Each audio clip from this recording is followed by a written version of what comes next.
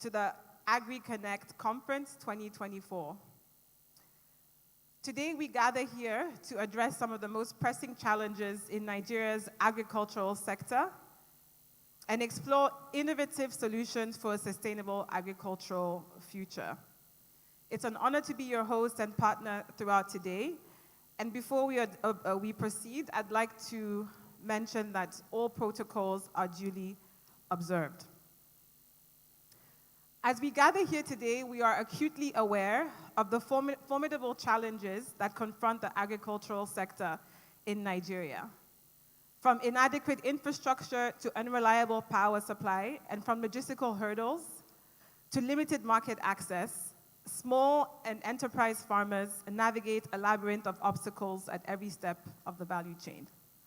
We have a very full and packed agenda for you today, and I'd first of all like to start by apologizing for the delay.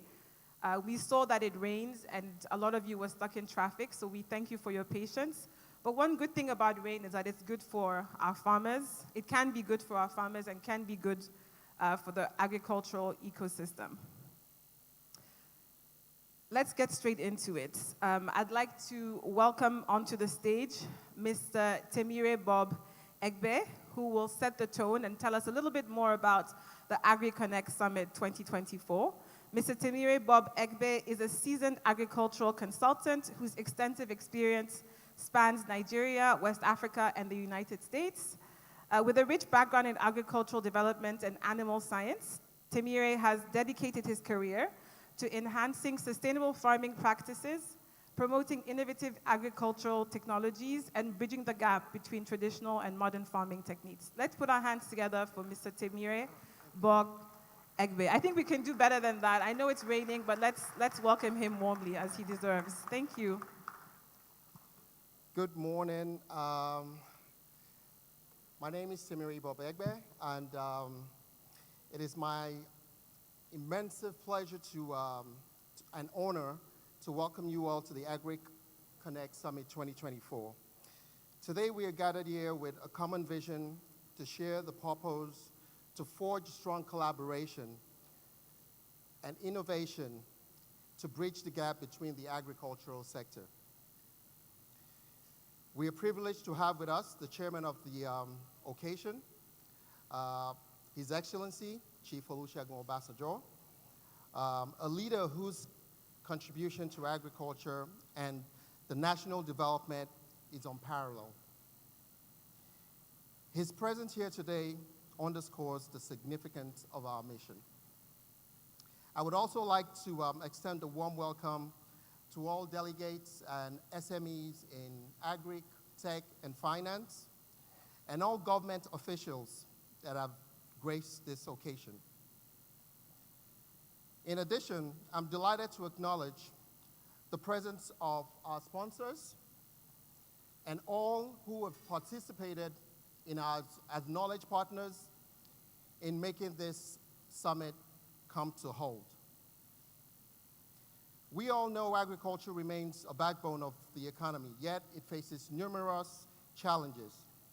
Today, more than ever, we must foster this collaboration between other industries to look at gaps in agriculture and see how we can cause a synergy to fill in these gaps. Furthermore, this summit is an opportunity to inspire the emerging youths.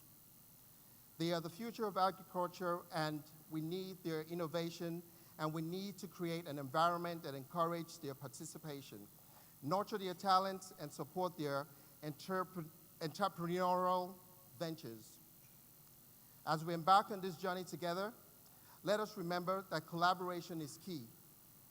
By working together, sharing knowledge, and leveraging on our diverse strengths, we can create a synergy ecosystem that helps agriculture sector to a newer heights. Thank you, and again, welcome to the Agriconnect 2024.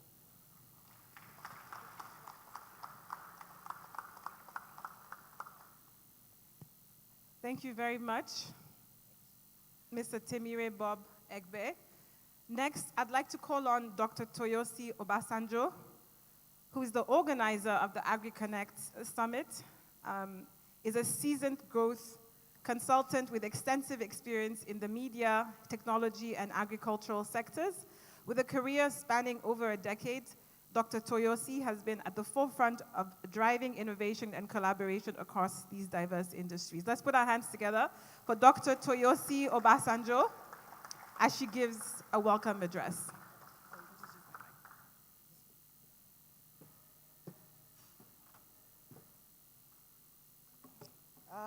Good morning, everybody. As introduced, I'm Dr. Toyosi Obasanjo, and I want to say thank you to everyone that's been here. I know there was rain, and some of you have come from out of town, and everyone has been here early and waiting patiently, so I am so honored to have this diverse set of people here. Thank you so much for being here. Before I start talking about the Agriconnect Summit, I want to say a special gratitude and thank you to the chairman of the day. My inspiration, I will not be here without him in more ways than one. My father, Chief Olusegun Obasanjo. So I'm supposed to come here and talk about the Agriconnect Summit and tell you what it's about. But I think this room exemplifies what the Agriconnect Summit is about. In this room, we have people who are seasoned farmers. We have people who are just agricultural enthusiasts and trying to find their fruits in. We have the old, the young, the new. We have people who are financial experts and capital investors. We have people who are tech leaders, all in this room coming to talk about a sustainable agricultural future for all of us in Nigeria. And that is what the Agriconnect Summit is about. We don't think agriculture and food security should be a conversation that only the farmers should talk about. It is not a developmental issue. In my father's words, it is an agribusiness issue. It is a business, and for us to look at it as a future and a sustainable way of doing things and a sustainable development for us in Nigeria and in Africa, we have to come together and talk about this together. So in the spirit of collaboration, I am very grateful to all our speakers who have come from so many places and with diverse backgrounds, coming to talk, ask questions. You will find that within our panel, there are some experts and there are some people who are not experts but are just interested in understanding and forging a path forward. So I know it's been a long morning and some people are hungry, so I'm just going to finish here and say thank you so much again. We are truly honored to be here. Thank you for coming. Thank you, Obasanjo Farms. Thank you, everyone. God bless.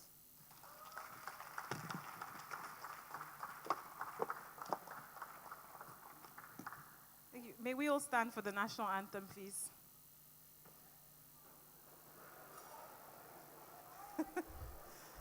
I hope that this is not going to cause any issues, but let's stand for the national anthem, please. Thank you. Nigeria, we hail thee, our own dear native land. Though tribe and tongue may differ, in brotherhood we stand. Nigerians all and proud to serve our sovereign motherland. Our flag shall be a symbol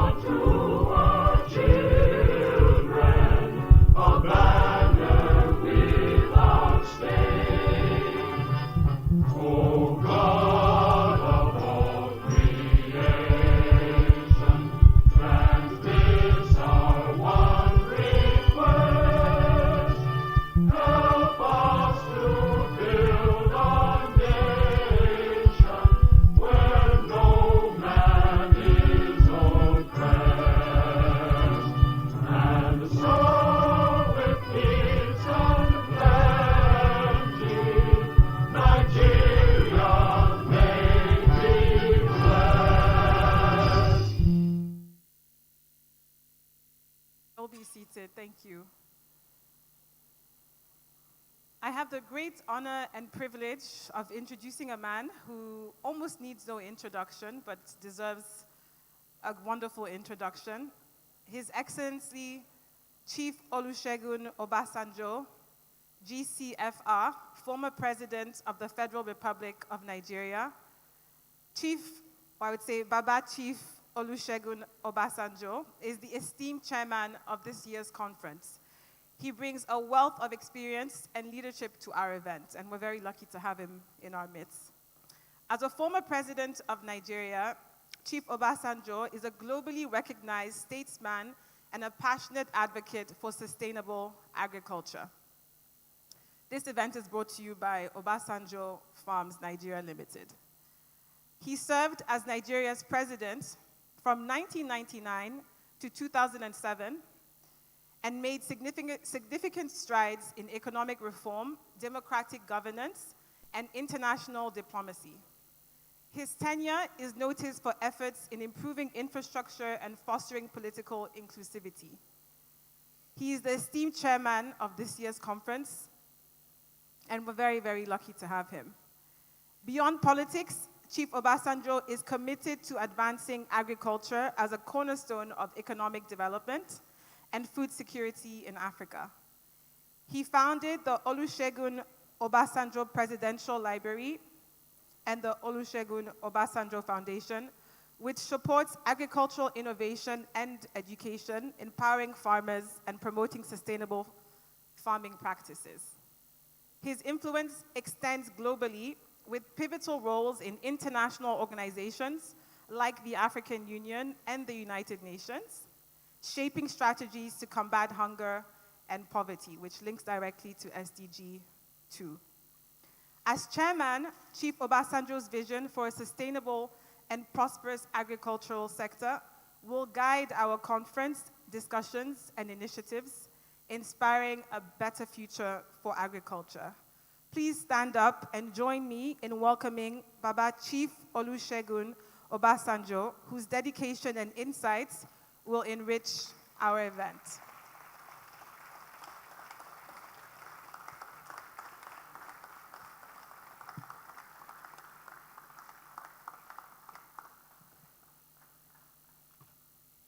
Thank you very much. Please be seated. My dear young sister, instead of all that long thing that you have given, if you have said Obasanjo the farmer, then everybody will have.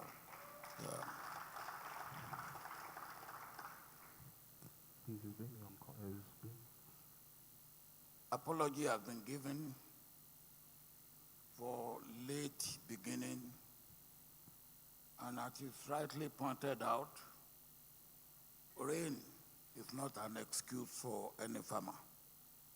Rain is a blessing for any farmer. And when we have rain, we don't complain. In fact, it is in the rain that we get the best out of whatever we put in agribusiness.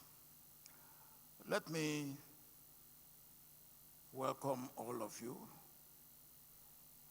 and thank you all for being here.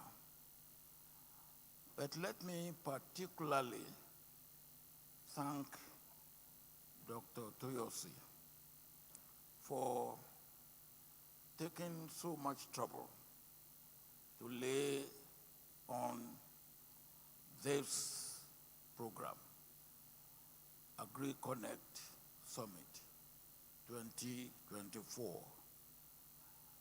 And I do hope and pray that this will not be a one-off event, because part of our problem in agriculture is that we treat it as a development program, and then it is taken care of when there is fund, and then discontinued when there is no fund.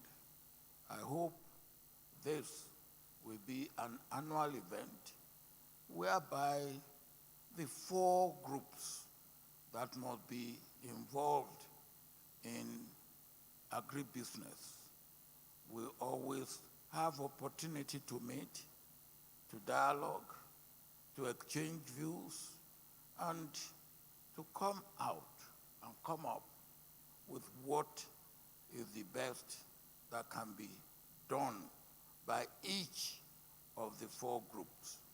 And when I talk of 4 groups, I talk of the government, the private sector, the research, and then, of course, the civil society. All the 4 must be involved in agriculture. And I don't talk of agriculture now, as you heard Toyosi saying, I talk of agribusiness, and that is important. I want to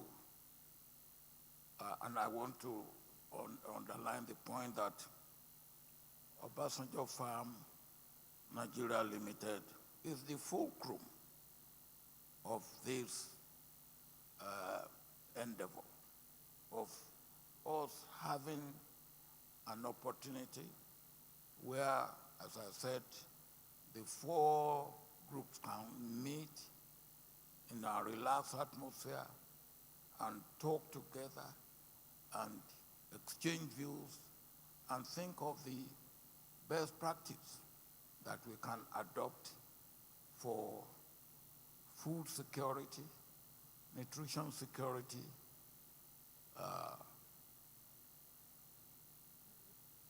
wealth creation, wealth generation, job creation, and of course, youth employment and youth empowerment.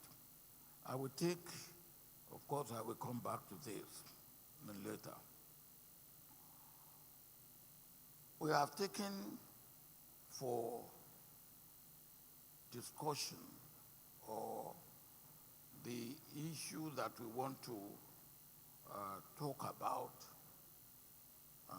throughout today and see what we can do about it, what we call fostering collaboration and innovation for a sustainable agricultural future. I will do a slight change to that subject. I will say fostering collaboration and innovation for a sustainable agribusiness and food and nutrition security. Because that's very important. It's not just for agri-future, agribusiness and food and nutrition security. Of course, what I said earlier on, once you talk of agribusiness, you are talking of skill acquisition, you are talking of empowerment, you are talking of employment creation, you are talking of health generation. Now, when we talk of agribusiness, what are we talking about? Before I go into that, let me also appreciate and thank those of our partners who have joined us, because Obasanjo Farms is a fulcrum, but there are other partners who have made it possible for us to be here, who have joined us, partners who have contributed in cash, partners who have contributed in kind, and those whom you may call strategic partners. I thank all of you, and we appreciate all of you. Now, when we talk of bridging the divide, it means that there is a gap. Otherwise, you don't bring a bridge to where there's no gap. What are the gaps or the walls that are there and that need to be bridged in agribusiness for us to get what we should get in terms of where agriculture should take us to? I will beg of you to come along with me for a bit of the time I will be here, because I will also, at the end of my short presentation, I will want a little bit of interactive, because that is the way I can get to know what is there that we have to do, and you can get from me what I believe we should do. Let me mention a few of the gaps. One, there's generational gap. In my village, now, at the age of 70, how much can you expect him to do with cutlass and hoe in agriculture? And none of the young ones, none, wanted to go to the village for agriculture, because that's all that you can do in the village. And our village was becoming a desolate place. So I appealed to one of them who was living in Lagos, and I said, please come back to the village. He reluctantly agreed. And that was 1978. By him agreeing to go back to the village, we started what I call village renewal. Today, our village has doubled what it was in 1978. It today has 2 primary schools and a secondary school. It has a police station. It has a petrol station. And this is what can happen when we do it the right way. And now you have not only young people, you have enterprising people, even from Lagos, going to that village and practicing not just agriculture, but, as I said, agribusiness. People who are processing, people who are adding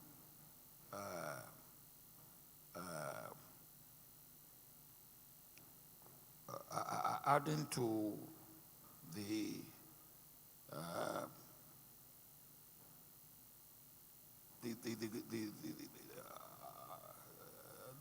the production of agribusiness.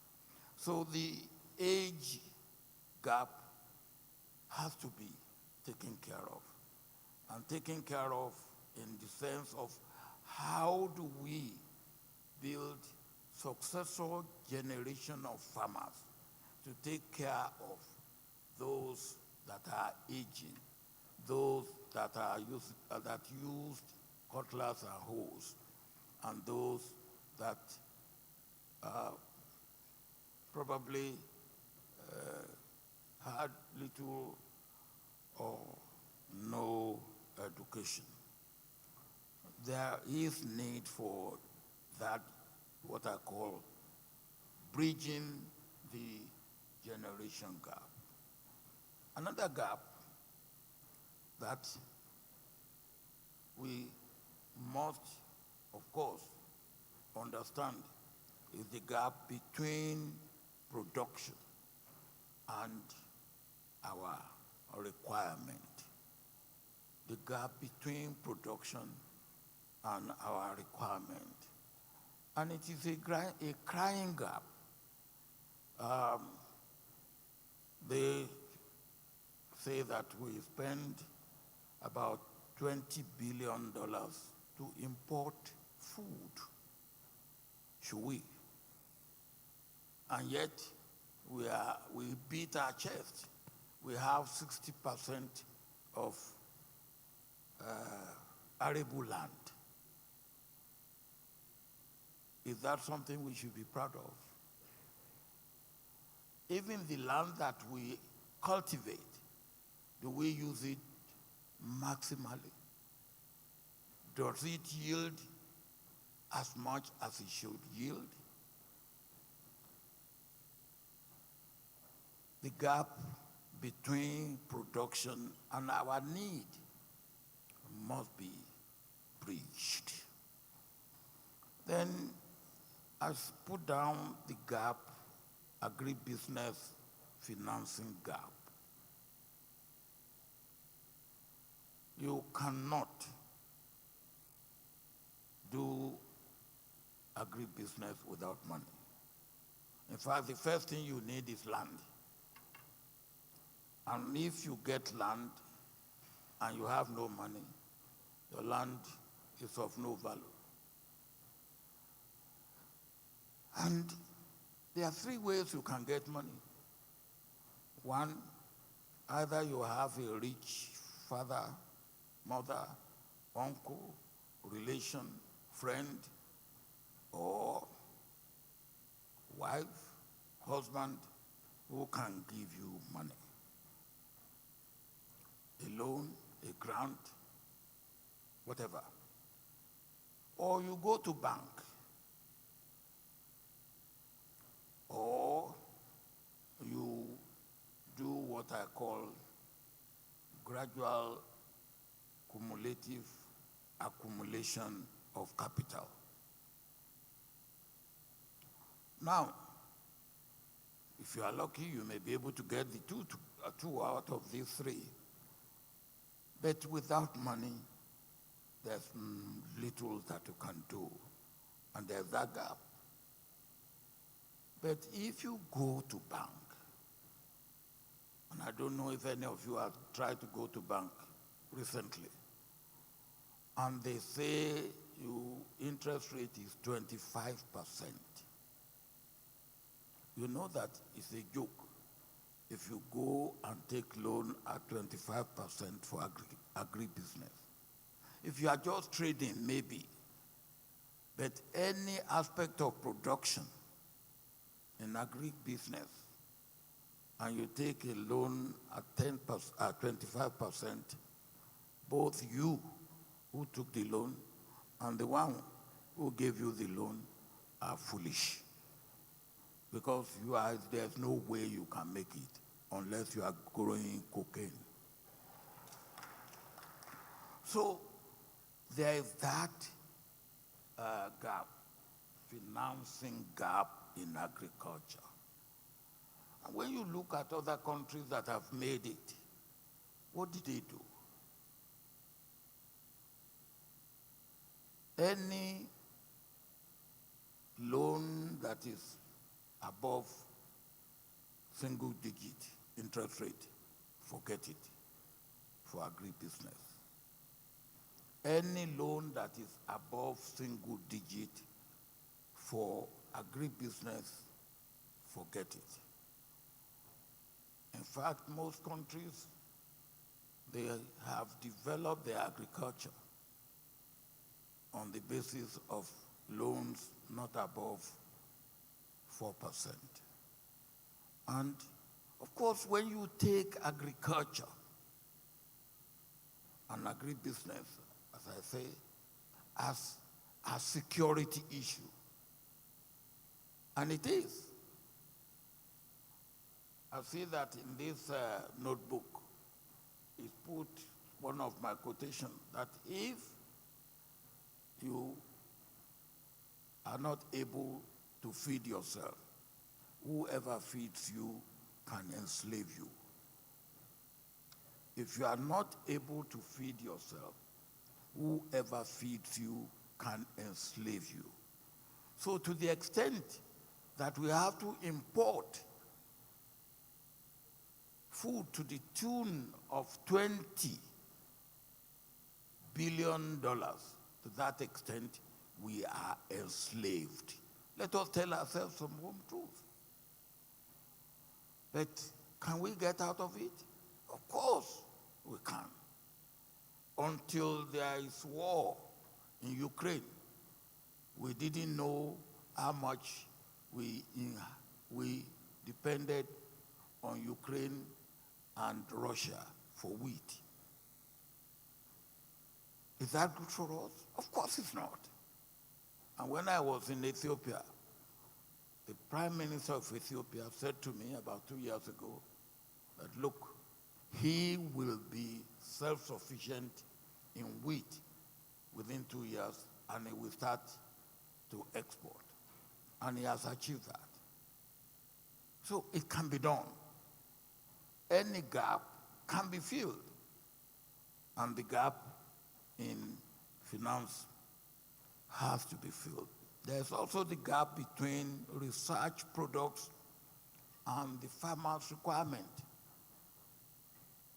I believe that the research institutes and institutions in Africa and indeed in the world have done a great job. They have given us high yield seed and all that. But high yield seed produced by research institutes that are kept in their shelves is not serving any useful purpose. It has to be in the hands of the farmer. And then how do we get those high yield seeds onto the farmer without the extension services? How do we? And if all we are doing is, yes, we are paying for research, whether nationally or internationally, yes, they are producing and they are only keeping what they produce in the shelf, in the research stations, they are not serving any useful purpose for us. Then there is the gap between what I call appreciation of food and nutrition security and totality of national security. I've mentioned that before. The totality of national security includes food and nutrition security, not just personal security. There's environmental security. There's employment security. There are so many aspects of security that must be taken together when we talk of security, human security. And food and nutrition security is very, very important. Now, of what use is your personal security if you have no food? And of course, there's health security. But if your food security is right, food and nutritional security is right, your health security will be substantially taken care of. So, and then I want to take part of that, what I call appreciation of food and nutrition security and totality of national security, is what I call here now, what they call stomach infrastructure, which is food in the stomach. and hard infrastructure, which is road, rail, and electricity and all that.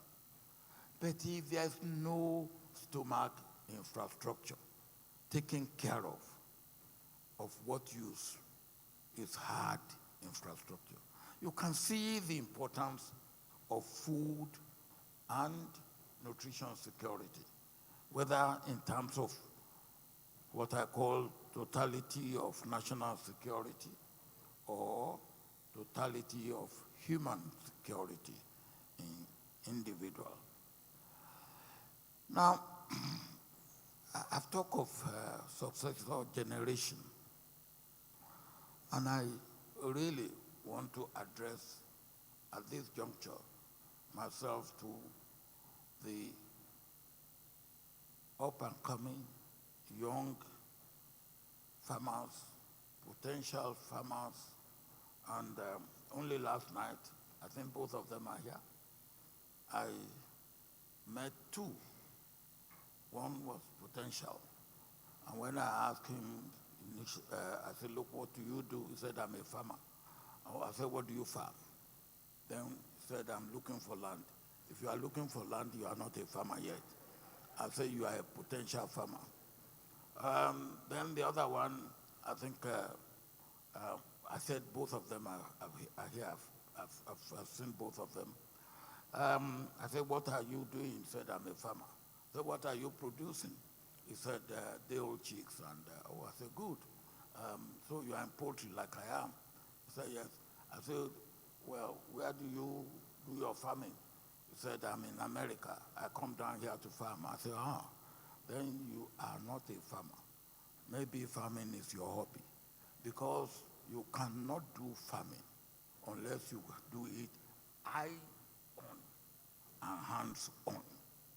You can't do farming as an absentee farmer. Your farming, if you want to succeed, must be eyes on and hands on. And I said to him, and your foot or your feet on. So if you are in America and you are farming here, maybe you have had the result of your farming before you start. Now, but then there's confusion. And I was particularly happy, as I said to them last night, that here you are, young people. I like the fact that you, the potential, the one that is absentee farmer, what can we do? Now, first, there's confusion. And the confusion is brought about by government policy and, well, let me put it this way, inconsistency of government policy. Government policy somersault. This year you have something, next year, well, but you don't do business that way. You put your money in business, you put your heart in business, you put everything you got into a business, and with an element of predictability, that if you put in 100 and everything goes more or less as you have planned and calculated, that at the end of the year, you will get 120. But if, when you have put 100, government policy changes, and then at the end of the year, instead of getting 120, you get 80. And we get that almost all the time. So confusion comes in, which is part of our problem, because of government inconsistency in policy, discontinuity, and rather than continuity, and deceit and dishonesty on the part of government. And they tell you something that is rosy, but when you look at it, no bouncer, nothing in it. And then you have what I call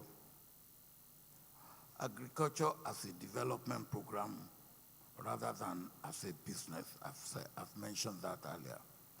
Now, what can we do to help those who genuinely want to be in agriculture or agribusiness?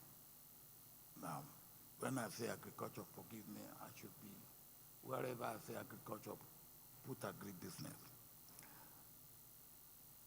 One, the first thing is that there must be interest. Some people look at when government said, Anchor Broa, oh, there's money there.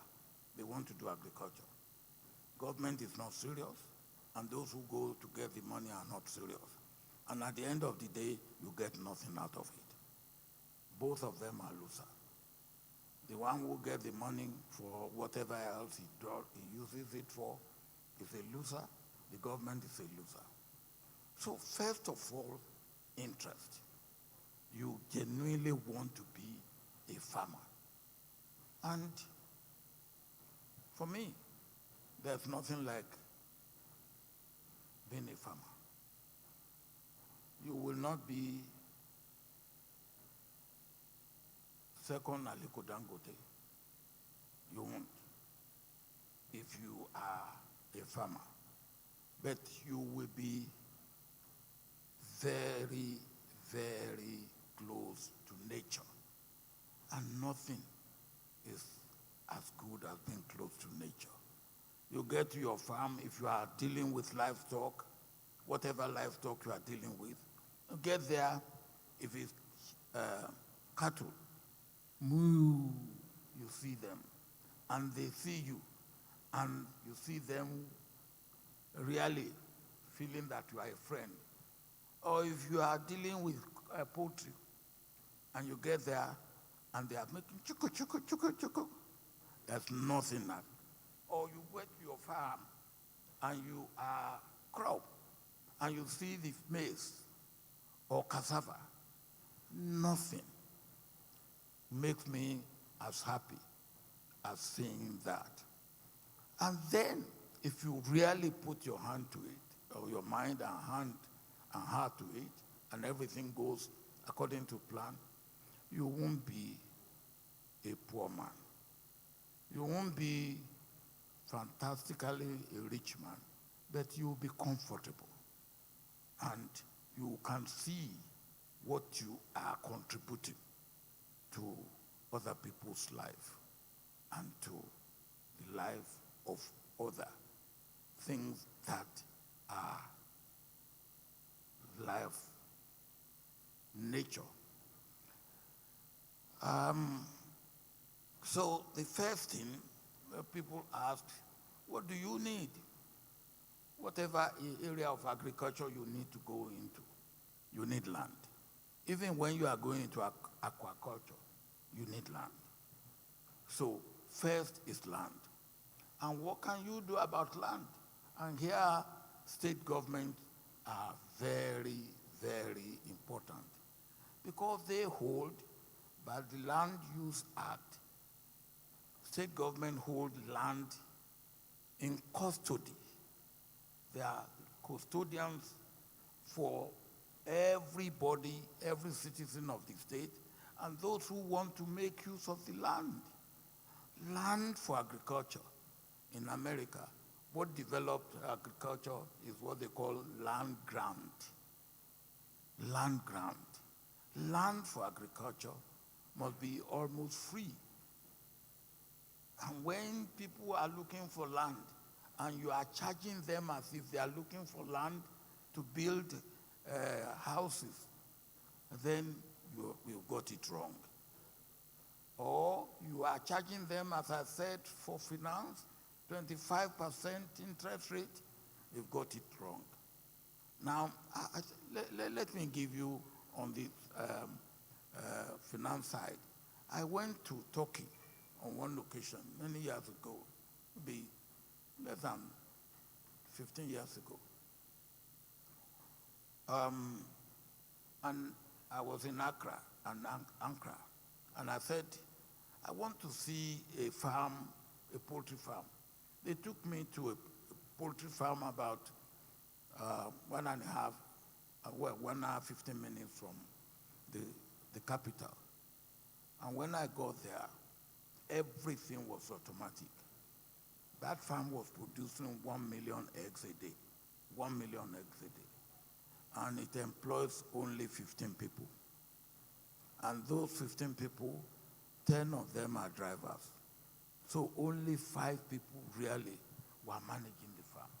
Everything. So I asked the owner, I said, how much does this cost you?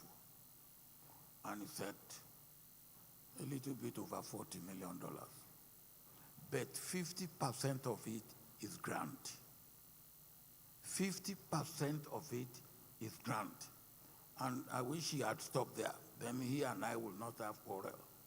Then he went on and said, hey, I want to export eggs to Nigeria. I said, not on your life. Because then there's no Nigerian who can compete with that. No poultry farmer in Nigeria can compete with that. He got 50% of his investment free from government because they appreciate the value of food security as an inextricable part of total security. Now, and you can go on and on like that.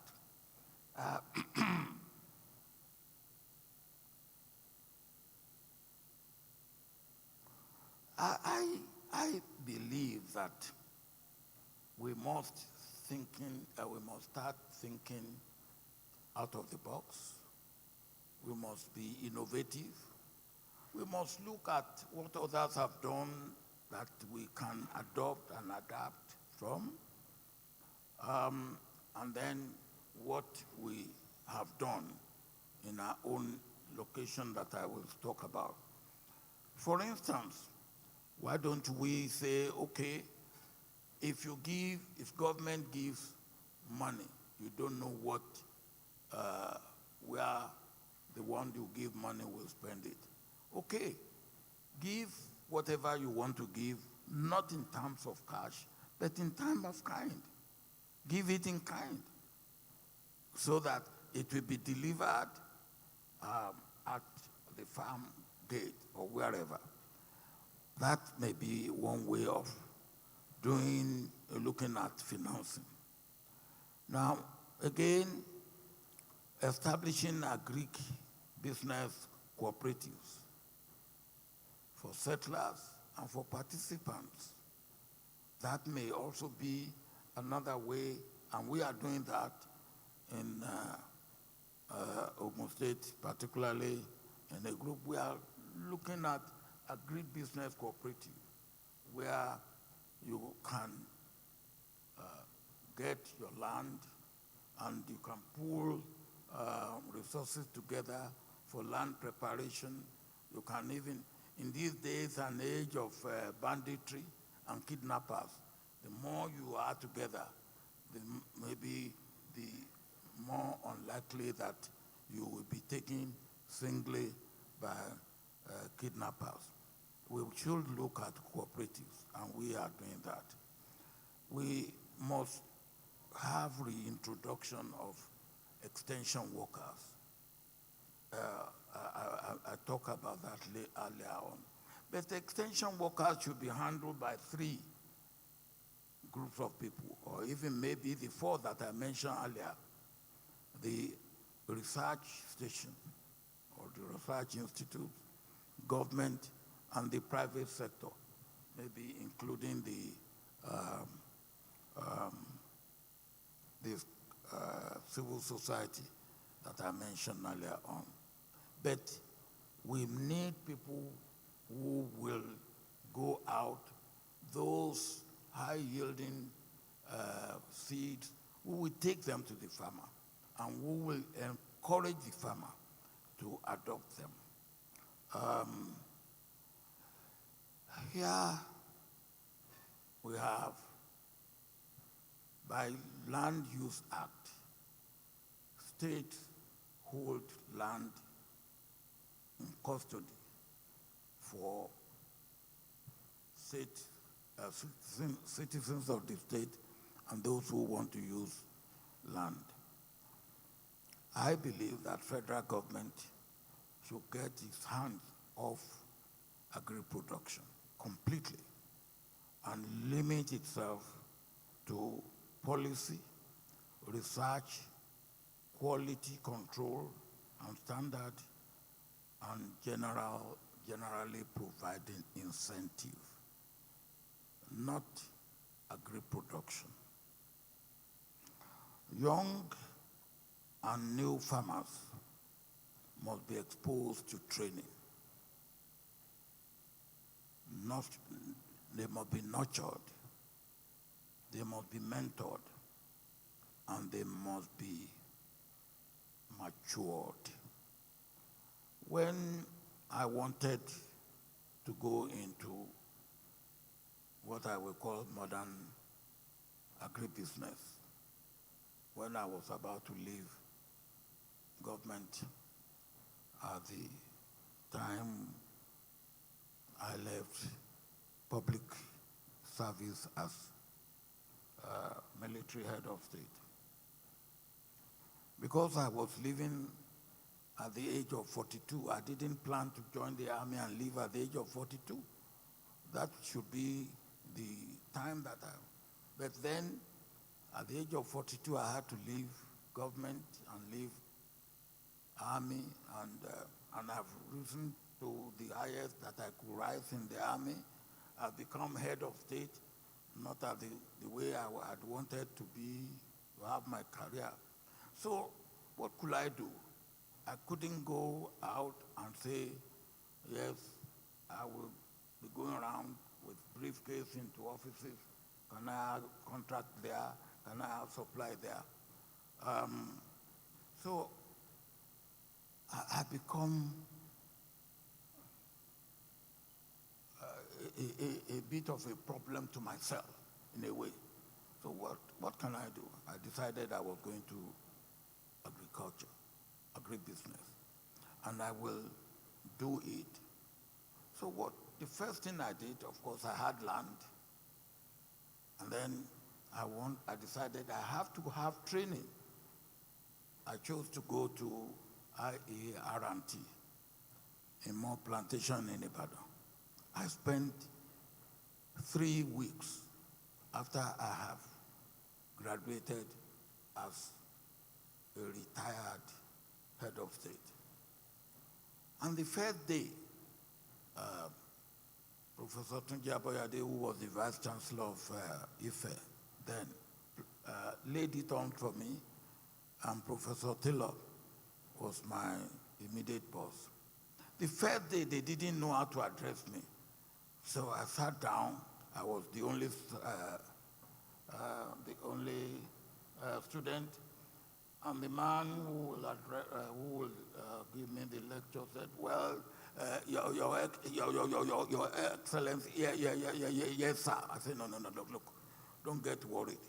Here, I've put Excellency in Lagos. Here in Ibadan, where I'm here with you, I am Olusegun Obasanjo. Address me." But I had 3 weeks of splendid exposure. And as a result of that, I was exposed to poultry, I was exposed to crop, I was exposed to vegetable and all that. At the end, I wrote my proposal for seeking loan. I'll tell you another story about that. I thought I've written a very good proposal. Then Nile Merchant Bank, I've given my proposal to them. I wanted 1 million naira. At that time, we had a program called Credit Guarantee Scheme. If a commercial bank gives you loan, 75% of that loan is guaranteed by the central bank. So if the loan goes bad, the bank will get at least 75% of the loan back from central bank. So I put in my application, and one Adigbite, he used to be he rose to become the head of Wema Bank at one time, came and they've received my application, and he came to me and to my house, and he said, well, this proposal you have written is not good enough, and he took it and threw it off. And it took me 2 nights to write that proposal. I said, what is wrong with you? He said, you think that we are Red Cross or St. John's Ambulance? I said, what has the St. John's Ambulance got to do with my application? He said, your application, your proposal paid back our loan. If you get a loan from us, we are not sure we will even give you a loan yet. But if you get a loan from us, your proposal pays back the loan without interest. So you think we are St. John's Ambulance or Red Cross? We have to get interest on our, So I said, I'm sorry. So I took my thing back and I rewrote it. But it stood me in good stead. All I am saying is that, one, you must be clear what you would want to do. When I said I was going into poultry, some people said there are too many poultry farmers. So why are you going into poultry? I said, well, because of the early gestation period of poultry. And it worked out the way I thought.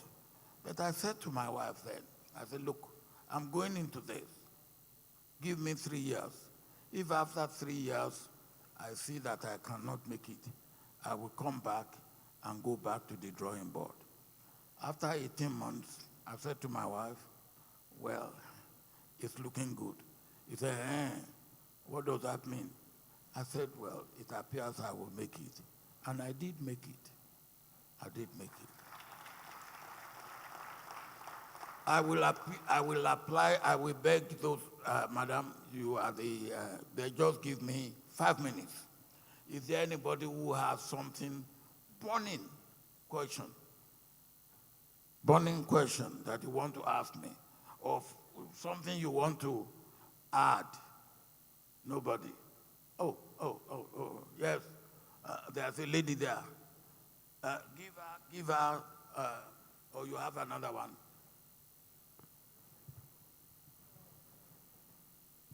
Thank you very much. Okay. Ẹ káàárọ̀, Baba.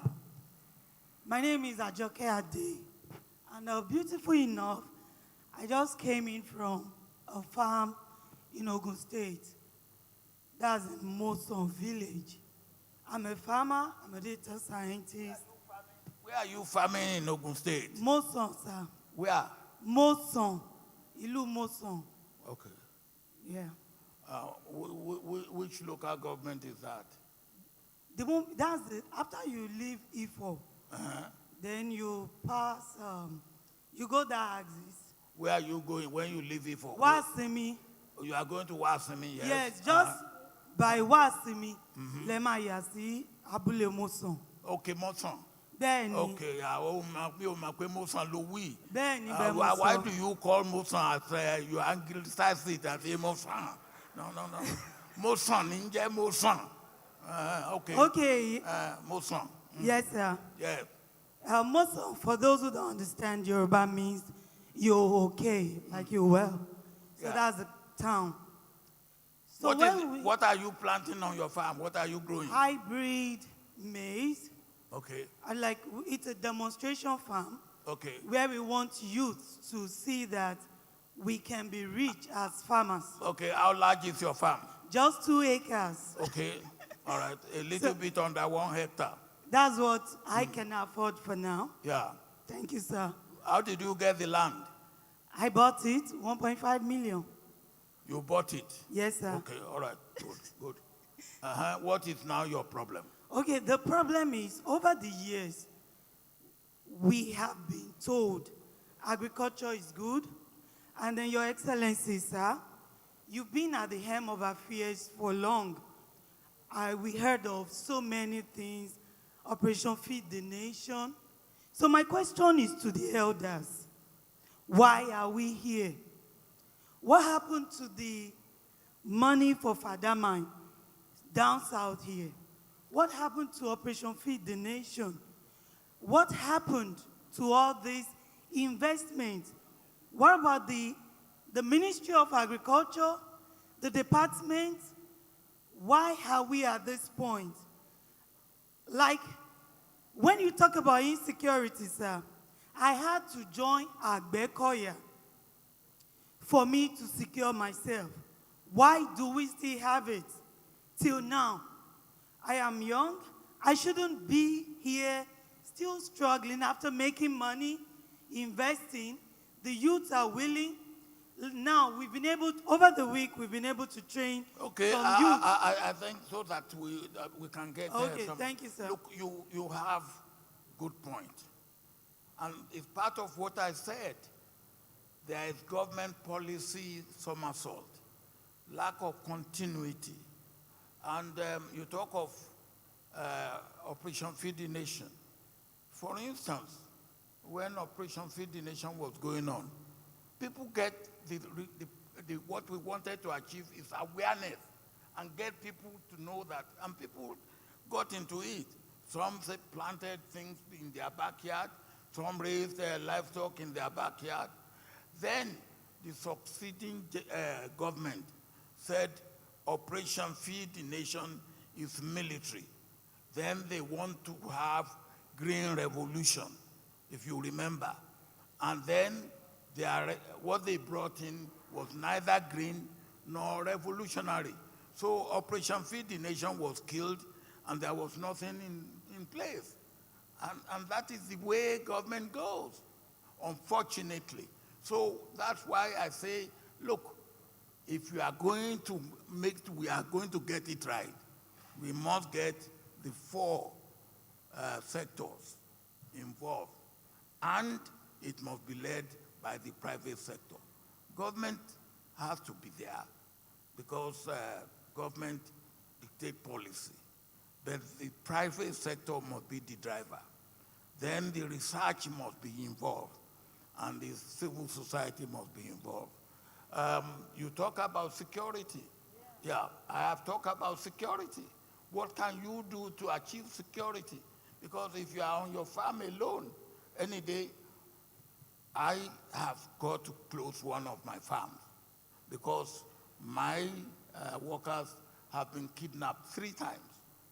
And I couldn't go on with that. So that is part of the problem.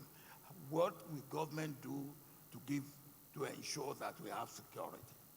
And that, again, government, the private sector, the research, and the civil society must work together.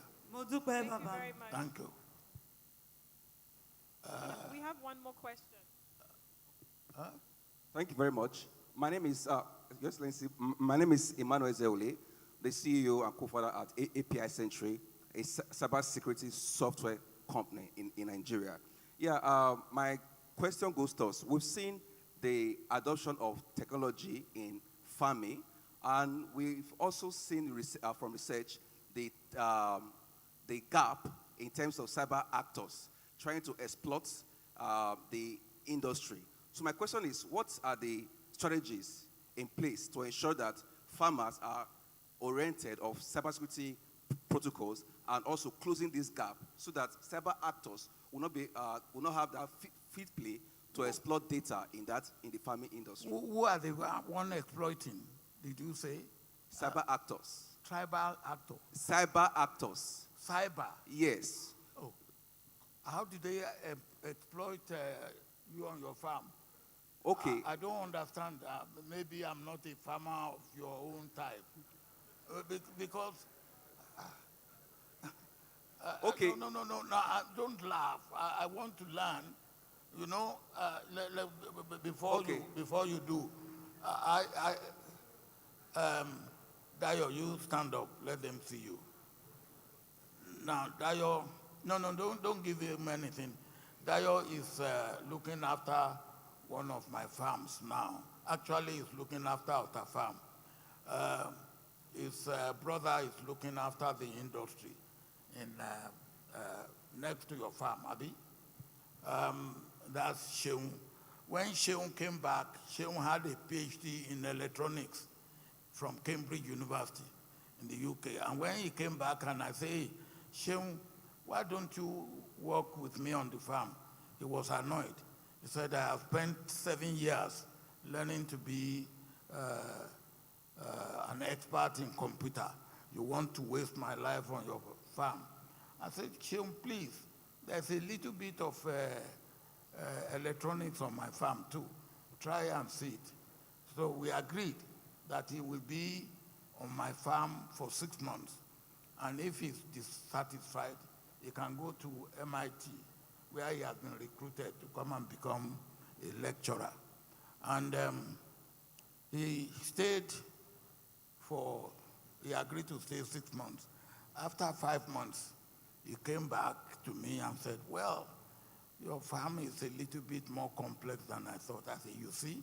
And I didn't go to Cambridge to establish my farm. On a serious note, Sheung, this was about 2006, I think, 2006 or 2005. Sheung is still with me, isn't he? And now, if you ask him to go to MIT, it doesn't matter what you give him, he will not go. What I'm trying to say there is, again, what do we do to really encourage the young to go into agriculture? But I want to hear your story about cyber. Cyber, okay. What does cyber do? They come and steal your farm by internet? No sir. The technology that drives your operations. For instance, we've seen the adoption of technology in our farming procedures, right? And also, we see... No, look, my dear brother, this is the type of thing I don't like. Be specific. Look, I use technology on my farm. Now, I have a rice farm in somewhere in Ogun State. And the first year, my problem was birds. Now, and then dealing with fertilizer and things. So what did I do? I bring in, what do you call the one that flies there now? Drone to drive the bird. And my drone can stay in the air for 20 minutes. So I have 3 of them. So when one is coming down after 20 minutes, another one goes, and we are taking care of birds. That's technology. My father would not have talked of drone. Now, but what you're saying about your cyber, I think that one goes for another thing, not for agriculture. Thank you very much. Thank you very much. Your Excellency, Baba Chief Olusegun Obasanjo. We're going to ask you to stay on stage, sir. Sorry. Your Excellency. Your Excellency, we need you on stage with us. Thank you so much. Yes, please. Let's put our hands together for Baba the farmer, His Excellency Chief Olusegun Obasanjo. I'd like to invite, thank you very much, Your Excellency, for those remarks. I think we can almost all go home now. We've learned what we need to learn about agriculture in Nigeria. But please stay with us. Let's take a picture with the organizers and His Excellency as well.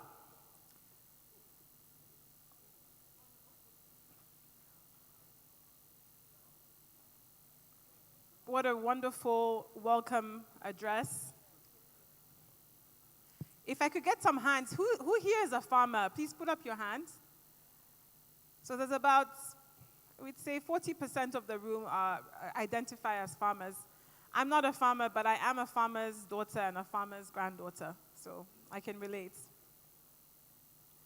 And I must say that a lot of the things that His Excellency were saying are similar throughout Africa, not just in Nigeria. I'm from Senegal, and some of the issues that he was referring to are prevalent across our continent. Let's put our hands together for the organizers and His Excellency, the farmer, Chief Olusegun Obasanjo. Thank you very, very much, Your Excellency, for that wonderful speech. We appreciate you and definitely learned a lot. I hope you're all taking notes. So thank you so much for your patience. We're going to go right ahead into the first panel. And before I do that, allow me to mention some of our sponsors: Bank of Industry, OCP Africa, Erimet and Caben, Bento Africa. Our silver sponsors: Union Bank of Nigeria, Bloomfield LP, My Family, My Business, Ammo Farm, Danone and Fan Milk, UK Nigeria Tech Hub, as well as Tech for Dev. Thank you very much to our sponsors. Without any further ado, please allow me to introduce the first panel session, which is called Financing the Future of Food Security in Nigeria. And this panel will explore the innovative financial solutions to address the funding gap faced by smallholder and enterprise farmers in Nigeria. And please put your hands together for the wonderful Folu Otubanjo, who is the key accounts lead at Paystack. I think we can do better than that. Let's encourage her as she comes onto the stage. Welcome, and break a leg.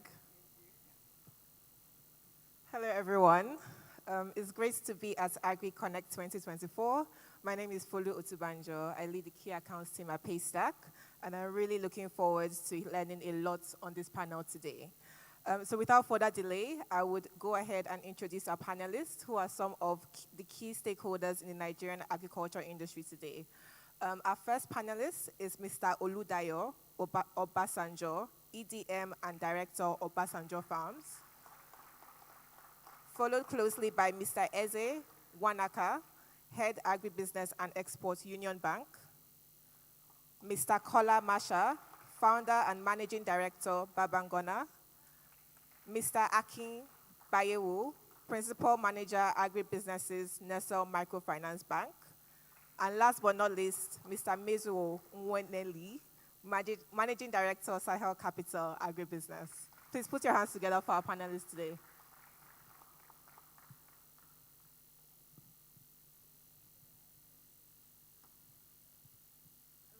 All right, before we get started, I've been instructed to, for the mic, there's a button on the mic. If you want to speak, just press the button and the microphone will project your voice. All right, so let's get started.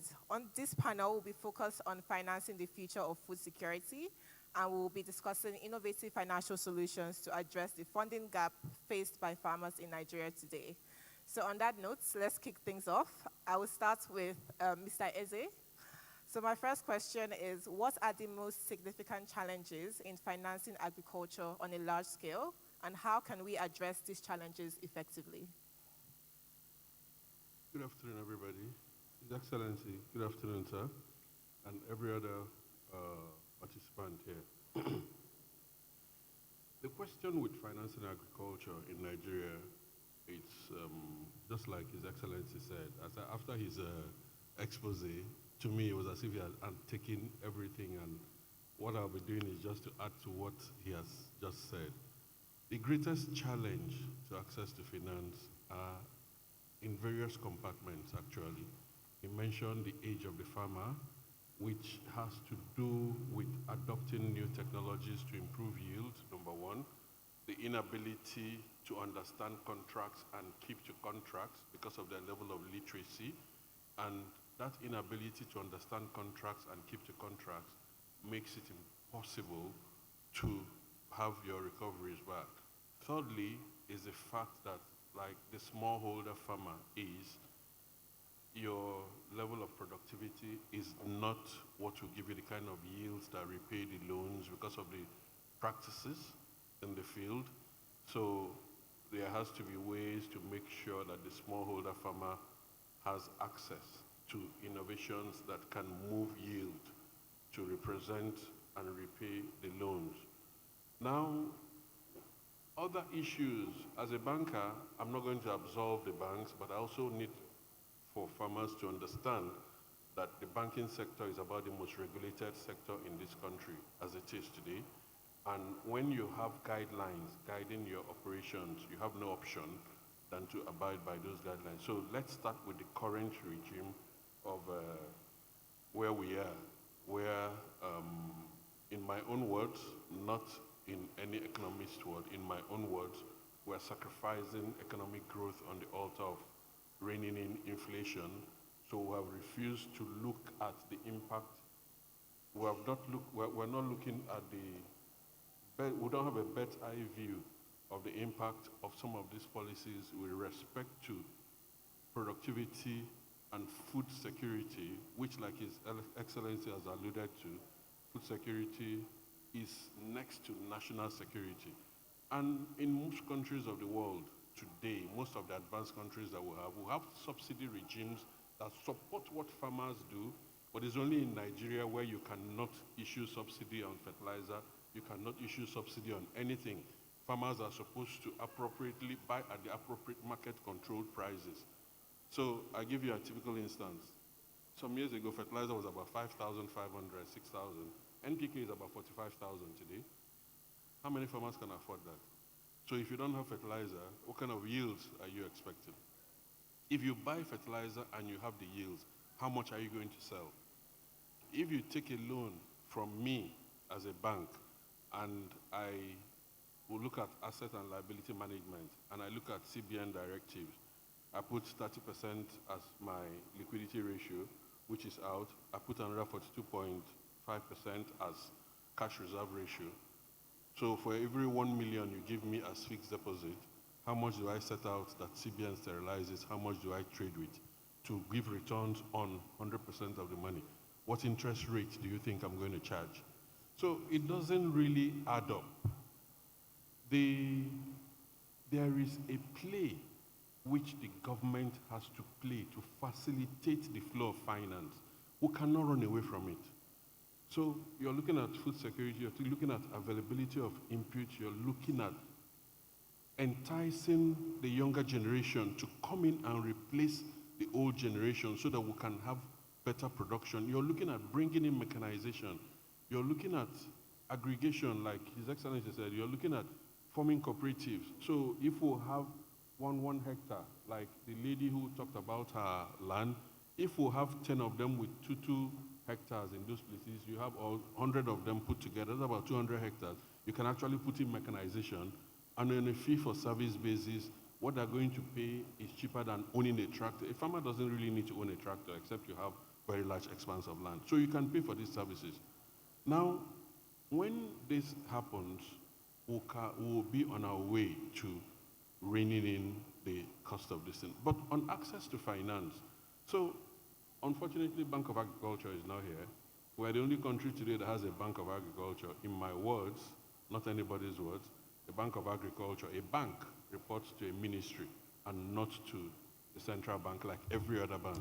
So by the time you say, you talk to AFDB, I'm just giving instances, or you talk to development agencies on technical assistance, you're looking at grants, they look at your structure does not align with any known structure. Because any grant I bring, a politician is in charge, I can actually move it to my constituency and you can't do anything. Nobody is going to, give you those kind of grants. So structurally, we have a structure that is ab initio very defective. A structure that is designed not to achieve results. Now, we must start by taking responsibility. The political office holders must actually accept responsibility, because next year, I'm very sure by the time you hear from farmers who are from practitioners, the food inflation is going to double what it is, except something happens.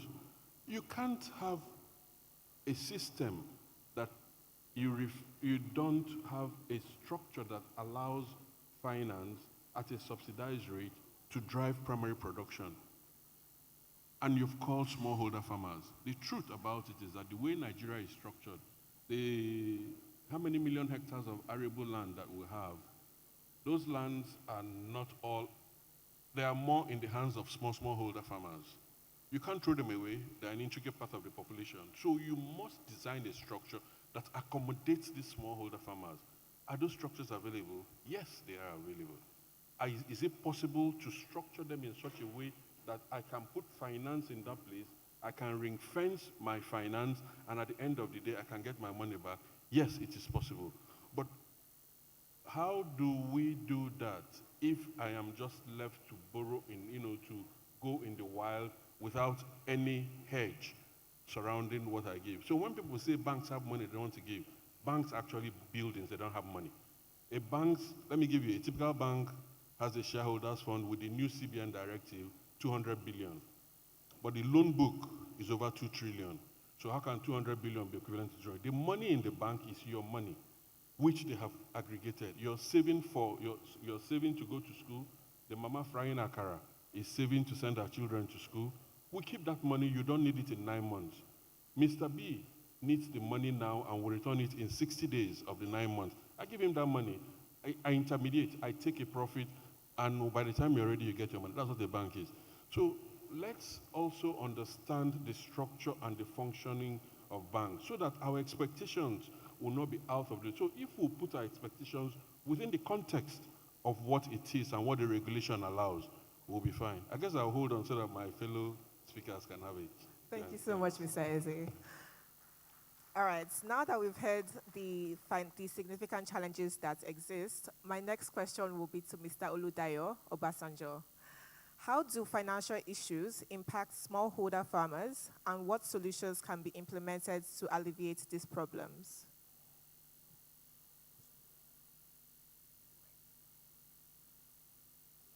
Repeat, please. Okay. How do financial issues impact smallholder farmers, and what solutions can be implemented to alleviate these problems? That's for small-scale farmers, right? Yes, smallholder farmers. I think we should first classify it, right? When we talk of smallholder farmers, we first talk of commercial agriculture. Commercial agriculture, we're not talking of agriculture done for business and for profit making. Just like the other lady said, she's at the bedrock. The smallholder farmer is at the bedrocks, and that's someone who's just starting their agricultural journey. So they're normally in a small, we have 3 sections. We have the smallholder farmers, small-scale farmers, middle and large scale. So small-scale farmers are those who are into a little production, and they're just starting out. Now, obviously, like everyone, they have their own issues and peculiar issues. One of the things I think we could do, the first thing is the access to funding. They also have that issue, like the rest of us. I think now, if they don't have finance, they cannot get quality seeds or inputs or checks, whatever it is, whether you're in crop farming and non-farming. You need what you call the beginning, whether it's seeds and whatever input fertilizers. If it's animal farming, you need your feed, and there is quality in farming. That's one of the issues that happens, and one of the issues with small-scale farmers. They just tend to buy whatever they want, whatever they see and they can is available, just because of funding. And this matters because when you talk about seed or when you talk about seed or whatever input it is, quality matters. Quality will affect your yield. And what does yield do in farming and agriculture? We sell volumes, we sell tonnage, we sell kg. So you have better inputs, most likely to translate to better yield.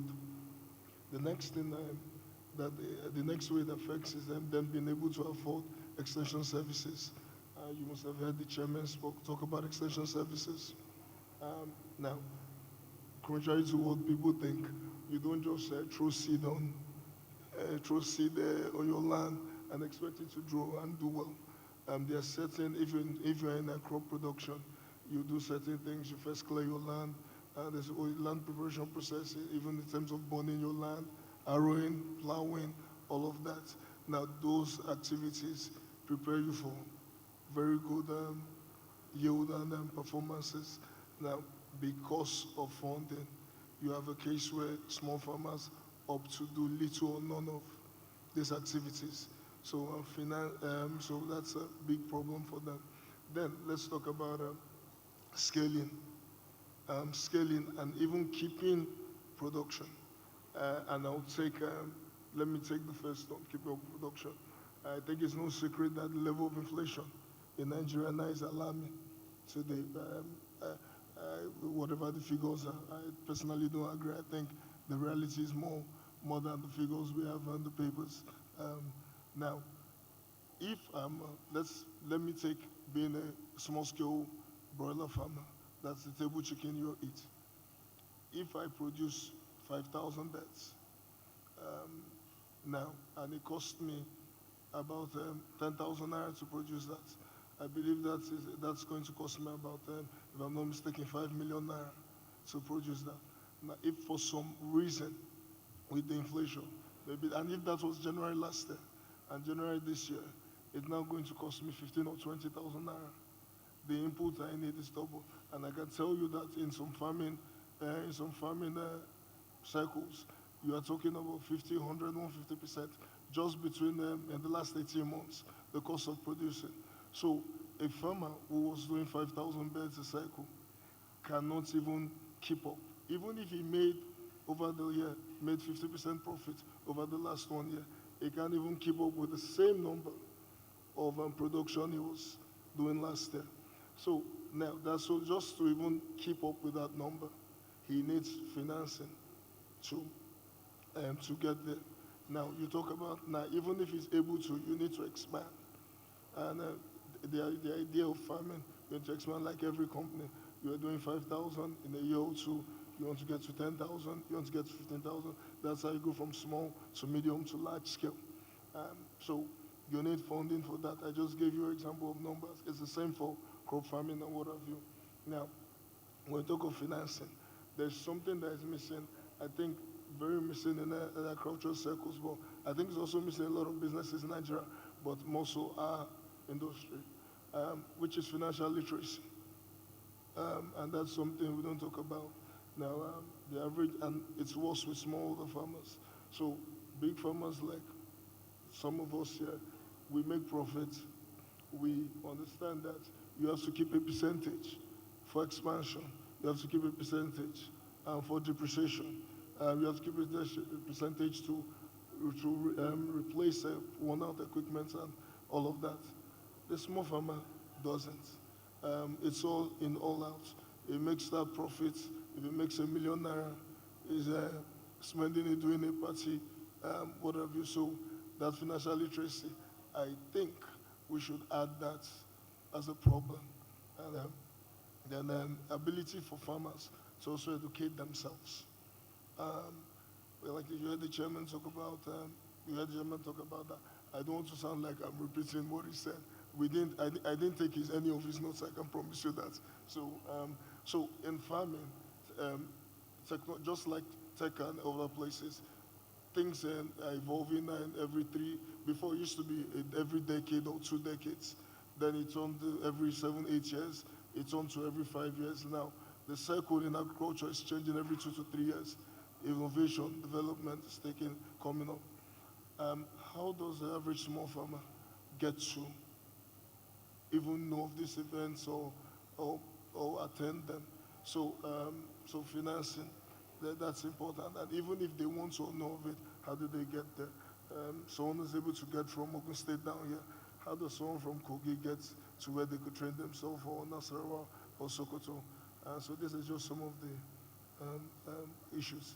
Thank you so much. Thank you so much, Mr. Ludayo. Okay, so we've heard a lot about the challenges that exist, the financial issues, and how it impacts smallholder farmers. My next question will be directed to Mr. Akin. So my next question is, what strategies can be used to de-risk agriculture and attract more investors into the sector? Okay, thank you very much. Good afternoon, Your Excellency. Good afternoon, everyone. So for us to de-risk agriculture, we must answer the question, first of all, what makes us vulnerable, right? How are we structured as a people, and what makes us vulnerable in the agribusiness space? So the way our country is we have several smallholder farmers, and they are widely dispersed. And because they're widely dispersed, they do not have negotiating power. Sometimes inputs do not get to them. Sometimes they're exposed to production risk, and the little extension that is available doesn't get to them, because if I have to move from Musa to the next farm, which is 5 kilometers away, and I'm an extension worker, before the end of the day, I tire out. So some of the things that we can do, first of all, is to deal with the way we are structured, and then we can also deal with financial products that can help de-risk. On the way we're structured, some of the things that Kolamasha is doing, clustering, putting us together in a way that we are now able to get access to inputs, we're able to negotiate better, we're able to get extension in one place and reduce the cost of that extension. Some of those things help us to de-risk agriculture, because at the end of the day, what comes out is better, better secured. The quality can be better dealt with on one hand. And on the other hand, knowledge. Us being able to pass knowledge not only to the farmers themselves, but to the financiers, to ensure that the right model for lending is what is applied to the people. Right. When we've dealt with some of the things, I mean, we also deal with information asymmetry, them getting information on time. Where do I sell to? Who do I sell to? Who is buying what? Who has the best this? And then we also have to have standards. But in dealing with standards, I think that it is a very good case for self-regulatory institutions, for the people who will say that if I am buying seed, right, the seed must be able to do A, B, C, D.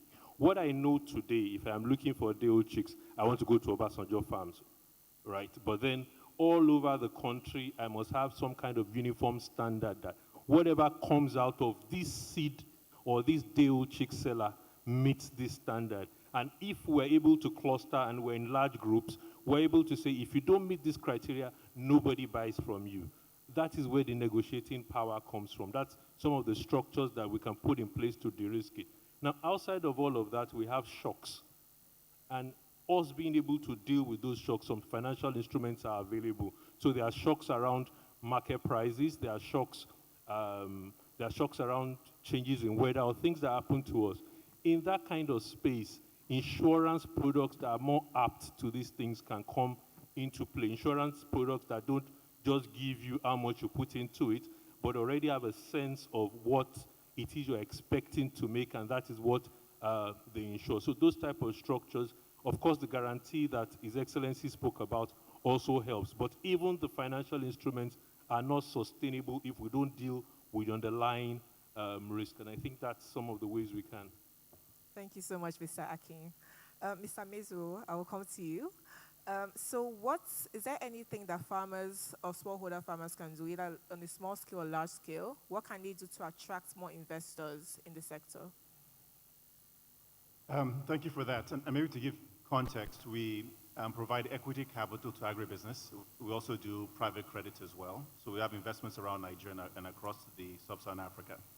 And the way we approach it, because it's actually quite difficult to single out small farmers and provide them credit directly, and then manage that credit risk, and also to provide extension services, is quite difficult to do it on an individual basis.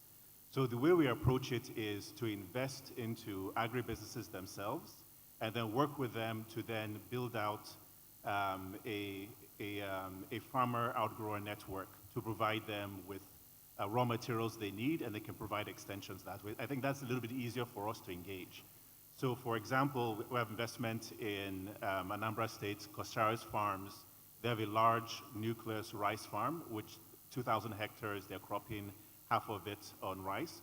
But we've also worked with them to engage 5,000 farmers from the surrounding community for them to actually then take rice paddy. And then that's providing them inputs, extension services, training, in some cases helping them with land clearing and other services.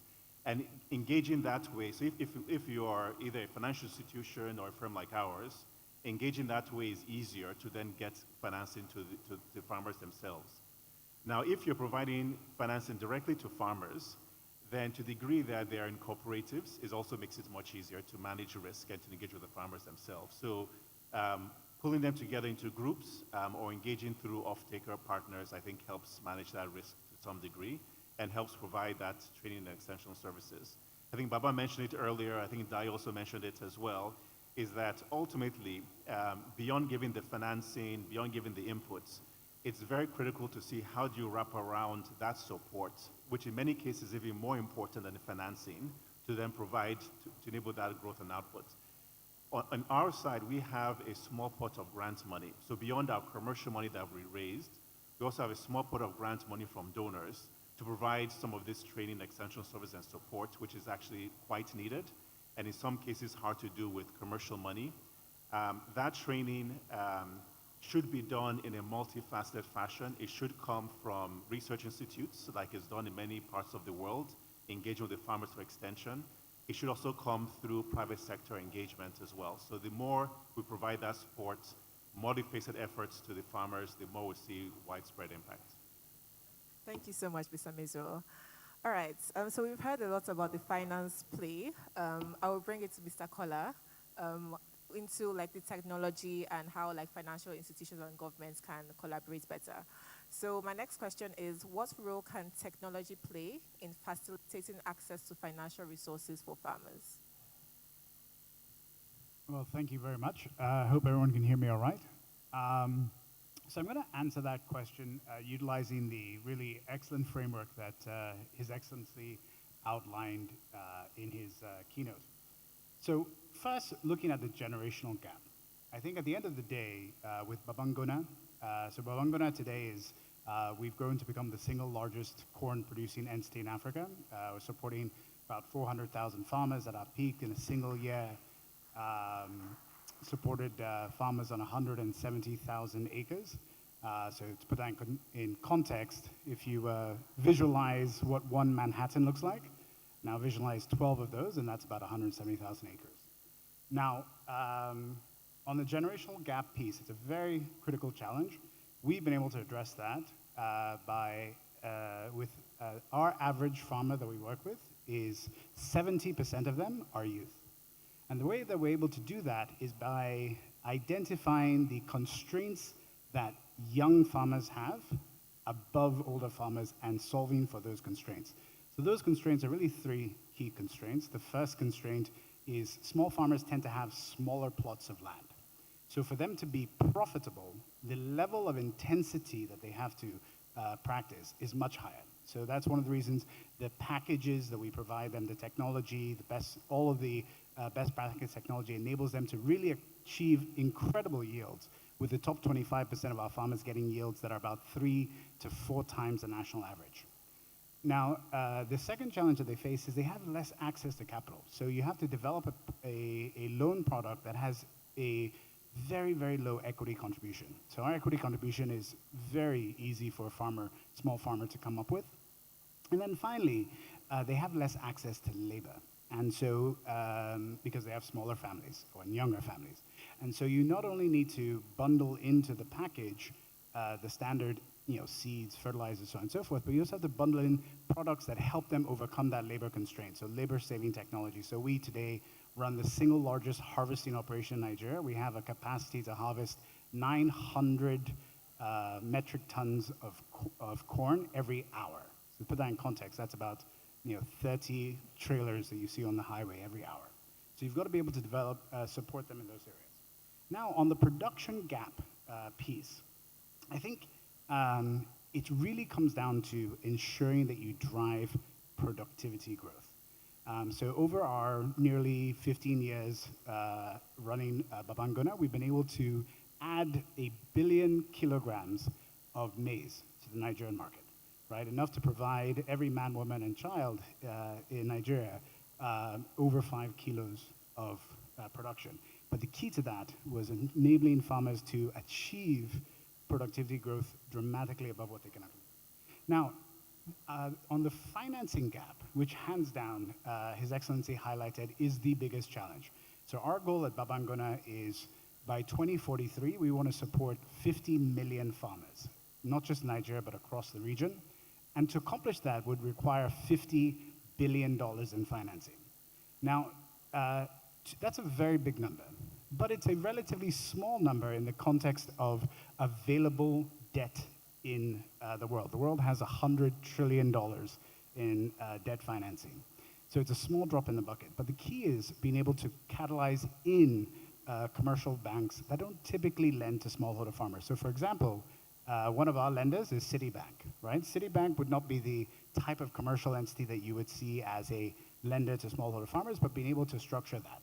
But to accomplish that required us to be able to structure financing products that could bring in commercial capital. So, Kudzai here from FCMB was our very first lender over a decade ago. Our lending with FCMB has grown 2,000-fold, and because we've been able to borrow at commercial rates and ensure the farmers are low risk enough that they can absorb that, be profitable, and return those loans. Now, on the question of R&D, and I should also mention on the financing side, having partners like Dio from Obasanjo Farms is very critical because they help to de-risk us and enable us to unlock more capital. Now, on the question of R&D, the way that we've been able to enable farmers to unlock the best technology, right, is that you have to bundle it in such a way that they're able to get the best return on investment for it. So you can't just give a farmer good quality seed without access to chemicals and fertilizers and other services. So you have to bundle that all together, which is what we do. And it's when you bundle it, it's very expensive, right? Technology is not cheap. And so a typical farmer would have to need somewhere in the range of about $500–600 per hectare. And with that, so that has to, you overcome that challenge by giving them access to finance and ensuring that you manage the risks. So we've operated now, going on nearly 15 years, with a 99% repayment rate. So that's been exceptionally critical. So I think at that juncture, I will pause.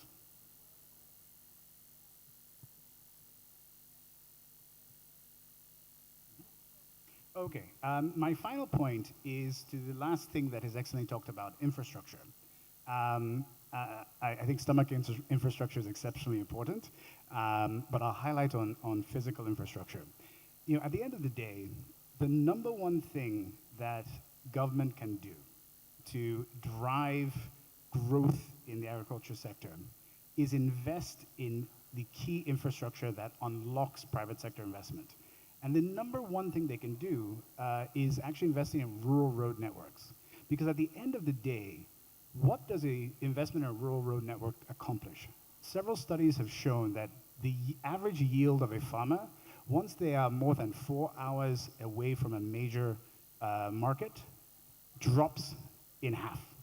The longer they go, and that's fundamentally because the further away they are, the higher it costs them to get inputs. And there are fewer suppliers of those inputs, so there's less competition. So they're paying higher for the cost of farming. Then when they need to ship out their produce, there are fewer buyers, and it's more expensive to ship from there, so they are getting a lower price. So their margins are very squeezed. And so by investing in rural roads, which countries like Ghana have done an incredible job with, you are fundamentally providing a dramatic increase in profitability to the average small farmer. Thank you so much. That was very enlightening. All right, so we've run out of time, but if I could go on and on, I could ask more questions.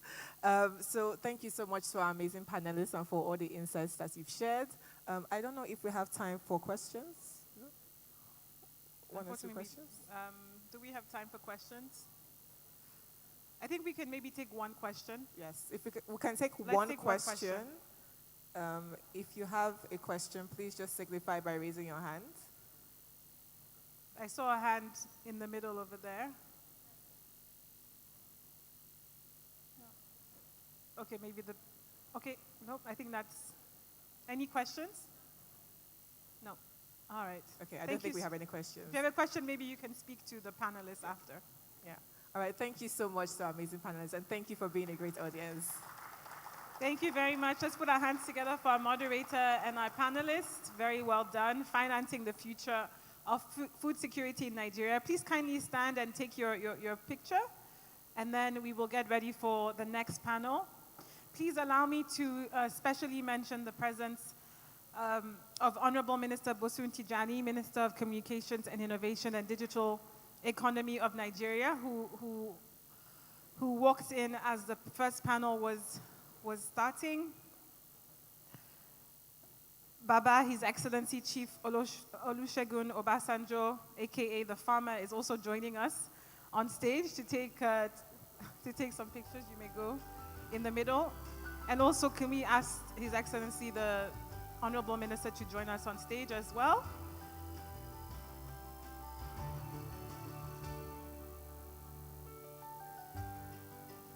I'd like to also mention Honorable Olayato Aribo of Ondo State is represented by Mr. Adio, former SSG of Osun State.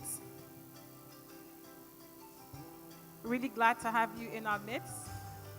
As I mentioned the VIPs, let's all remember that we're all VIPs. Ms. Abisola Olushania will be joining us, Honorable Commissioner of Lagos State, Ministry of Agriculture. Mr. Emmanuel Audu, Permanent Secretary of Lagos, Ministry of Agriculture. Thank you. Let's put our hands together for our panelists. Well done to our moderator.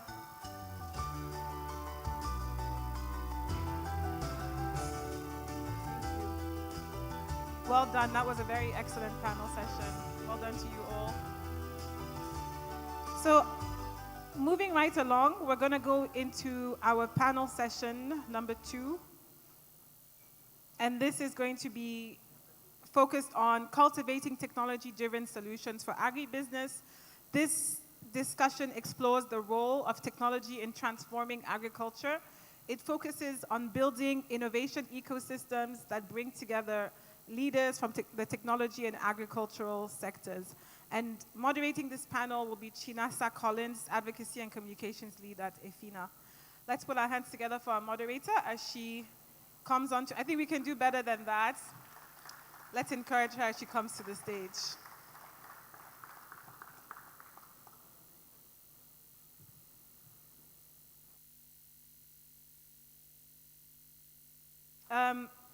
So I'd like to also call upon the speakers for panel 2, Mr. Kudzai Gumunyu, who's the head of agriculture at FCMB.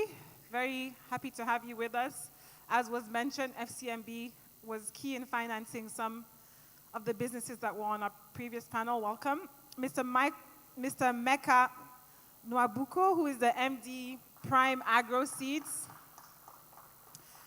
Let's keep the claps going, folks. Let's not be stingy with our claps. Let's encourage our speakers.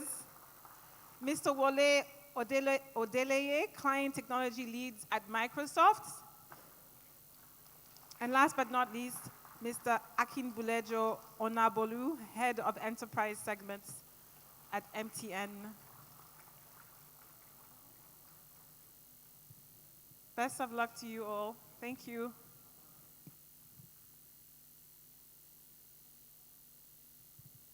Good afternoon, everyone.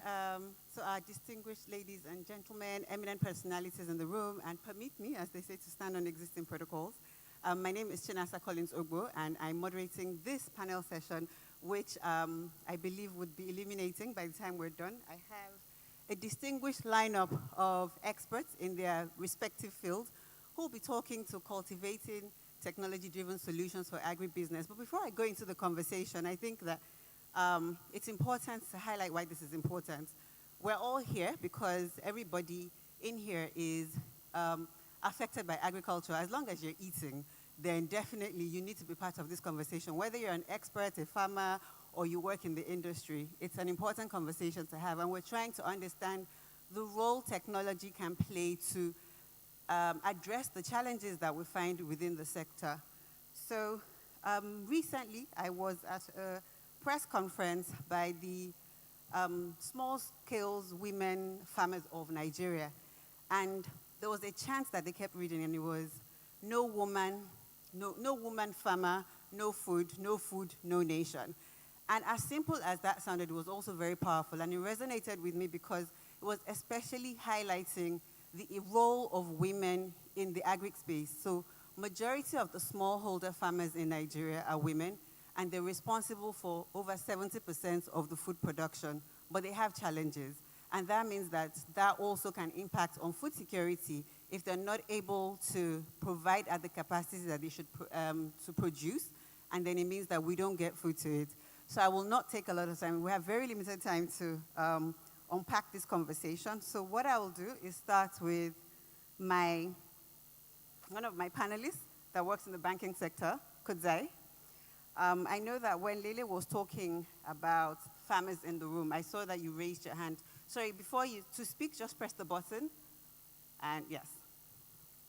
So, as a farmer and in your role as the head of Agric within a financial institution, women are usually the most excluded when it comes to agriculture and in terms of access to finance. So the organization that I work with, they have a survey that has shown that women are the most excluded financially compared to men at about 41%.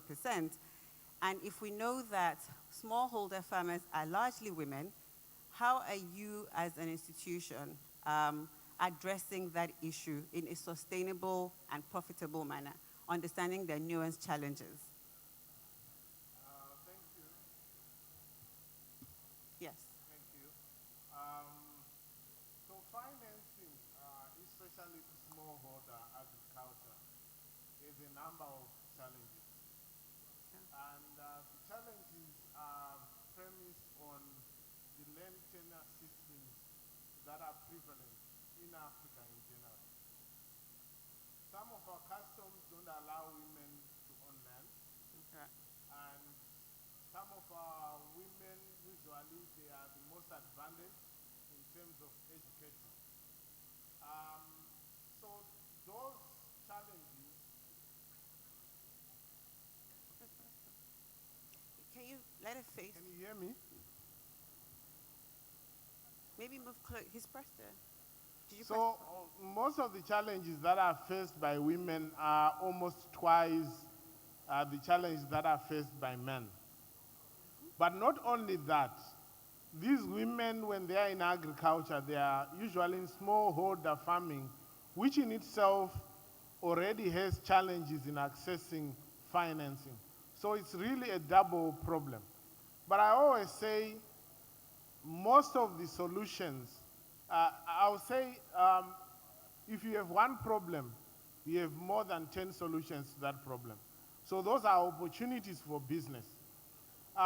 One thing that we are doing as a bank is to use the aggregator model to reach women, to reach the youth, especially in agriculture.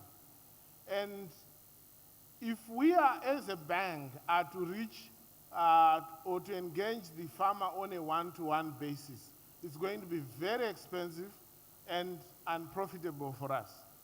So what we usually do is we take the likes of Babangona that Kola talked about, Okay. and we work with them. We give loans to the aggregators. The aggregators buy fertilizers in bulk, buy chemicals in bulk, and also give extension services to these farmers. And they offtake the produce that the farmers have. And when they do that, they are solving a number of the pain points that prevents banks from giving loans to farmers.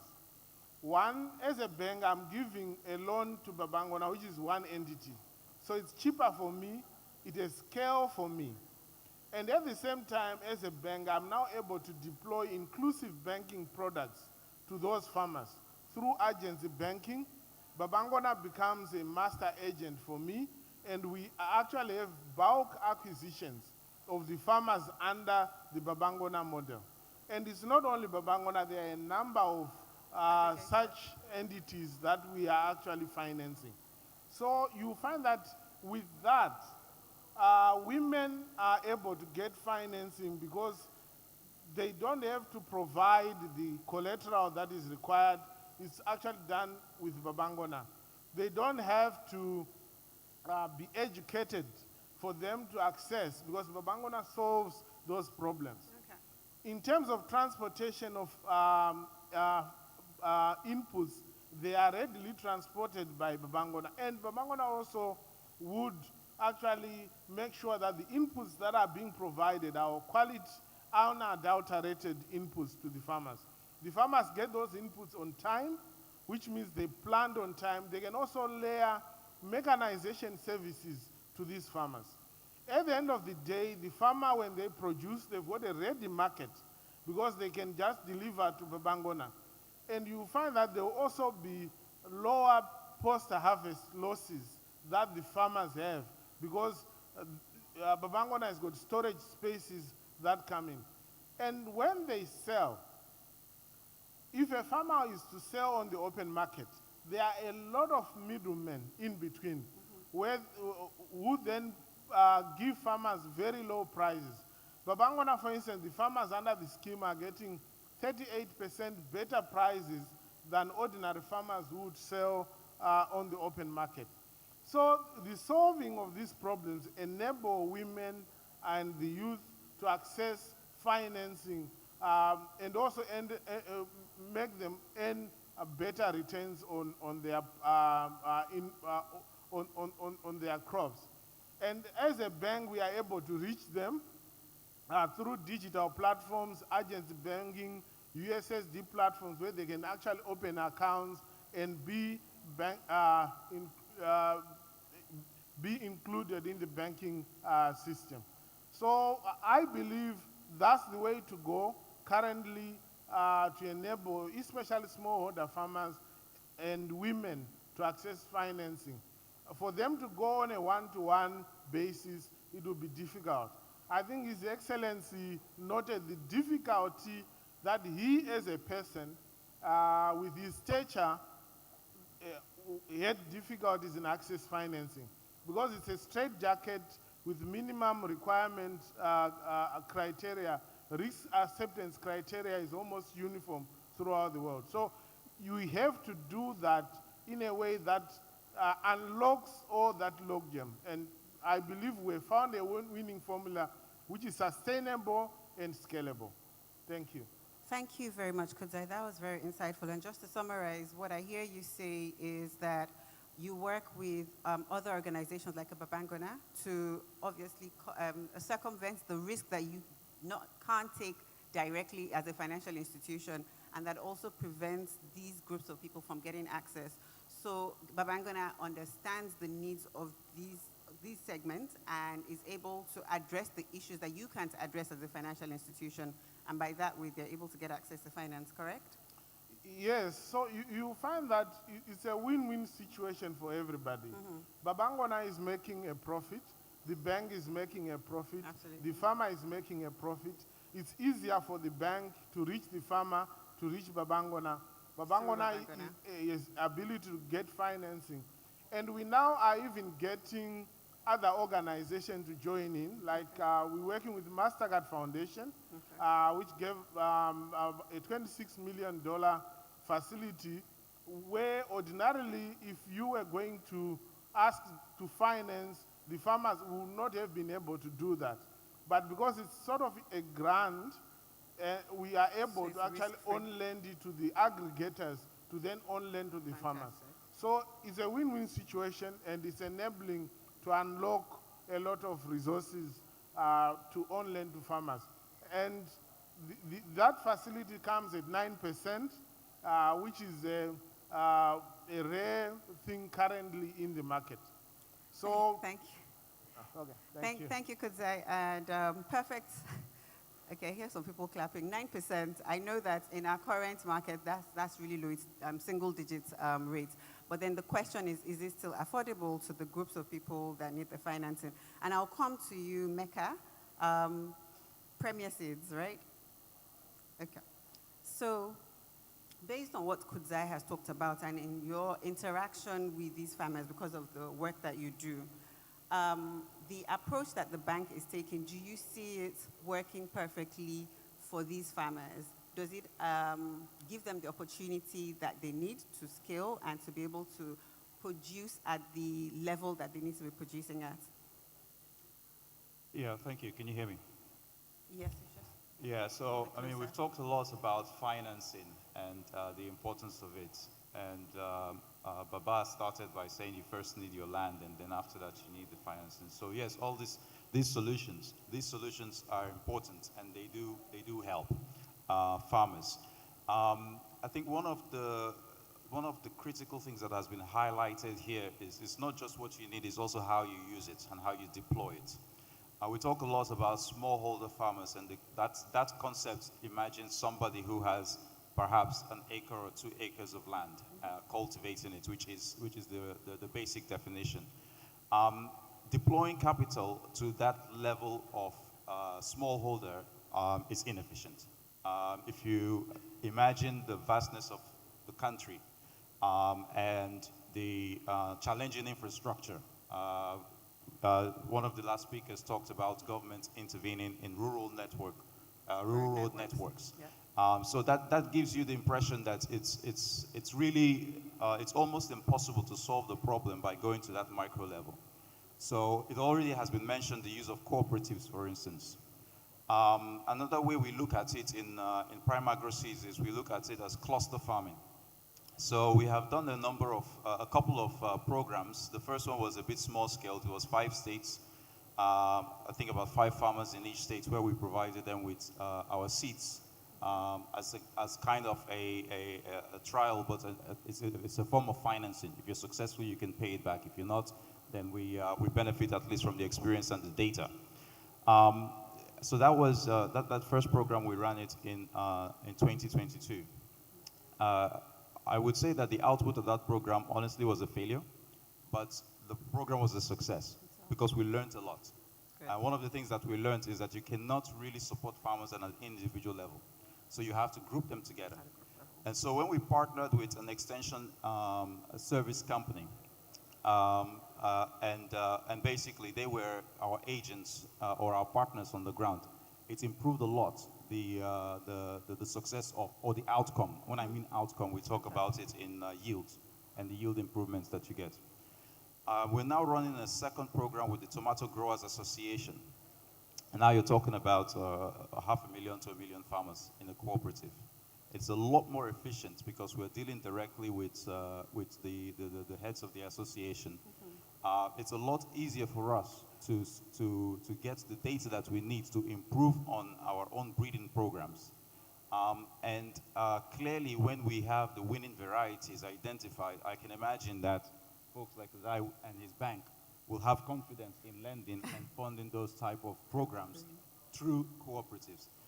So in my humble opinion, I think we need to do more in cluster farming or cooperative farming than at individual level, and then these solutions will work. Because you then can pool the resource, you can pool the funds, but you don't just need the money. You need access to good quality inputs. You need access to good quality chemicals. You need extension services. You need consultancy. You are more successful when you pool the infrastructure together. You can deploy things like solar pumps, and it is a lot more manageable and therefore a lot more successful when you actually go down that route. And then when you talk about improving on farming, we need to get a lot better at harvesting our data and using our data. Our speakers here are also from the data side, and it's almost impossible to harvest good enough data when you try to deal at micro level. So I think yes, it works when you actually deploy it in the right way, and in our view, it is when you actually aggregate these farmers. Thank you so much, Mecca, and I couldn't agree more with you, especially your point about supporting at group level. And even in the work that I do, what we find within the financial services ecosystem, within the informal groups, which is where the smallholder farmers exist, is the power of groups. So the village savings groups, the cooperatives, et cetera, is what's driving that inclusion. And so if other actors can start to look at that in terms of their communal nature and leverage that, thank you very much. So I'll come to you, Akin. So speaking about we situated the context. We know that it's smallholder farmers, they're likely to be women, etc. And in terms of technology and looking at mobile connectivity and where these people exist, we know that there's still the challenge of rural connectivity. What is the role that mobile connectivity plays in contributing to a sustainable agricultural future, or as Baba has said, agribusiness future in Nigeria? Please confirm you can hear me. Yes, I can. Okay, I think, well, not that I think, I mean, I do know the role that telecoms and communications and connectivity plays in farming. You've used the word smallholder farmer. That word has come through quite a lot today. There are easily about 40 million from statistics telling us about that. A large number of them women, and a large number of them, even a larger number in far remote areas. So I think for me, communications and connectivity plays a very, very major role in enabling sustainable agriculture. And then we ask the question, how does that happen? So communications, connectivity starts off with, they are businesses in agribusiness. So, and the challenges are access to information, just like any other business in retail and otherwise. Communication allows them to get information all the way from the supply side through to the demand side. So information on weather, pests, best practices, grants, information made available by the federal government and everything else. So there's just access to information that comes through from them. And then access to market linkages. So getting through to the market expansion. I mean, you have smallholder farmers. I think I know some people's grandparents who farm rice in the East. It started off as subsistence farming, but they are able to sell to who and how. You know, that's communications, connectivity, enabling them to do that. They start to get through to e-commerce sites. I mean, I just really like what has happened in the country right now, that everybody sells something on Instagram, employing young people and then them just being entrepreneurial. Why can't that happen in agriculture? It is happening in some cases, but it can absolutely blow out. Beyond that, we start to look at capability development. How do you develop capabilities for the farmers? Technology is just not the strangest thing ever. But to farmers who are in far remote areas, maybe it might be a little bit of a challenge. So how do we close those gaps? How do you teach people? I see we've all been taking notes today. Baba said a couple of things. Even I said a couple of things. I learned a couple of things today. And we're all learning. And I think communications, connectivity allows them to learn, allows us to reach them. So I think for me, those are some of the major learnings and major impact from technology. And then what do we do to enable them is what I'd even look at a bit more. So yes, we know what it can do, but how do we enable it? I like to think of some of the initiatives that I've gone through in communications. So we had the rural telephony and a number of things. The farmers, smallholder farmers, are in far remote areas. So how do we get infrastructure to them? Sustainably, affordable, and make sense. One of the words I think Kudza said was win-win. You know, it has to be win-win. It has to make sense for everybody. It has to make sense for the farmers, has to make sense for the infrastructure development organizations, and everybody across that value chain. You start to look at devices, services that are available to smallholder farmers. We, you know, every now and then we sit in here and say, oh, everybody has a mobile phone in Nigeria. In fact, everybody has a smartphone. And then when you get down to the figures, you actually see that a lot of the people sitting in here and a lot of people working in VI and in Lagos and in all the cities are the same people recycling a lot of these things. So how do we get devices into their hands? It takes me to the last point that I'll come into, which is partnerships and collaborations. But I mean, we need to get devices affordable and services affordable to them. I'm happy that the Minister of ICT and Digital Economy is here. So these are policies and things which drive it. Baba also talked about policy changes. So we need to be intentional about developing that agriculture, agribusiness ecosystem and enabling all of the farmers. And then obviously, we come into, I've had conversations with people where we talk about, we sit here in our offices, try to work out solutions for farmers in remote areas, and we don't correct for certain things, literacy, languages, and you know, just local nuances. So we need to be speaking to solutions and services that address some of these challenges. And I think most importantly for me is the entire business of partnerships and collaborations which are able to drive them. I mean, I look at the panel here, these really, really fantastic guys here with me. We have Microsoft, we have FCMB, have a number of organizations. Why don't we all just partner together, sit down, collaborate, and see how we can make sense for some of the smallholder farmers in far remote areas? So that for me is, I think, the role that communications and connectivity plays in business of smallholder farmers and also driving sustainability. Fantastic. Thank you so much, Aki. And in fact, your last comment was something that was on my mind that I would bring up in this session in terms of we're talking collaboration, and what does that look like for all of you on this panel? How do you come together to address the issues that you're aware of? But before I go into that, I think that what I would like to highlight is, from your conversation, the importance of collaboration, because the issue itself is multifaceted. So you've spoken to one part, and that part also affects whatever it is that Mecca is doing in his own ecosystem and what Kudzai is trying to do. So it's important that everybody comes together to understand the part that they need to play. And I'll come to you, Wale. Aki talked about Microsoft, and if I were sat somewhere and somebody said Microsoft and agriculture, I wouldn't see the correlation. So please, I want you to do a great job of educating the audience in, we know that technology is fast evolving and we're we are in a digital economy that is fast growing. Can you talk to us about the role that big tech organizations like yours can play in driving a sustainable agribusiness culture? All right, thank you so much. I think given the portfolio I cover in Microsoft for financial services, I've had the opportunity to understand the problem His Excellency made mention on around the access to lending. But let me start from the beginning. Okay. In Microsoft, we have a number of industry practice areas, one of which is agriculture. Within the agriculture sector, we have 3 fundamental priorities. The first is ensuring that we can enable sustainable farming practices that answer 2 questions. That one, allow us to increase crop yield and reduce disease.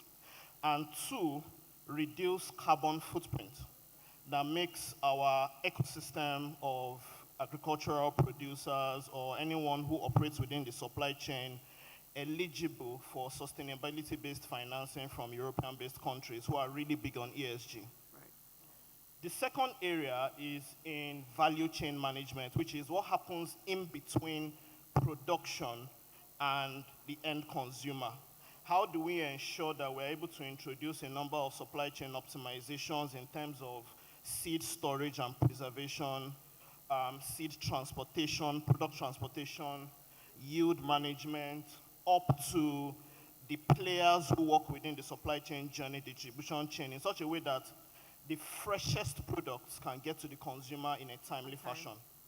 The third area is in predictive analytics, which is where our AI investments play a predominant role in terms of helping the aggregators, and I'm using the aggregators specifically in this case to the point he made, Right.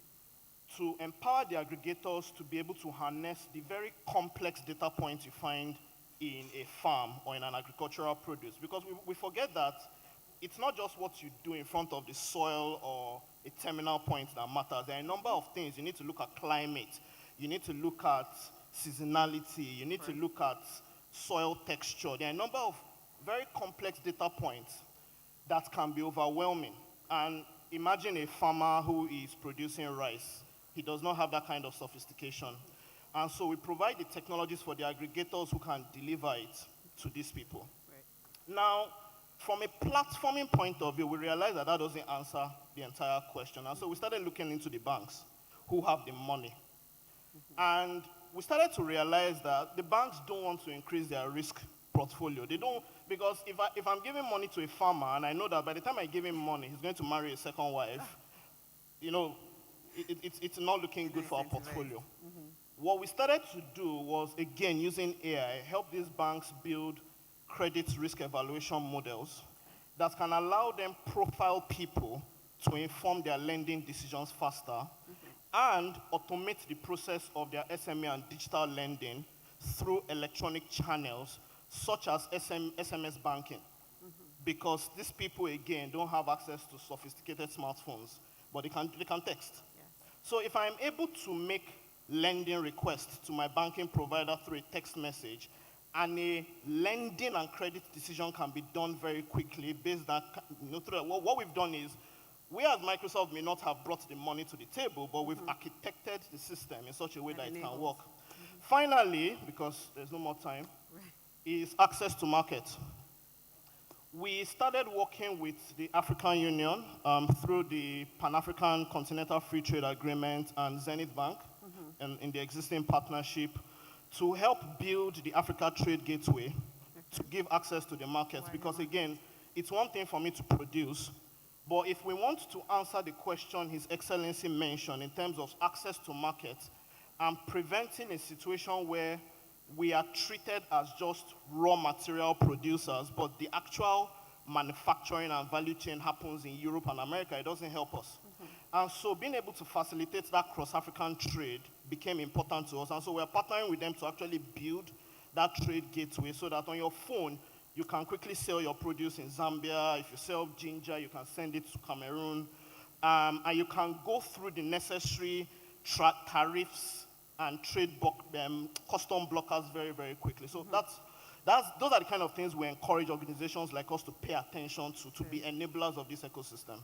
Thank you. Fantastic, and a lot of great work that you're doing there. Fantastic solutions. And my question then is, who on this panel have you gone to talk about your solutions? Because it sounds like you solved all the problems. Or when are you going to speak to them about it so that... Okay, so there is an existing partnership with MTN, again on this one. So the gentleman there, okay, is this true? His family. I do agree we need to do more, even as an organization within the Nigerian. But again, this is where the policies would help. Thankfully, the minister in the strategy that was released for digital economy, we saw digital trade and sustainable financing as a critical pillar. So we know now, at least now, the government is taking this serious. We can put our money here. Yes. So I think in the coming periods, you begin to see a lot more investment and expansion and engagement with these aggregators who play in this specialist agri-ecosystem. Fantastic, and I totally agree with you in terms of even the minister and the work that they're doing. You can see that some of the issues that you've touched on appear to be the focus area. So we'll talk about rural connectivity, making sure that everybody sort of has access is what we're working towards. We have very limited time, so I'll just go to my last question for all the panelists. And as we're thinking futuristically, so the theme of this summit is the future of agriculture and how can we build a sustainable agricultural future. If you're uninhibited by the current evidence that exists, all the challenges, etc., and you had to think of a narrative that you want in the future for agribusiness in the future in Nigeria, what is one thing that you believe needs to be in place to allow for that kind of future? And I'll start with you, Aki.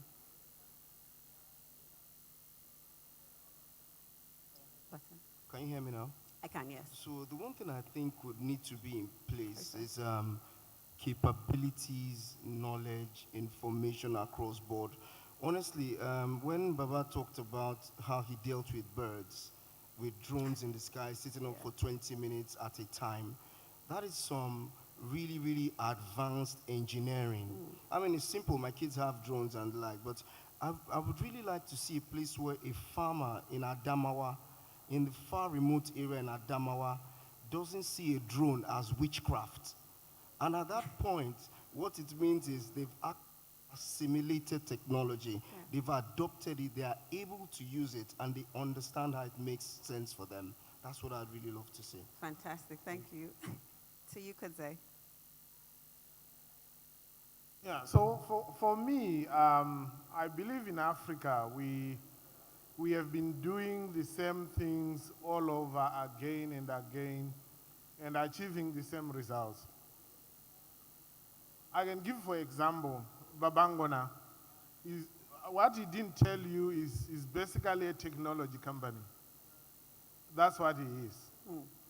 He's able to use technology to reach the farmers, to coordinate, to do all sorts of things, and his business is now scalable and sustainable.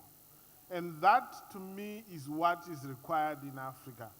We need to innovate. We need, and with innovation, we will be able to leapfrog and catch up and even overtake everybody else. We now have what I call economies of numbers with what Babangona and other aggregators are doing.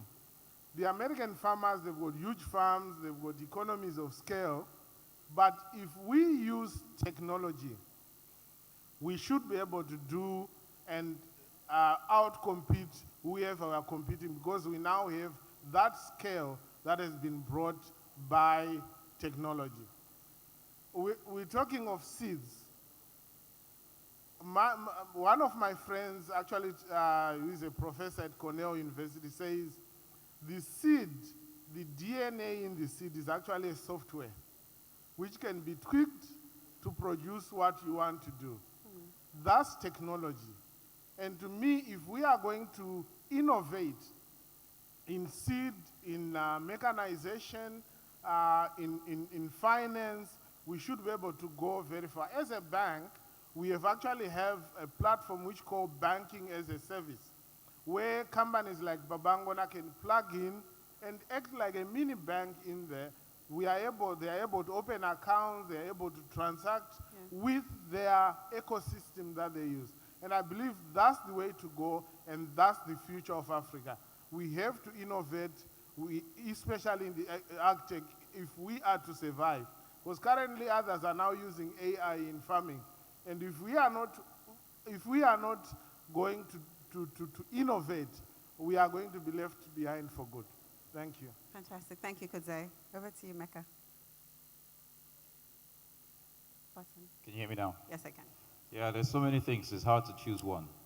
But I will use this platform to at least pick one that will hopefully fall on good ears with the government representatives here. Fantastic. Please So do. Babar has talked about the policy somersaults that happens. So I'll give you a good example and an example that is not really working. A good example is in 2021, there was a Plant Variety Protection Act that was passed. That effectively paved the way for our Dutch partners to really invest in prime agro seeds, because what that did is it gave them security over their intellectual property. Okay. Fantastic.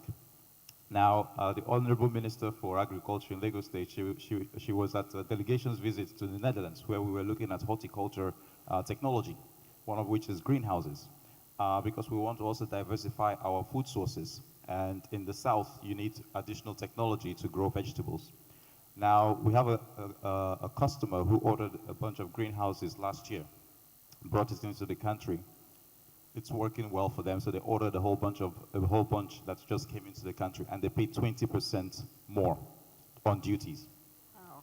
Right? So in 6 months, duties has been introduced, so it's costing 20% more for that technology. And yet we say that we want to actually grow vegetables in the south.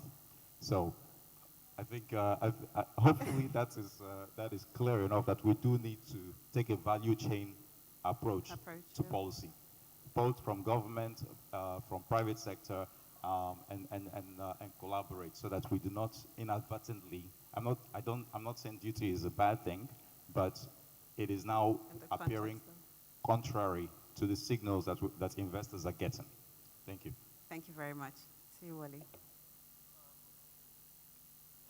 Yeah, so if I was going to pick one thing, I would focus more on ecosystem collaboration as a quick win.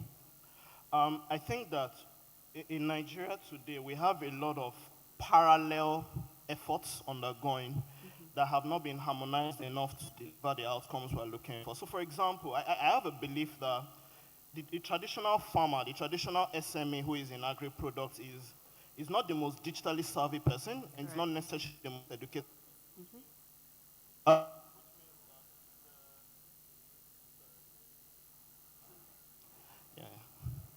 Which means that this individual needs the element of physical touch, which unfortunately many of the aggregators cannot invest in. However, we forget that organizations like the telcos, organizations like the banks have very large footprints across the country, but are still focused on traditional transaction banking services. And these people, these same terminal-based services can be leveraged to position what the FCMB boss just mentioned around value-added services, where I can go to a POS terminal, and in addition to doing a wallet-based and account-based transaction, I can apply for a loan. I don't need to know how to use a phone. I just need to be able to speak with an agent in some capacity.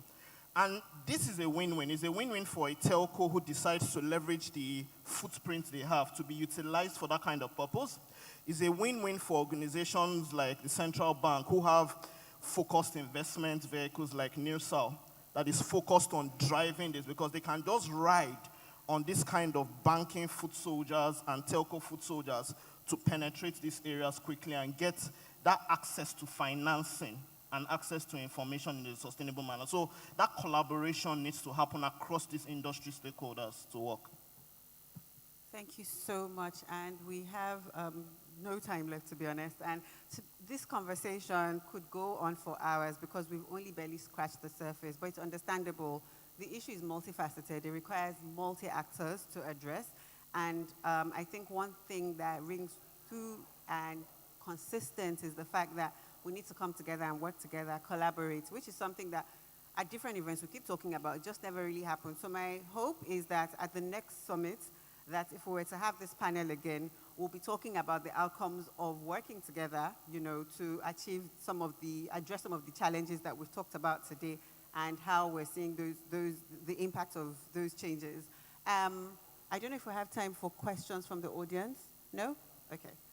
So in the absence of questions from the audience, I hope that this session has been insightful and illuminating. Thank you to my distinguished panelists. Thank you so much for doing the topic justice. If we had more time, we'll do more. And thank you to a great audience. Thank you very much. Well done, Chinasa. Panel discussion 2, cultivating technology and driven solutions for agribusiness. Please could our panelists kindly stand so we can take a picture. Could we ask our excellencies to please kindly join them on stage, and then I'll ask the Honorable Minister to please stay on stage. Thank you.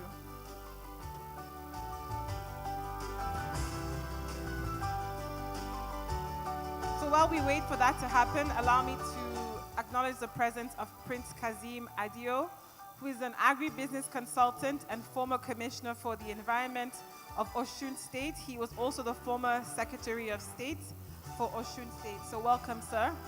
Lucky to have you with us. And Honorable Olayato Aribo, the Honorable Commissioner for Agriculture, Ondo State, representing the Executive Governor of Ondo State. Welcome. We're very happy to have you with us and have you in our midst.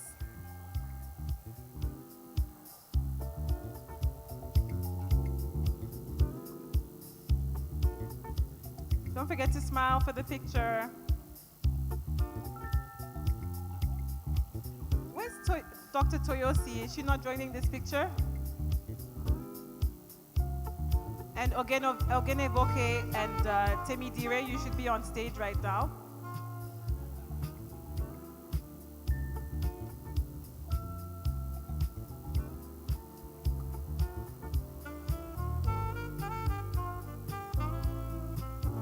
Yes, please kindly join them so that we can get started. Hope you all are having fun. I am.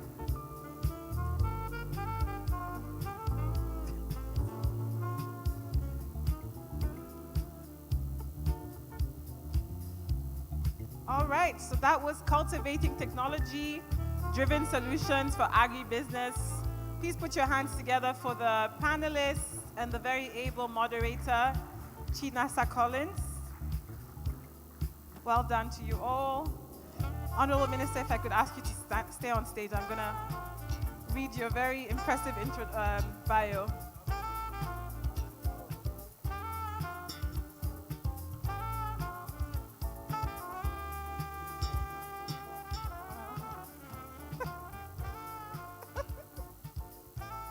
All right.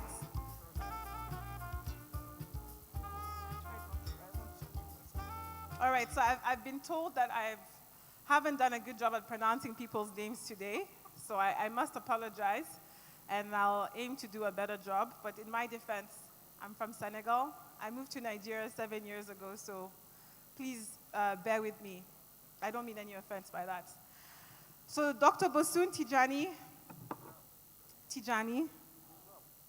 all right, Minister of Communications and Innovation, as well as the digital economy, is at the forefront of Africa's technological renaissance. As the current Minister of Communications, Dr. Tijani brings a wealth of experience and visionary perspective to the realm of digital transformation and innovation. His career is a testament to the power of technology as a catalyst for socio-economic development. With a background that seamlessly blends entrepreneurial success with academic rigor, Dr. Tijani is the co-founder and the CEO of Co-Creation Hub, otherwise known as CC Hub, one of Africa's leading tech innovation centers. Dr. Tijani's commitment to education is evident through his efforts to bridge the digital divide.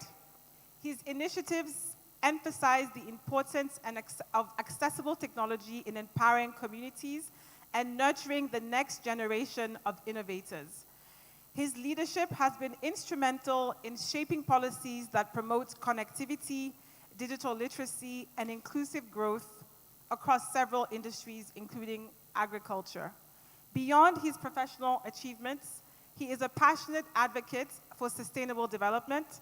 He leverages his platform to address global challenges, championing the use of technology to drive positive social change.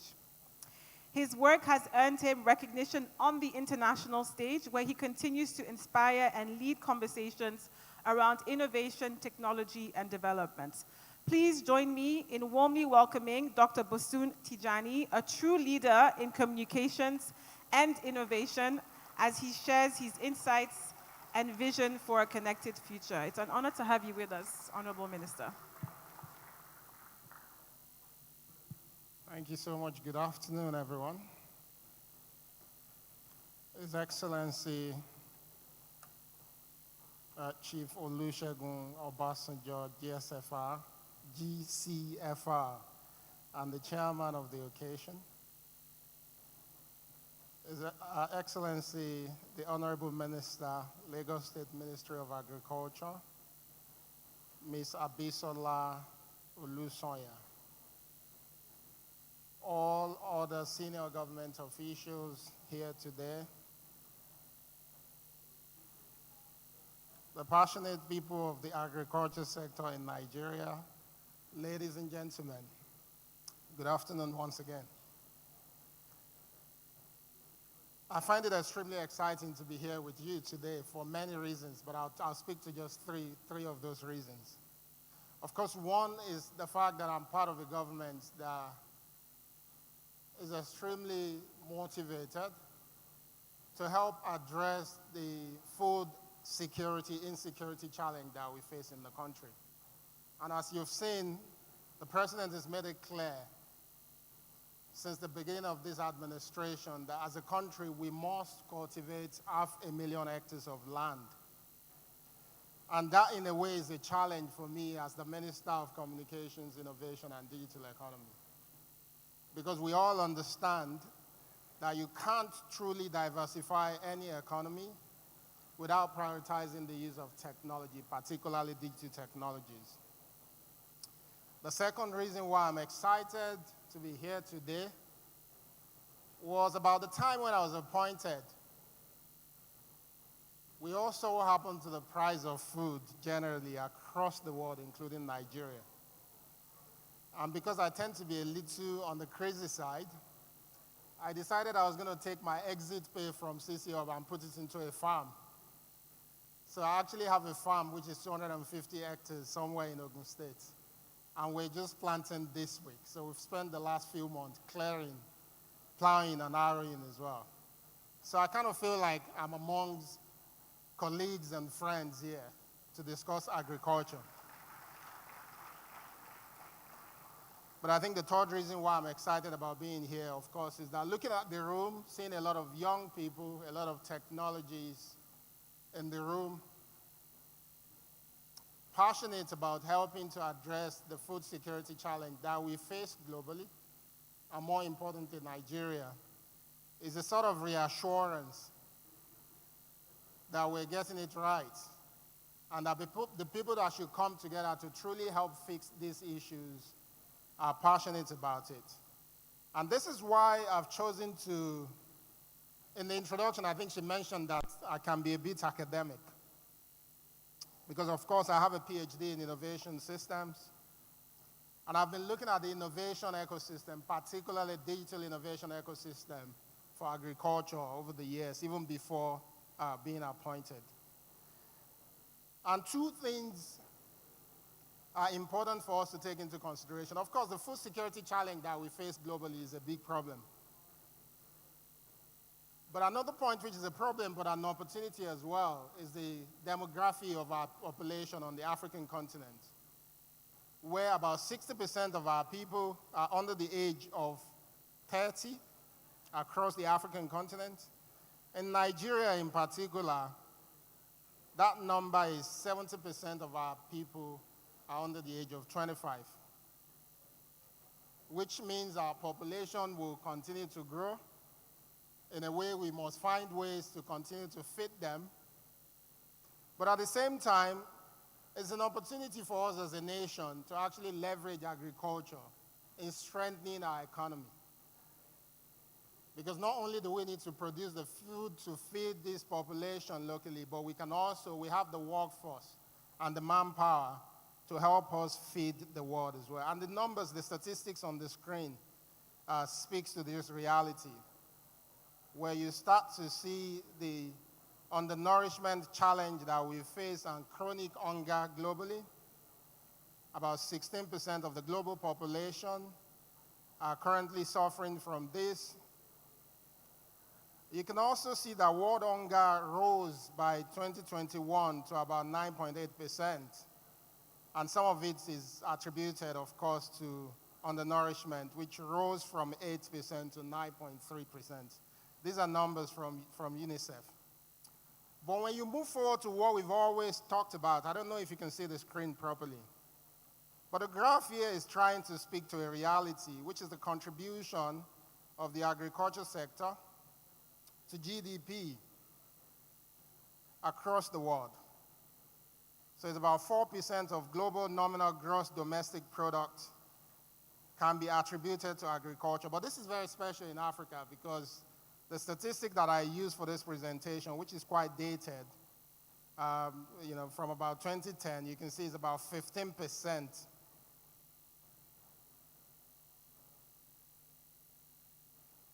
to the continent. Agriculture contributes about 15% to the GDP on the continent. And you can see the map as well. So it's actually an important sector for us, as you all know, extremely important. You can see the jump for Africa. The rest of the world is pretty way lower than Africa. Then my next slide speaks to two interesting points. One is the average employment in agriculture by continent. Again, you can see the really tall one is Africa. Americas, you can see, which is the one that follows, you can see how low it is. But the exciting thing is when you move to the pie chart on the side, where you see the average agricultural land by continent between 1990 and 2019, you start to see something really exciting there. The size of land being cultivated in the Americas when you compare it to Africa is quite similar. But the Americas employ way less people in agriculture than Africa. That's something we should talk about later in my subsequent slide. So when I was offered the job as the Minister of Communications, Innovation, and Digital Economy, and of course being aware that the role of government anywhere in the world is a constant conversation on how you drive up your GDP. That's what government worries about, of course, including so many other things around security and much more. But GDP is a major, major challenge, and is linked to nearly everything else in any economy. So I downloaded numbers and statistics from the CBN for about 20 to 35 years or so, and we're looking at the components of how we calculate our GDP in Nigeria. Of course, our GDP is largely classified into three sectors broadly, which is what we call industry, where you also find things like manufacturing and the likes. The second one is agriculture, and the third one, of course, is services. I broke down the contribution of each of these sectors to the Nigerian GDP over the years. And depending on what you're seeing on the screen, you can see that industry, of course, has been dropping over the years. Services has been growing for obvious reasons, because this is where you also find the ICT sector and so many other exciting things we've been doing in entertainment, Nollywood, for instance. But you can see agriculture has been quite flat over the years. And this is a sector that is meant to be a major sector that contributes to our economy. So I went further, and I looked at the components of agriculture when we calculate GDP. So what are the components of agriculture? How do we tabulate and calculate the contribution of agriculture? Of course, this is further broken down into 4 key areas. One is crop production, livestock, forestry, but also fishing as well. Then we looked at the numbers. We created a model to be able to help us understand the growth of these 4 areas. Of course, we found that relatively high in terms of contribution is crop production. But nothing was on the moderate side. The other 3 was actually relatively flat. So over the years, we've not been able to raise the level of production or productivity in livestock, forestry, and fishing over the years. And remember, these are important elements of agriculture. They're important elements of food as well that we eat.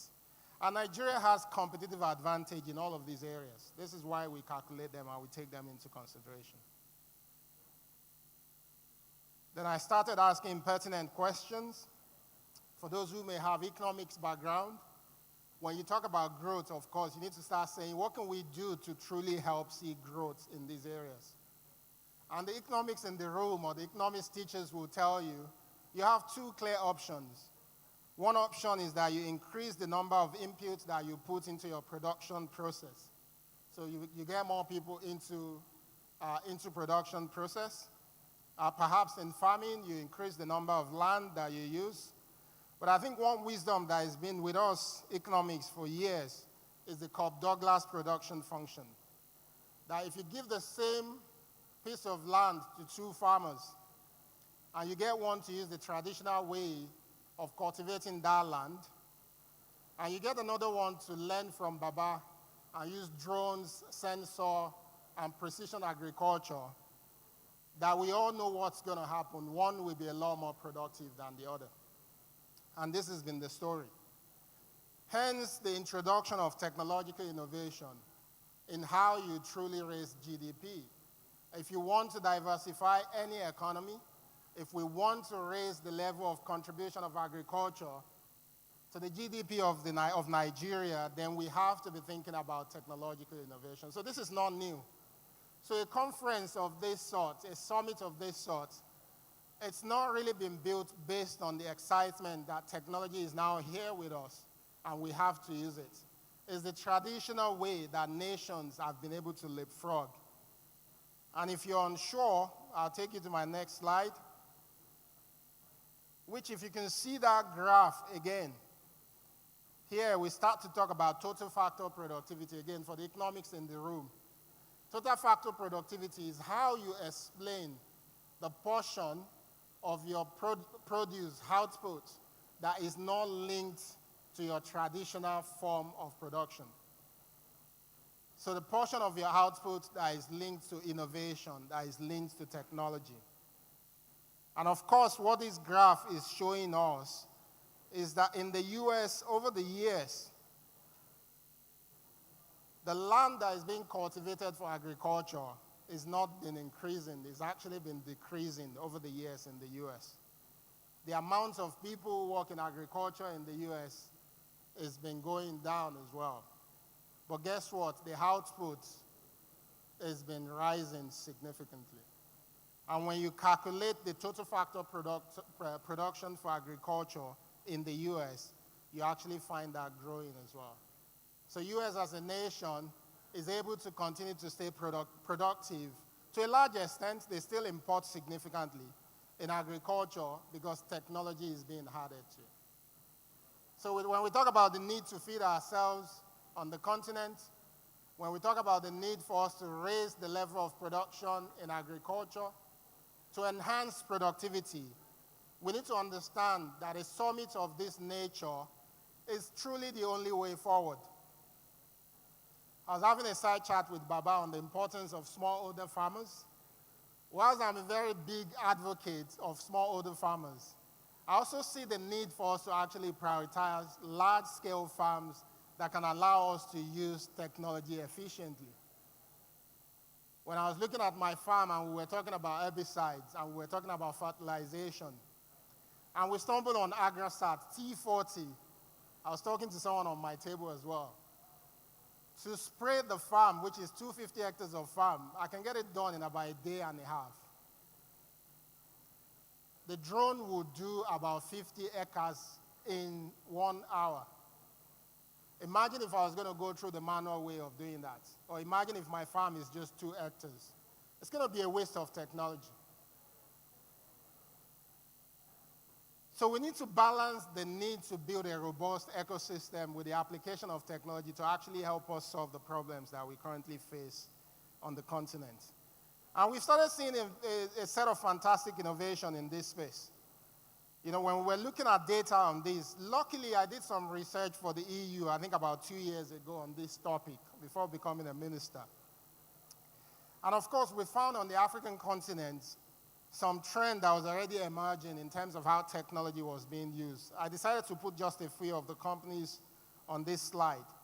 Of course, the most popular one was crowdfunding. I think Nigeria played a major role in actually mainstreaming crowdfunding in agriculture. It's a concept that is still evolving. We've learned a lot from it. It's worked in some cases. It's had its own challenges, but we've learned from it significantly. Precision agriculture is also another area that has been growing over the years. Agroecology is coming in. Advisory and information services, I think this has been with us for a long time in terms of the use of technology. But the one I would like to focus on, if you can see my slide, is actually precision agriculture.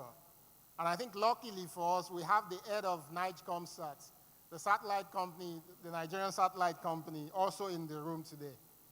And of course, I think we can't talk about NIGECOMSAT without giving a round of applause to Baba, because the only satellite in West Africa was actually launched by him when he was the president of the country. And the reason why I think we need to talk about precision agriculture is that there's immense opportunity for us to actually start to change efficiency, raise the level of technical efficiency, start to raise the output that we generate in agriculture through precision agriculture. Precision farming offers the opportunity to use models to be able to farm better. We can start to test with things like GIS and RS. Sensors, for instance, provide significant opportunity on my farm. I'm paying NIGECOMSAT to actually build out a mesh network on the entire farm.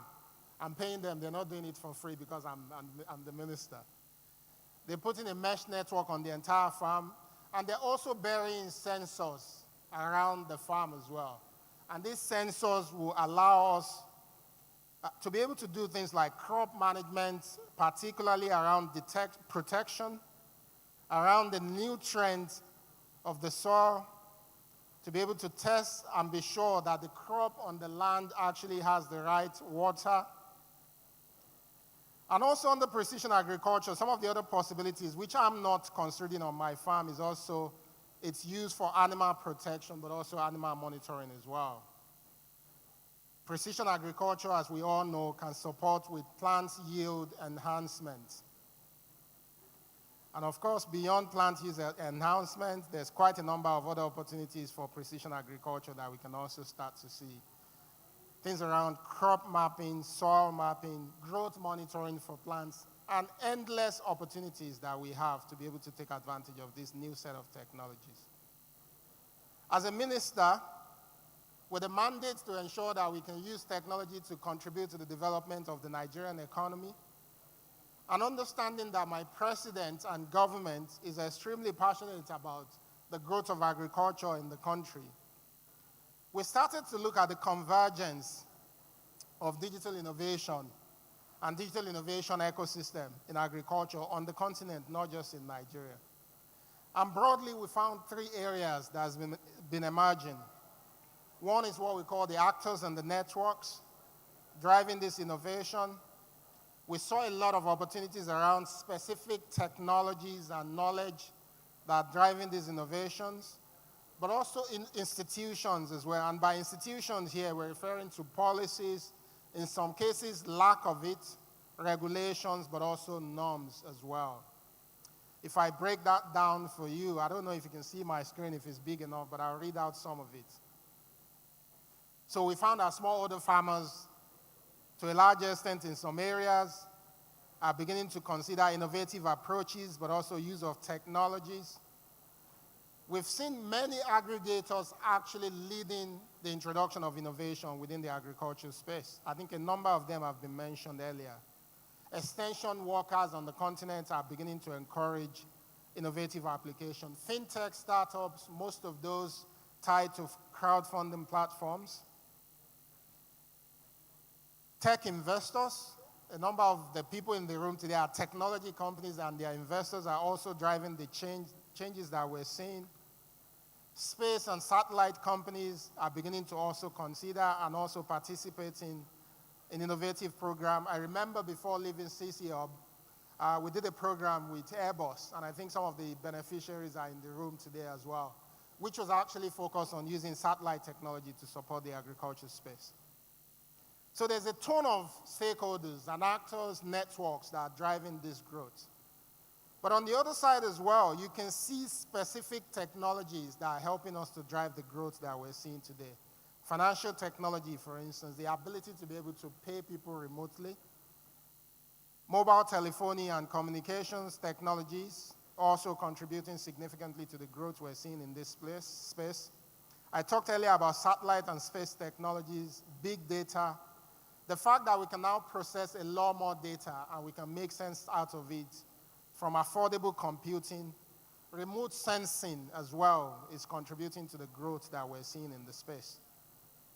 Some elements of Internet of Things, because we can now connect things to things, but also things to people. We're beginning to see early stages of the use of artificial intelligence as well to drive this innovation.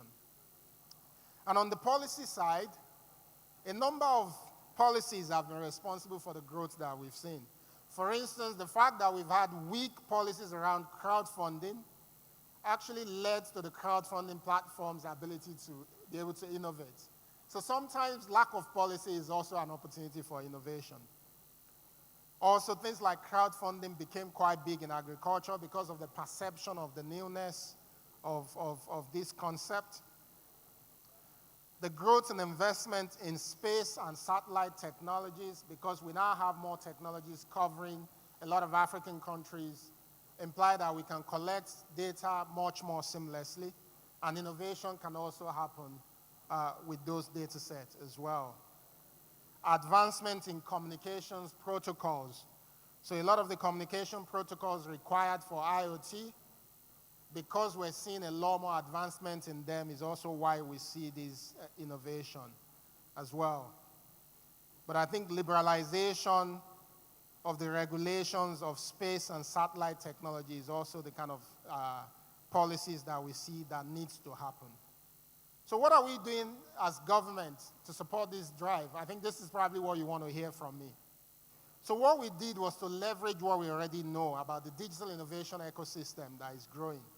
So what I'm going to speak to today is not what the government is doing in the agriculture sector, but what we're doing within the digital economy space to actually ensure that digital technologies and innovation can help drive the growth we need to see in agriculture. We came up with a few lists. Of course, we've not implemented all of them. I've been in office just for 9 months. But we started working on this. So we broke them down into 3 specific areas. One is the need for us to enhance know-how and technology application in agriculture.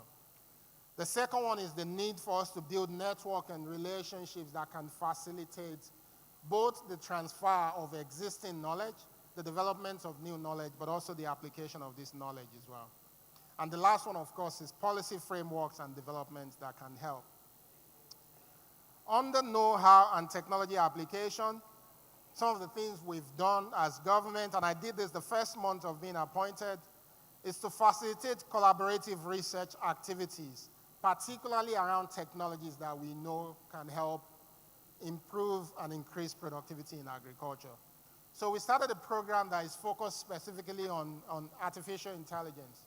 And we made it clear that some of the innovations that we will fund must focus on agriculture. Today, we funded 40 of those innovations. We funded 40 of them. And the funding was quite basic. We gave them 5 million naira each to test. We only picked existing solutions, but we wanted them to pilot and test. So that's something we've started. The other thing we believe we should do is to create thematic acceleration programs for startups who can also start to build. And again, when we created this program, we specifically focused this program on agriculture. So we said we were looking for 10 demonstration projects for technology in agriculture, 10. And we announced those 10, I think, sometimes in January. We funded 10 of them. And what we did was to get them to pilot their solution on large farms. And we gave them 10 million naira each to be able to do that pilot as well. The other things we believe we should be seeing under know-how is the need to enable knowledge and technology transfer, particularly on space and satellite technologies, because we believe these are a set of technologies that will play a major role in the space. We'd also like to sponsor talent development programs for early-stage researchers that are focused on agriculture technology as well. NIDDA was already doing this. NIDDA was already working with a number of academic institutions in the country, focusing on supporting those who have studied agriculture to actually go out there and test out some of the things they've learned on real farms as well. In terms of building network and relationships, we thought of 4 things that we could do, and we believe that we've implemented one of them as part of the program, 2 programs that I mentioned earlier. One is that we want to facilitate and sponsor exchange programs, particularly between companies and research institutions, because we see that there's so many research around agricultural technology that is ongoing, either within the country or outside of the country, that we can mainstream by getting them into proper farms. We would like to fund technology demonstration projects also that involves agriculture technology under building network and relationships. And like I said, we've done this. We'd like to be able to co-invest in agricultural technology startups. For those who are following, the government has been able to launch a program called the iDice, which is meant to invest in technology startups in the country. And we have about $650 million to go into that investment. And we believe that a significant number of those startups will come from the agri-tech space as well. In addition to this, we want to provide funding for network and operations of agri-tech accelerators, but also incubators across the country as well. The last frame, in terms of what we believe we should be doing, is to work on policy framework, but also development as well, that can support mainstreaming of technology in agriculture. And the first thing we're doing there is to assist in creating regulatory sandboxes for technology in agriculture. For those who are in agriculture, you probably know that we still have some challenges with the use of drones in Nigeria in terms of the law.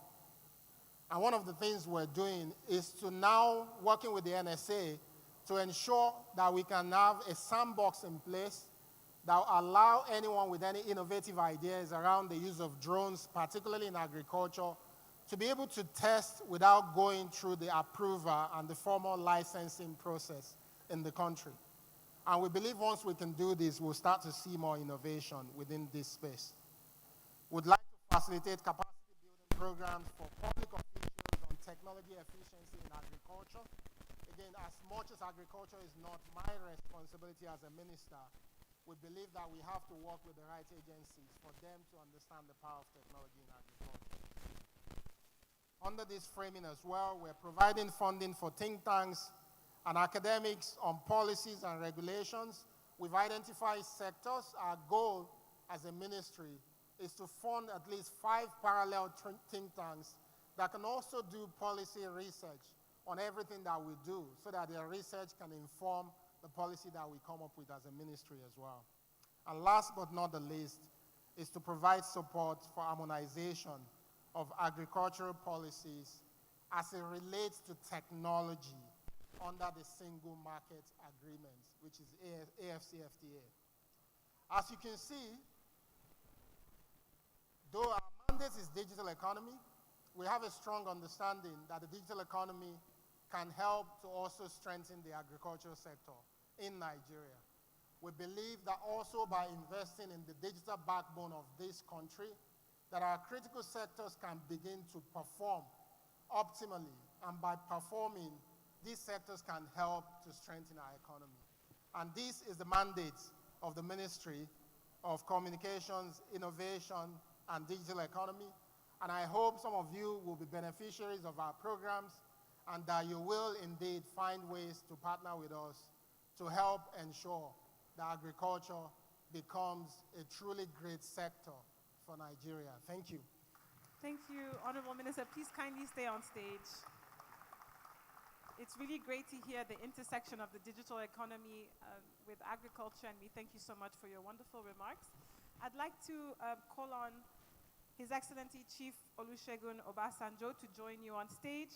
And I'd also like to recognize Ms. Abisola Olusanya, who's the Honorable Commissioner of Lagos State Ministry of Agriculture, representing the Governor of Lagos State as well. Please kindly stand, ma'am, so we can acknowledge you, and let's put our hands together for her. Kindly join us on stage as well as we take the picture with the Honorable Minister. You may go over there. Really some wonderful remarks. I think not a lot of us think about the intersection of digital economy and agriculture. One would have thought that perhaps you were the Minister of Agriculture as you were speaking, so definitely some great points there. Please kindly make your way to the center of the stage to take your picture. And also organizers of the event, please kindly join us on stage. It's protocol, we have to take pictures, sorry about that. So as you can see, the tea break has been brought to your tables, so we can just move swiftly along the agenda. If you need to stand up to stretch a little bit, I invite you to stand up a bit, stretch, because you've been sitting down for the better part of the day. I hope that you're enjoying the sessions as they're ongoing, and we have much more in store for you as the day continues. Thank you very much. Please let's clap for them as they exit the stage. Thank you all very much for being with us.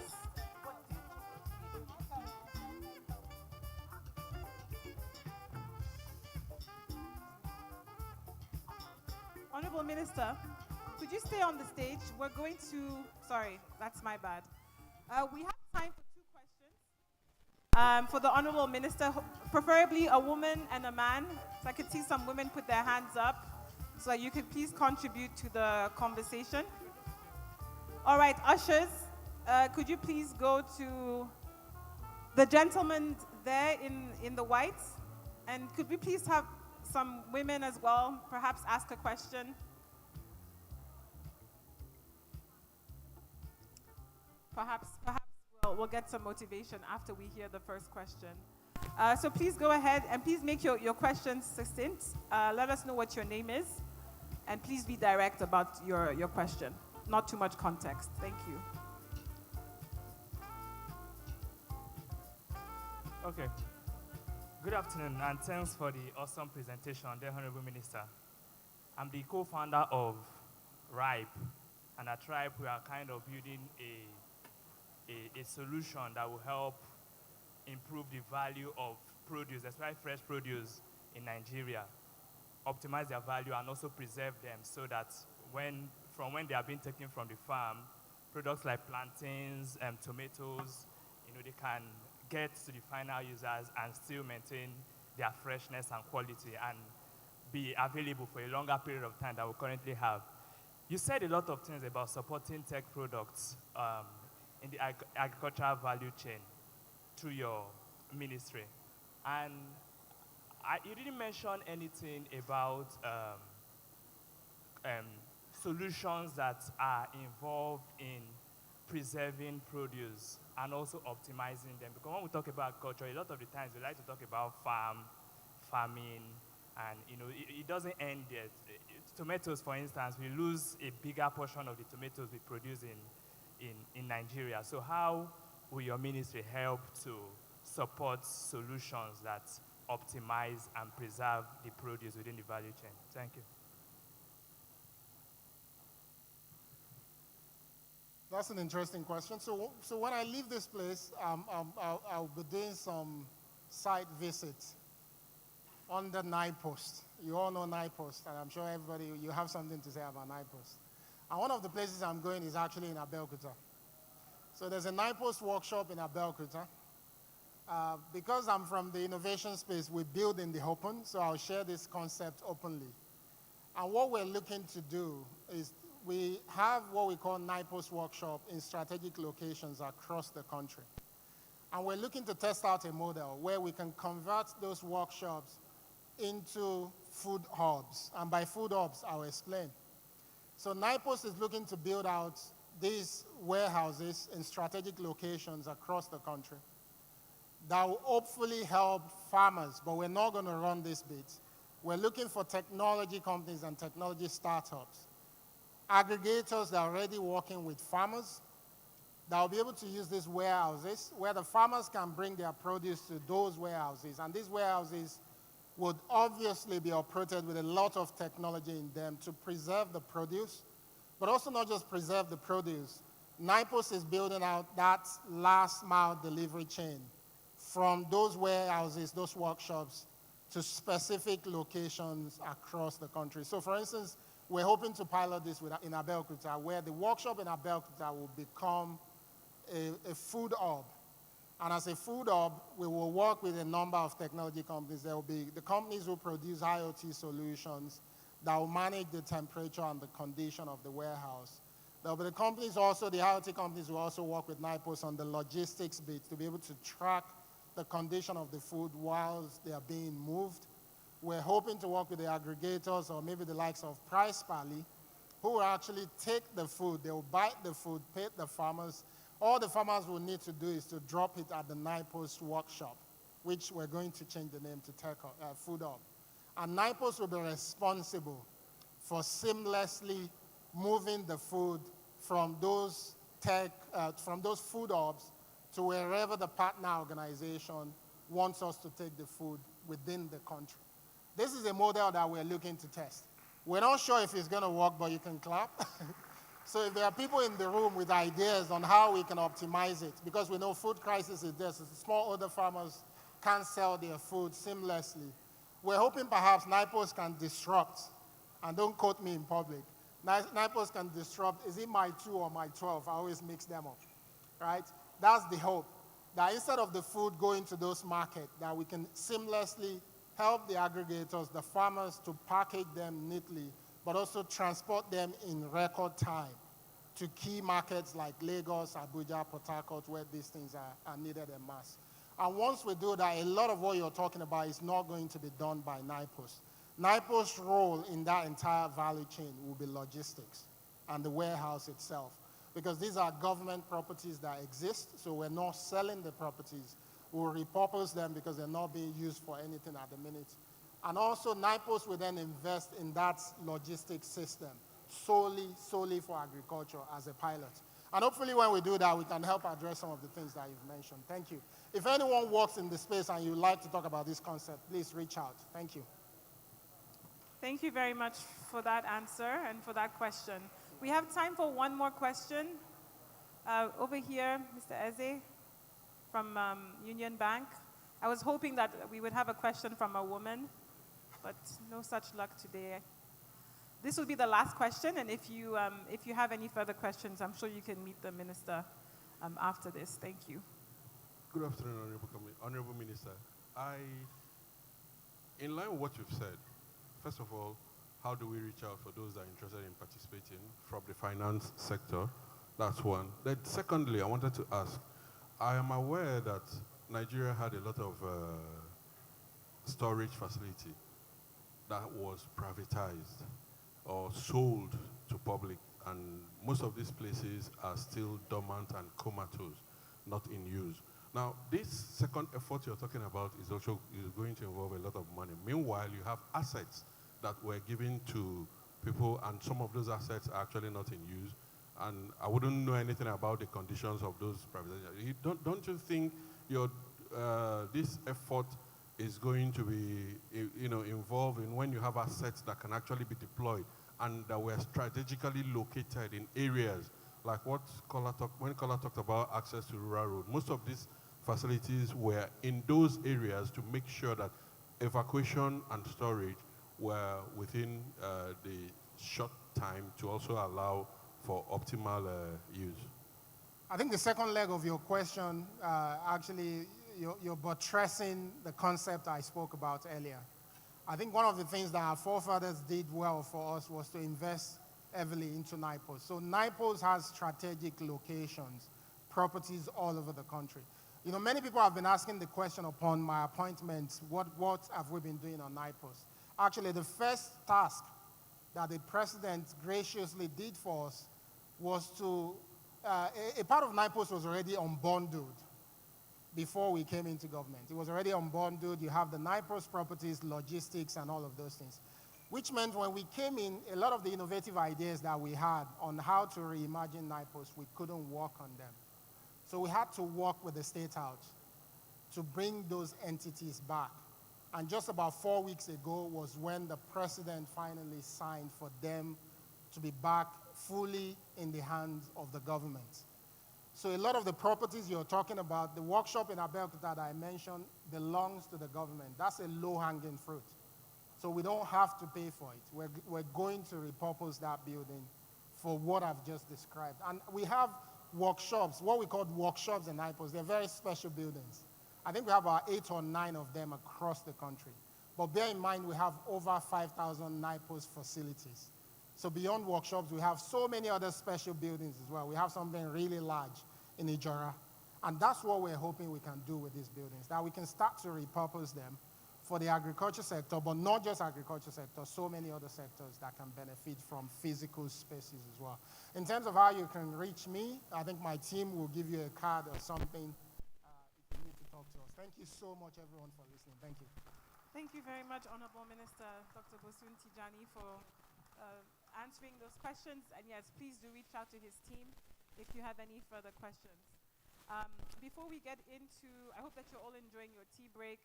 If you haven't been served yet, please let one of the ushers know so that you can be served appropriately. And I'd also just like to mention that our caterers today is a company called Toasties, which is a proudly Nigerian restaurant. So make sure that you check them out in their various locations in Lagos.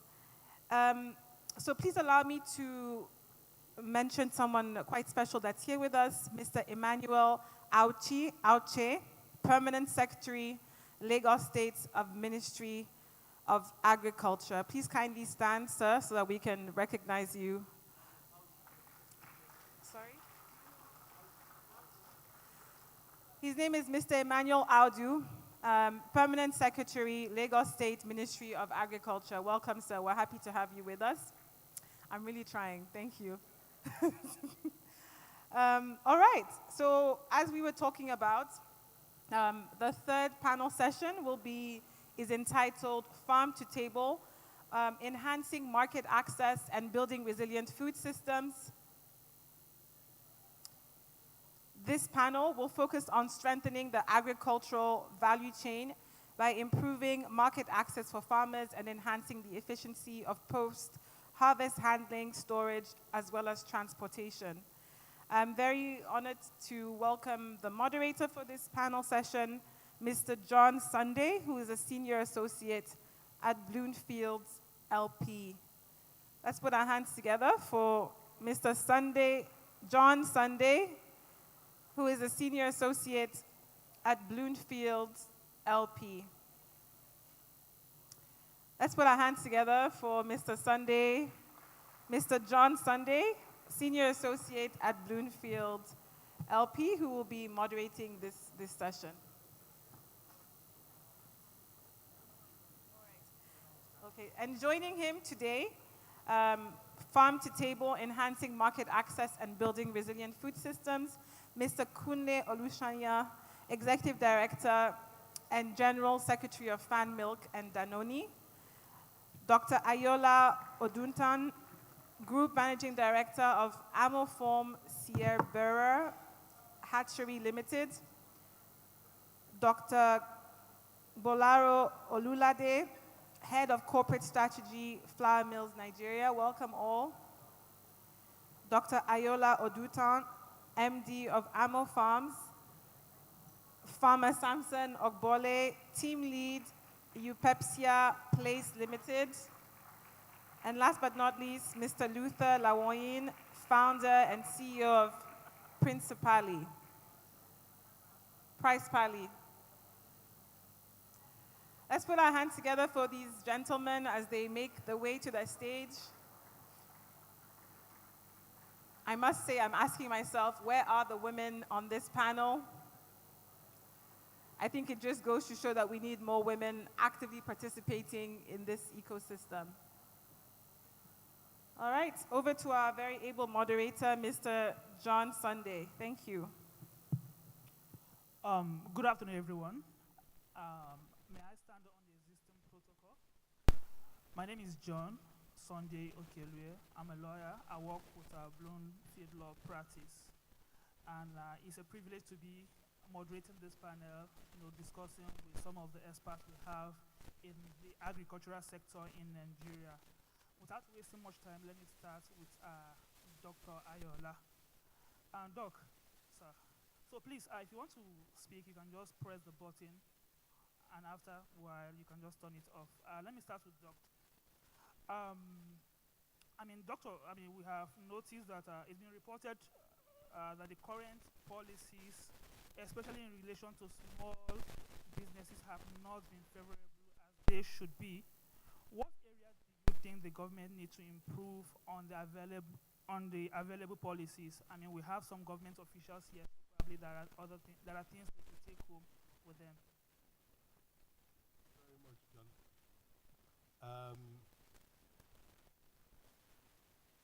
With regards to policy, we have all the right ideas to take agriculture or agribusiness from where it is now to where it should be.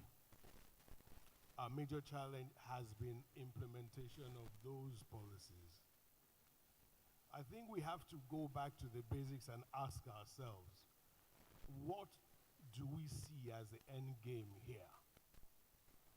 Because it's obvious that when we see the end game, look, explore and evaluate, take decisions that will help us to get from where we are now to where we want to get to.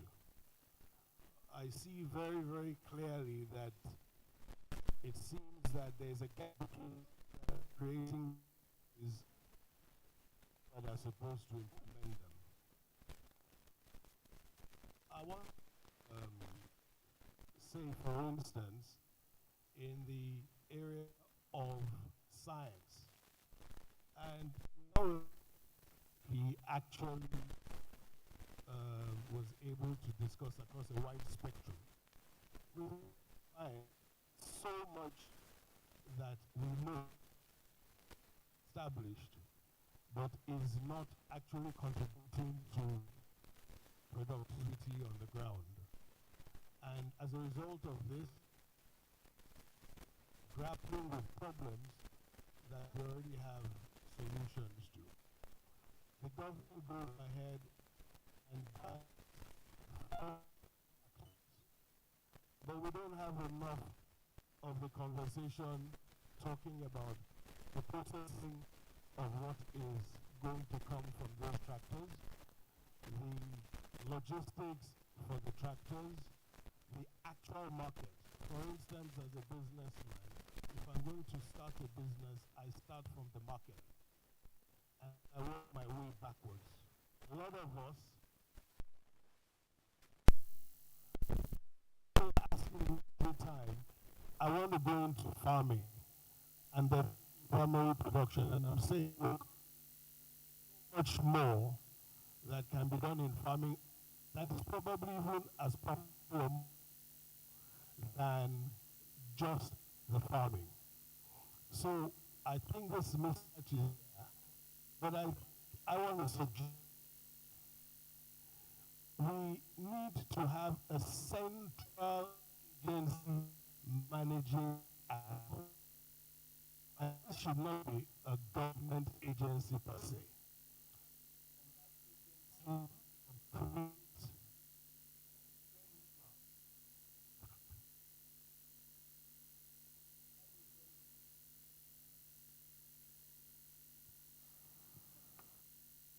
That agency should create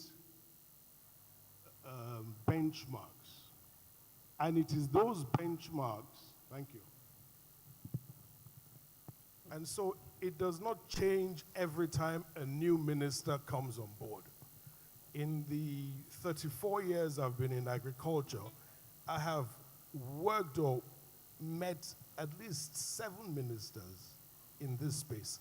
And every minister starts and wants to redesign what he has met on ground.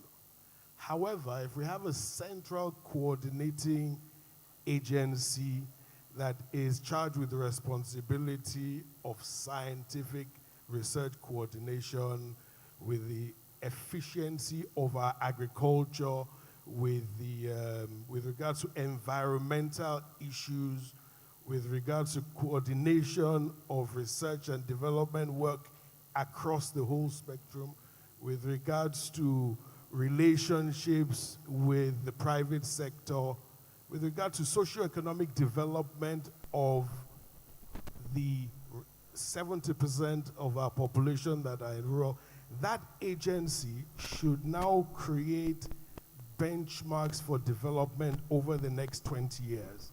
And what each minister does when he comes and what he's evaluated on is how many of those milestones he's able to achieve in his own tenure based on that single strategic master plan.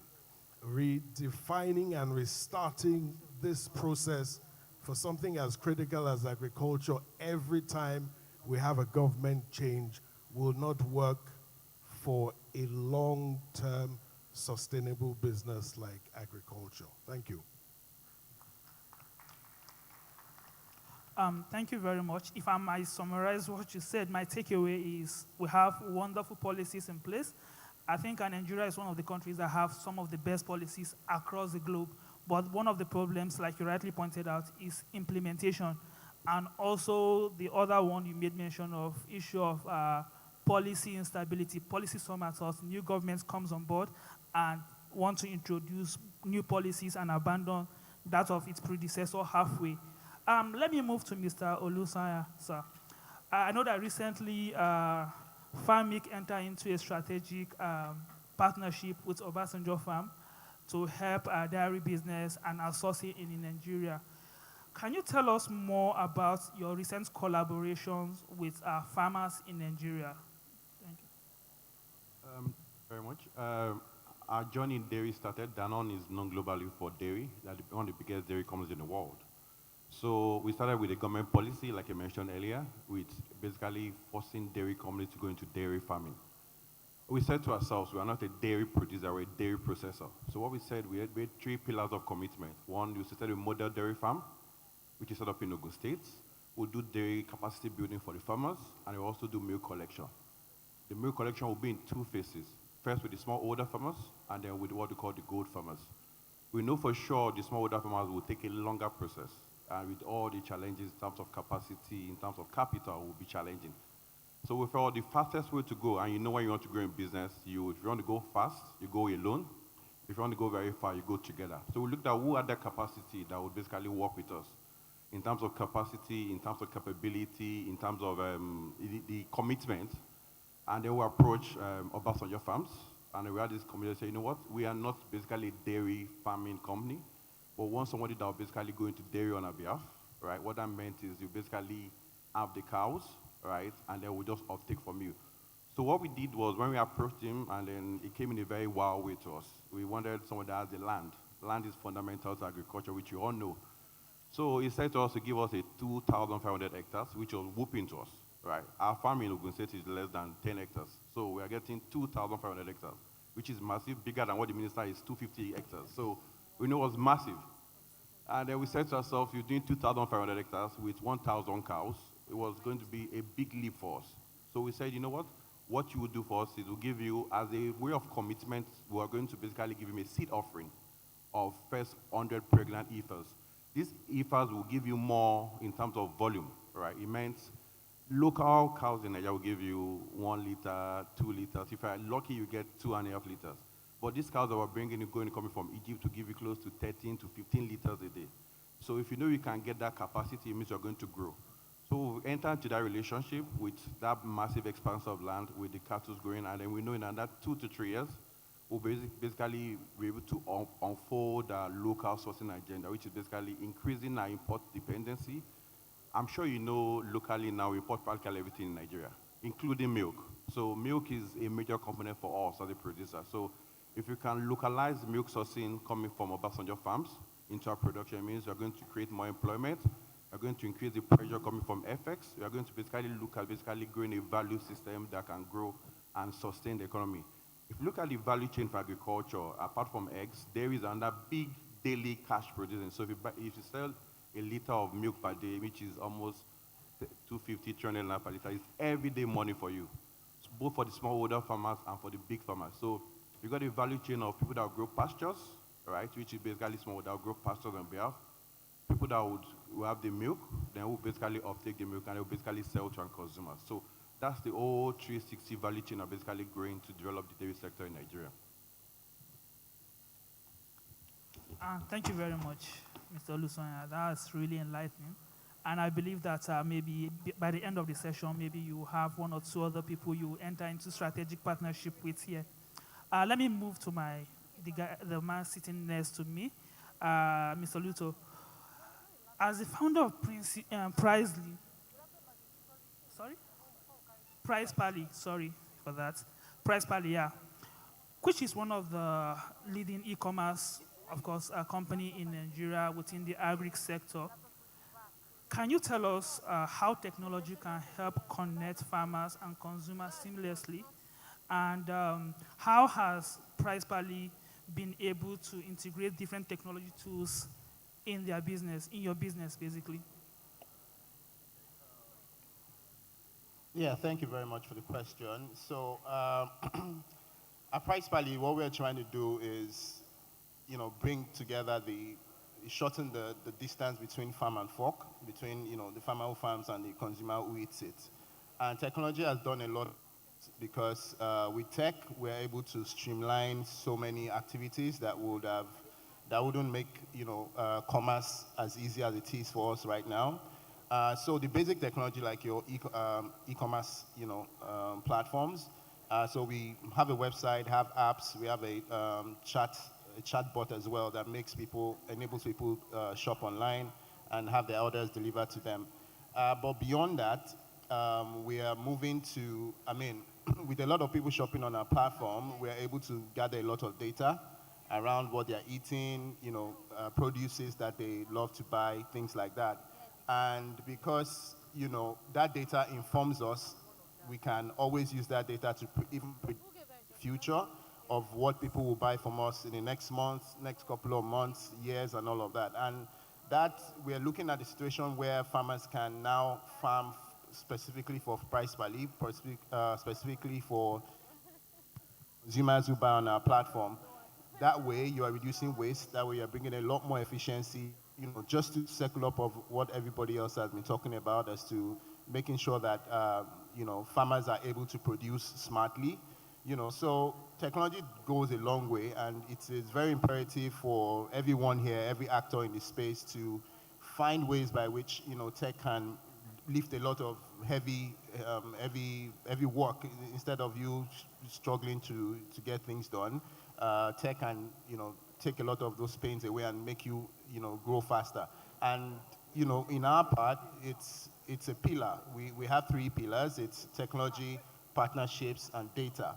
So with the technology that we have and the data that we are gathering, we can build, sustainable partnerships with almost everyone in the room, from the Obasanjo farms for milk, for instance, or Farmer Samson here, who farms a lot of vegetables and all that. With the data that we have, we know what we want to get, and that's how technology. I'll let others also speak. Thank you. Thank you very much. Thank you very much. Technology, partnership, and data. That's my takeaway from that. Let me go to Mr. Elude. I mean, like the Honorable Minister rightly pointed out, agriculture is one of the major components of our GDP.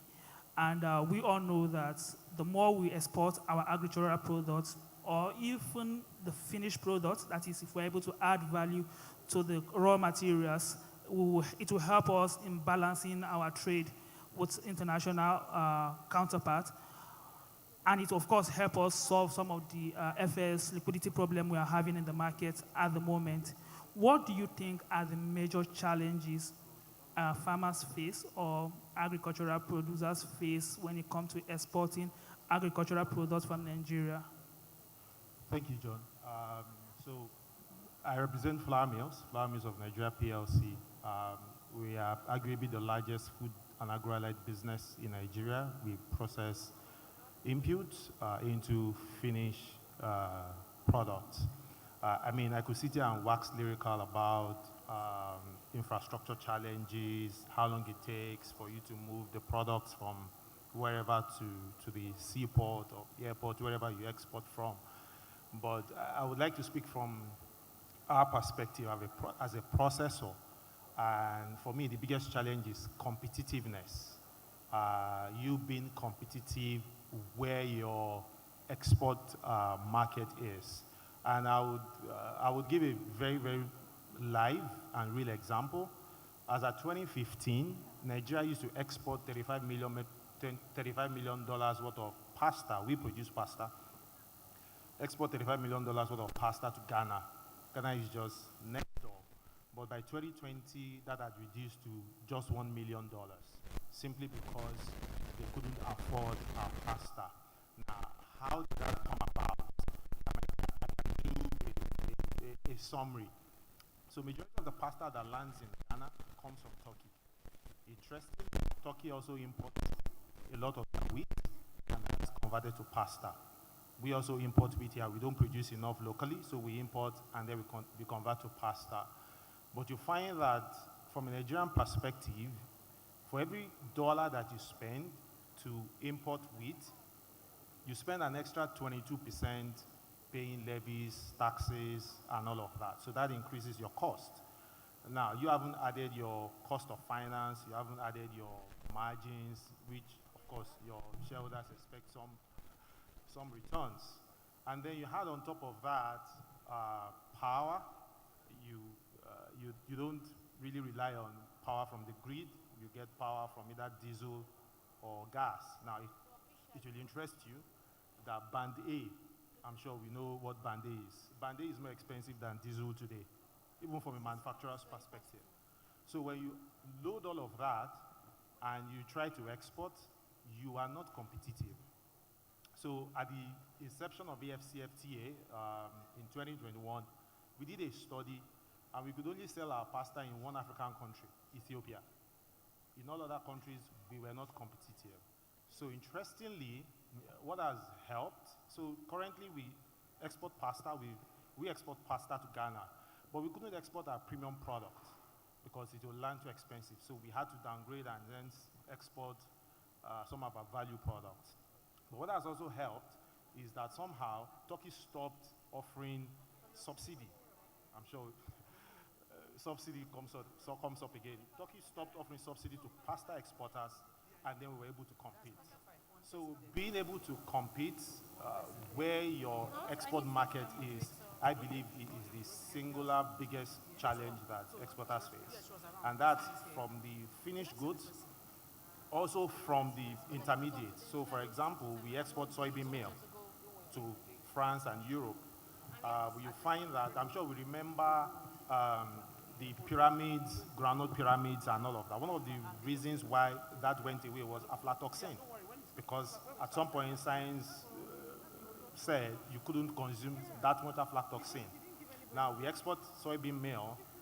We have to go all the way from the planting to the harvesting to the toll milling that we do to ensure that the level of aflatoxin in our soybean meal is within the acceptable range.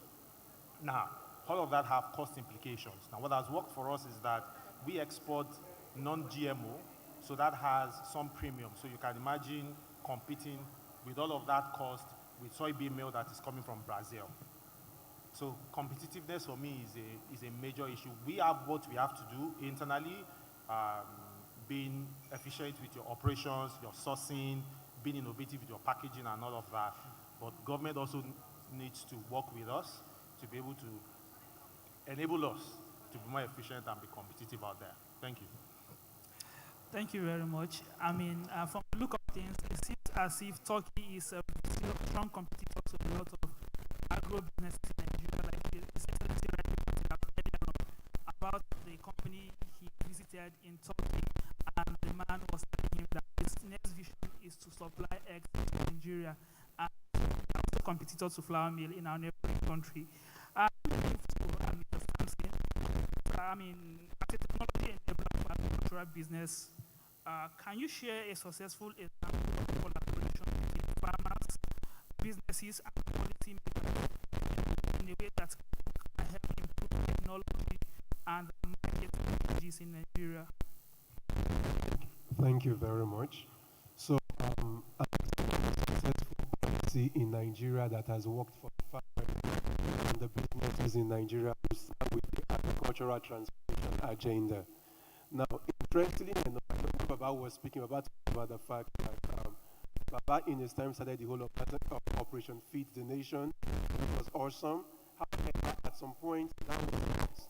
But the reality was Operation Feed the Nation started something that was important, which was planting a seed that agriculture is not just a tool to feed people, but much more than that, it's an avenue to develop the economy. So if you look at the rural transformation agenda, the first thing it seeks to do is first, it was able to become that invite private sectors into agriculture, meaning the government quickly realized that our job is not farming. Our job is to create that enabling environment where the private sectors are thinking of, I want to come into this space. I want to come into agriculture. That's one. Number two was the AFA was also supposed to be something that helps to ensure that we fight post-harvest losses. I was very glad that the Honorable Minister also talked about that when he said, oh, they're looking at how to repurpose nine-foot buildings and all of that so that they are able to ensure that the food waste that happens between the farmers and the city can be reduced drastically. That is another one. Next part of this was to also value add, like my bro here said, which is it is one thing to produce the raw material, but it's another thing to add value to that raw material, because with that, you have exponential gains that helps the farmers, helps the consumers, and of course, helps the economy. Next is rural development. Very, very important, because you realize right now there is brain drain from the rural areas to the urban areas. And the reason for this is because every young person is looking for the next big thing in the city. And the only way to bring these people back to the village is not just about shouting agriculture, but the village must be able to have or offer the same incentives that they get in the city. The guy in the city wants to go to the club. There should be a form of club in the village. The guy in the city wants to go and watch football match and all of that in two areas. Something like that needs to also be in the village. And the only way you can push that is through agriculture. I'm glad when my brother from the dairy was talking, he said Baba offers 2,500 hectares. I am not that was not in the city. But what you are going to realize is that 2,500 hectares that is offered in the village will bring about rural development. The same thing Baba talks about when he had the 70-year-old brother who was the oldest, but just because he went back, filling stations came into the place. So rural development plays a key role. Next is also inclusion for financial services. Baba extensively about that it is not enough to have access to funds, but there must be access to affordable funds, such that before you realize that today the CBN through the instrument of NISA has been able to bring about the single-digit lending, MasterCard Foundation through the likes of FCMB providing single-digit lending, then of course access to markets. Very, very key, access to market, because the farmer is not as rich as his production. No, the farmer is as rich as the market he sells to. So if there is no good buying power in the market, the farmer can increase his productivity as much as he wants, he will still be broke. That is why today you have people who are hungry in the village, but yet the food finds its way to the city.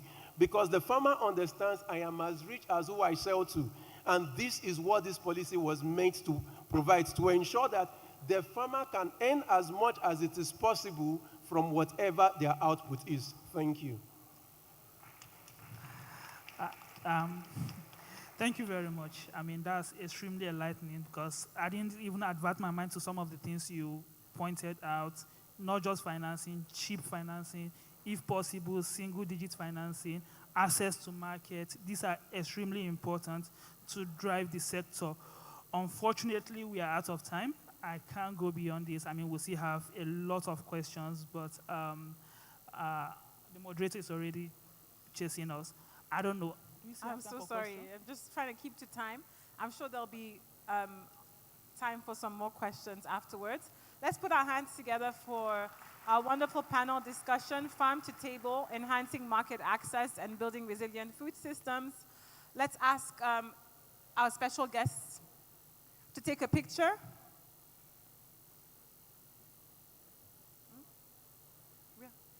Please, the organizers and the special guests, could we please join the speakers on stage? Honorable Commissioner, Your Excellency, please kindly join us on stage.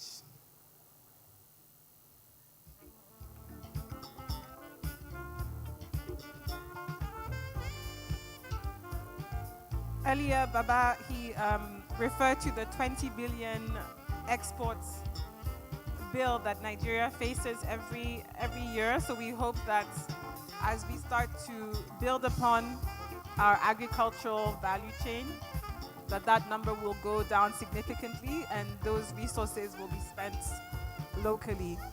We definitely have the potential to feed ourselves. We just need to figure out ways to do it and to be more efficient with our agricultural value chain.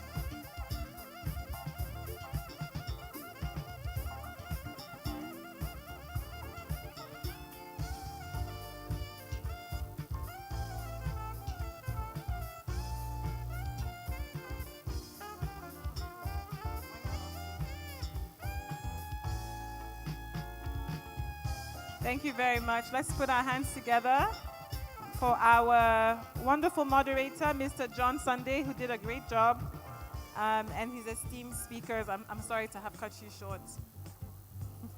Thank you. All right, so we are swiftly moving along with the agenda.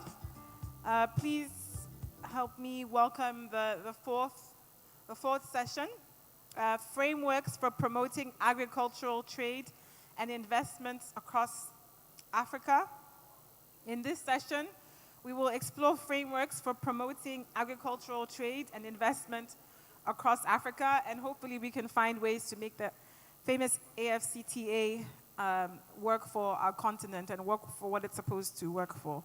So please allow me to welcome Adetoyese Oyerinde, who is the Director of Operations at OADC TechSAF Digital.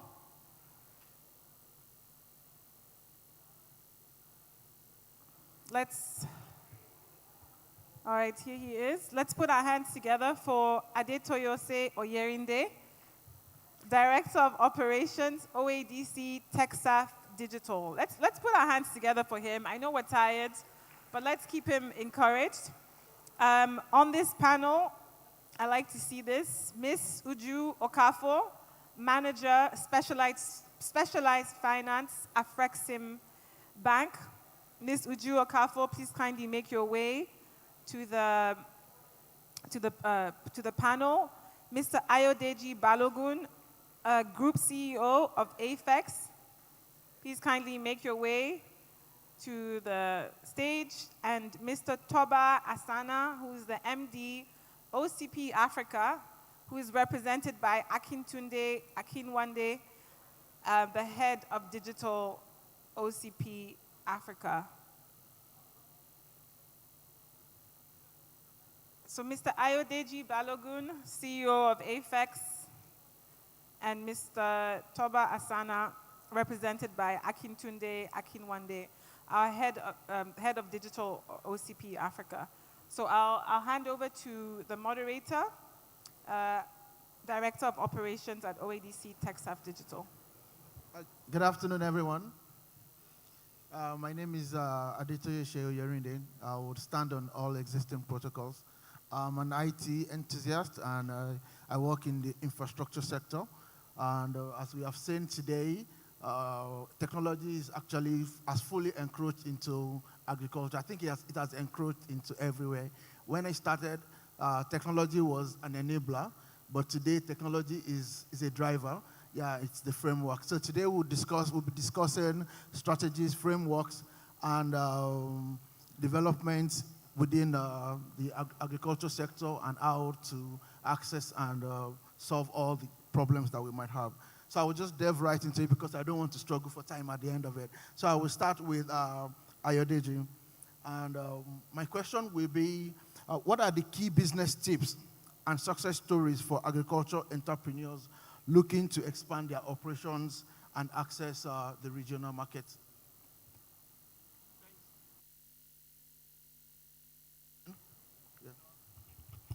Yeah, thanks very much. Great to be here today.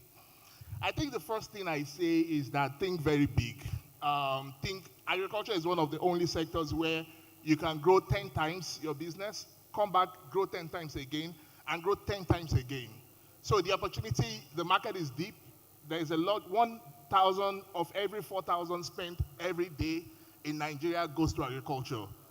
So it's a very big market. Think very big. As you start your business, think of scaling in mind. It's easier to build a big business from the start gradually than to build a small business and try to make it grow big. So your systems, your technology, your branding, think very big from day one. Secondly, co-creation, and I think that is the key message I've heard throughout the day. When you're thinking agriculture, you can't just think agronomy alone. And that's, I think, one of the biggest mistakes we make as founders or startups in this space. You have to think technology, you have to think finance, you have to think agriculture. And when you think in agriculture, you have to think the science. I think here is also the point about collaborations. What are the points that you can anchor and build together? It's a very difficult journey. So, the more you go and the more industry players you're able to support along your journey, the better the journey is for everybody. Lastly, I say stay power. Like, agriculture is not a nice boy, fine boy affair. I think there's been a number of rhetoric that has tried to paint it, and I'm judging from the word that is typically being used. But it's not a nice affair. It's not a quick win. It's not an easy job. It's a very difficult, very grunting, very sweaty work. So prepare for the long haul. Come and do this only because you find purpose. But as we can see from our Baba here, farmers are the happiest people in the world. And this is not just really in Nigeria. It is very purposeful. It's mission. You're solving a problem, and probably what would be the biggest problem of our generation. Thank you, Ayodeji. So, growth, passion, and purpose. Thank you very much. So I will go to Uju. I was supposed to start from the lady, but I wanted her to relax and and be at that rhythm. So my first question to you will be, from a DFI perspective, what policy and frameworks are being implemented to promote Africa trade and investment in agriculture? Hello? Okay. Okay, so thank you very much. So from a DI perspective, the DFIs need to lay down initiatives that will support intra-Africa trade and investment in agriculture. So I represent Afrexim Bank, African Export-Import Bank, and I will just give an example of some of the initiatives that we've put in the bank to support intra-Africa trade in the agriculture sector. So for instance, the bank has just late in November 2023, we launched an initiative which is called EXPAT, Export Agriculture for Food Security Initiative. So the essence of this initiative was to address the problem of food security in the continent. And Afrexim Bank is working with strategic partners and also member countries, of which Nigeria is one, by committing $2 billion to this initiative to boost production, processing, and also encourage intra-African trade in agricultural products. So by doing this, the bank is able to create a market for African stakeholders in agribusiness to create a larger market, access to a larger market within the continent, and also reduce trade in other regions outside of the continent. So part of the things we're doing to see this initiative through is we're holding multi-stakeholder engagements between the anchor buyer countries in the continent and also the producing countries. I think we're coming up, it was just launched in November, we're coming up with one of the first facilities, and of course Nigeria will also be benefiting from it. Then another initiative that we've done in the bank is to promote the Export Trading Companies initiative. So we realized that the slow takeoff or the slow trade in intra-Africa trade with respect to the agriculture sector is actually because stakeholders do not really have opportunities for market access, and also some of them also lack market information. Now you will think it's only the small stakeholder farmers. No, it does not stop at the small stakeholder farmers. Even the large manufacturing companies, some of them do not have sufficient market intelligence to be able to identify the markets in Africa, where export markets in Africa, and also the markets where they can also bring in their imports for manufacturing as very reduced pricing. So what we are doing in the bank is to promote this Export Trading Company initiative, where the Export Trading Company, or ETC, is able to provide so many services to these small-scale farmers, SMEs, even the large manufacturing companies, by providing aggregation and also large economies of scale. By so doing, these SMEs, these farmers are able to do transactions at a reduced transaction cost, and then they are also able to keep to the regulation for international trade. So another of the initiative I want to talk about is development of Africa Quality Assurance Centers. Now, for us to be a key player in that agribusiness, in that sector, we need to produce goods, we need to have produce that meets international standards. So what Afrexim Bank is doing is to ensure that in the continent, we have sufficient quality assurance centers that offers testing, inspection, and certification services, and also training as well in conformity assessment. So the flagship Quality Assurance Center in the continent was opened in Ogun State. It's there, it's running, it's, they're working, it's in full activity. So that's one of the things that we do, the initiative that we put to also facilitate trade in agribusiness. Another one I want to touch on, I see there's no time, but the last initiative that I can touch on will be the African Trade Exchange. So the ATEX platform, it's a digital marketplace. It was actually developed by Economic Commission for Africa, Afrexim Bank, in collaboration with African Union, and also the AFCFTA Secretariat. So what we've tried to do with the ATEX platform is to create a business-to-business and business-to-government marketplace. The priority is for African produced goods, for African produce agricultural products as well. So what we do on that platform is to pull the African demand, connect it to the African supplier. So we're prioritizing Africa. That's in the medium term. And part of the things that gave birth to this was what we saw during COVID, where we also came out with an initiative on AMSP, which is African Medical Supply Platform. So that worked well, and we're implementing it again because of what we saw during the Russia-Ukraine crisis. A lot of us did not know how important those two countries were, but by the time the crisis was at the peak, a lot of African countries did not have the market intelligence for alternative suppliers. So that's the reason for this ATEX.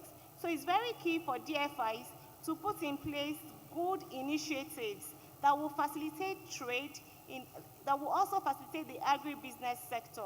I think I'll stop here for now. Thank you very much, Uju.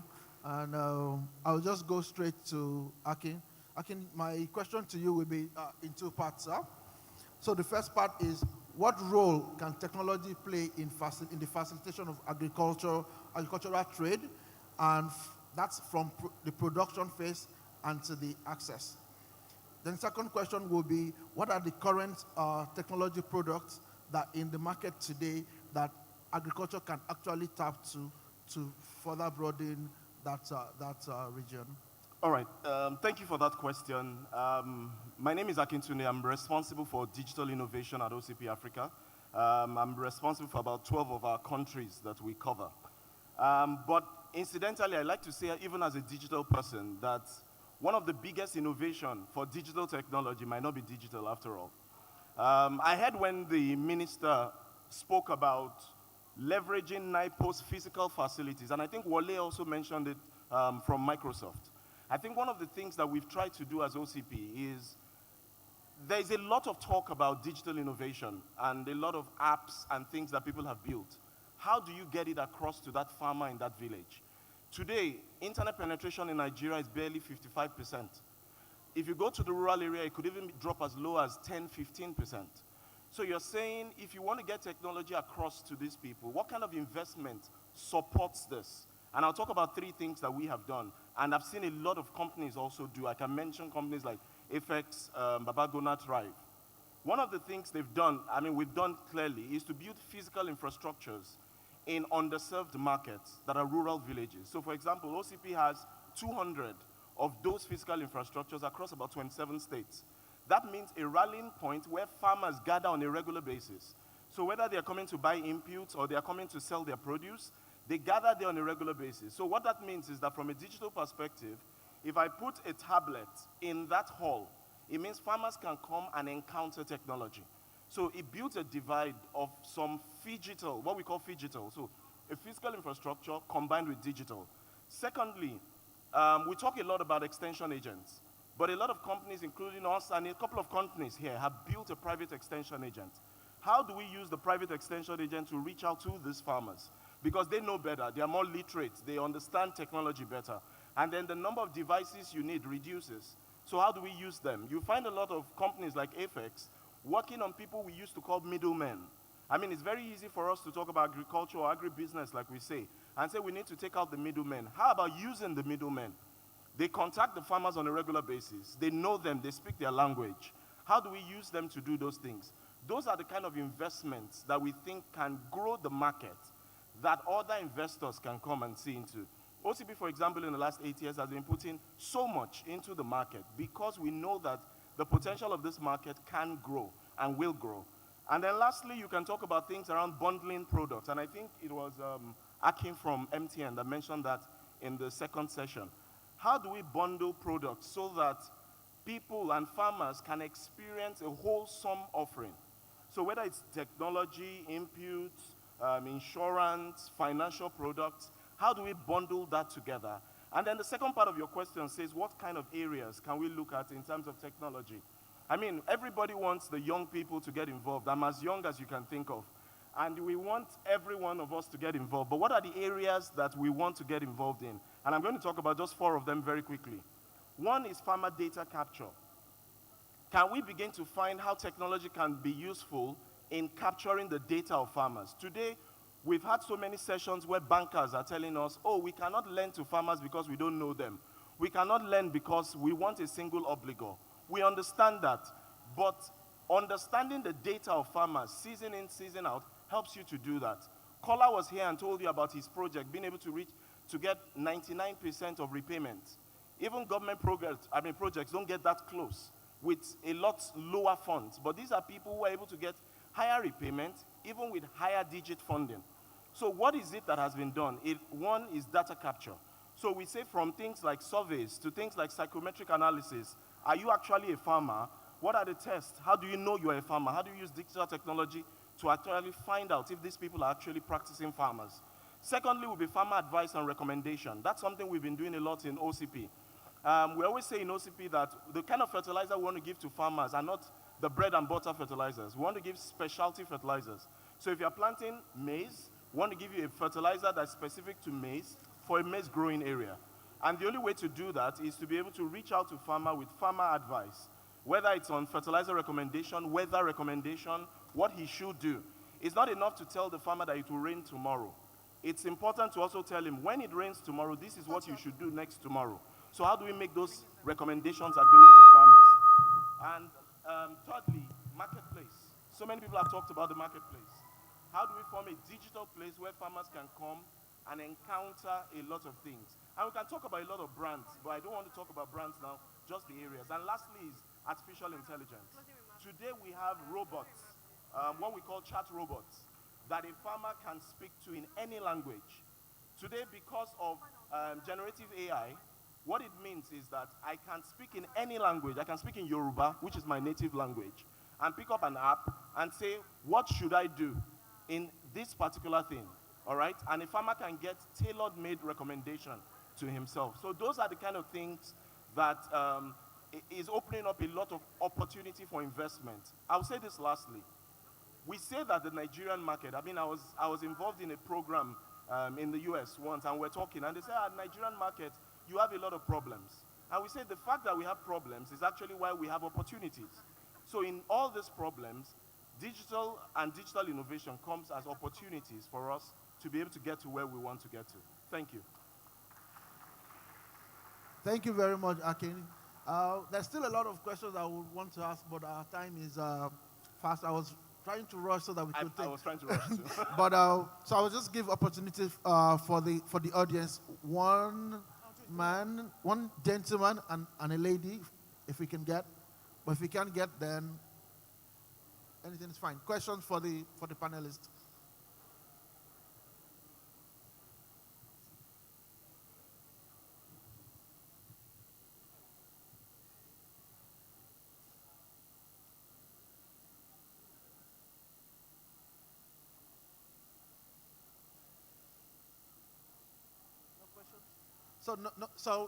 No questions. So just to round up from Ayodeji, challenges and solutions for the future.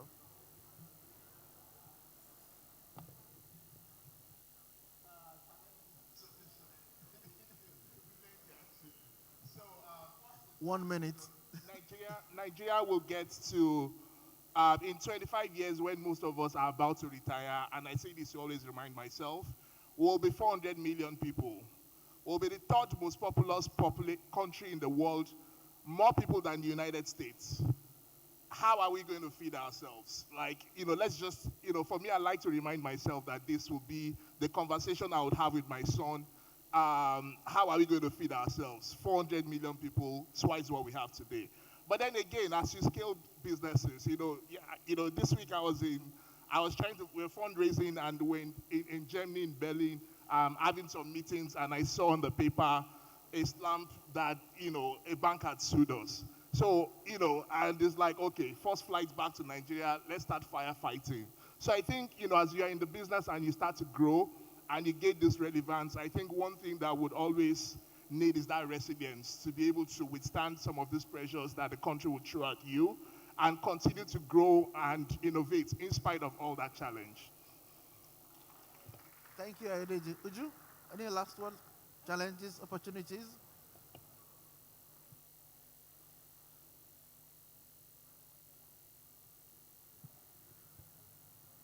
So for me, in conclusion, I think promoting agricultural trade and investments requires a concerted effort of all the various stakeholders.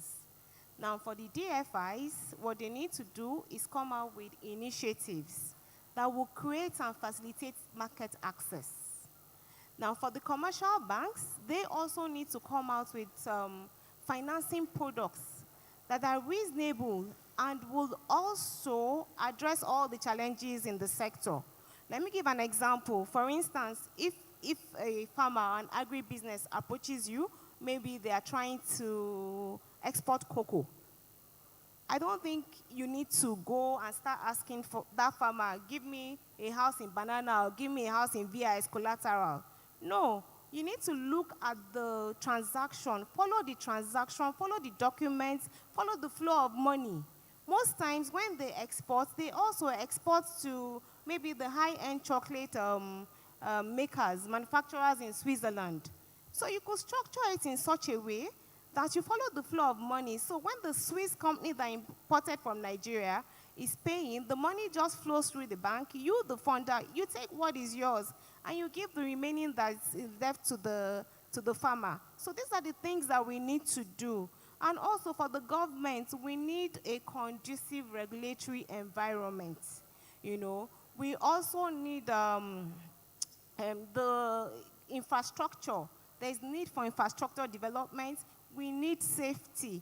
People should be able to farm on their land without any issue of kidnapping. So these are all the things that I think would encourage agribusiness in Nigeria and in the continent. Everybody, we all need to put our hands together. And before I forget, for also the small-scale farmers, we need to begin to have discussion on how to aggregate the farm produce so that we'll come out stronger and better. This is not the time where everyone will want to do individual things. This is the time for partnership where it is necessary so that we are able to actually access those global markets. Thank you. Thank you very much, everyone. Okay, so I'll just quickly just pick up from where Uju lastly just stopped. Partnerships, and that's the only thing I'm just going to say in a few seconds. Partnerships is very, very important. If you look at a company like OCP, Afex, Babagona, mention 4 companies, and within those 4 companies, you talk of retail agents, extension agents of about 1,000 people. How about these companies come together and bring in this army of people together to be able to deliver bundle services? There's no room for competition. There's so much room for collaboration. Can companies come together and the infrastructure they've set? We're waiting for government. We can't wait forever. The private structures and infrastructure that we have set in place to reach farmers, can we begin to ride on this infrastructure together? Can I begin to use my own, the 200 hubs I have, to be able to do a bit of produce aggregation so that eventually in that synergic effort, we'll be able to reach these farmers and solve their problems together. Thank you very much. That's very well said, and I think you ended the panel excellently. SDG 17 is Partnership for the Goals, so we definitely need to work together. Thank you very much to our wonderful speakers, to our moderator, Adetoyese Ayerinde. You did a great job. Please kindly stand, and if I could ask the organizers and our VIPs to kindly join us on stage for the picture. I'm sorry that you have to keep coming in and out of the stage, but you're all strong, so you can all do it well. Let's put our hands together for a very wonderful panel discussion, frameworks for promoting agriculture, trade, and investment across Africa. Let's take our final picture. Thank you very much for joining us once again on stage. And we're gearing up to have our final panel for the day. I'm very excited about this one. It's called Building Food Security in Africa, a public-private and development partnership approach to sustainable agribusiness and agri-tech. Yes, let's have more of our organizers on stage with us. Ogenevoke, I don't see you. You should be here taking the picture. You're probably busy somewhere running around.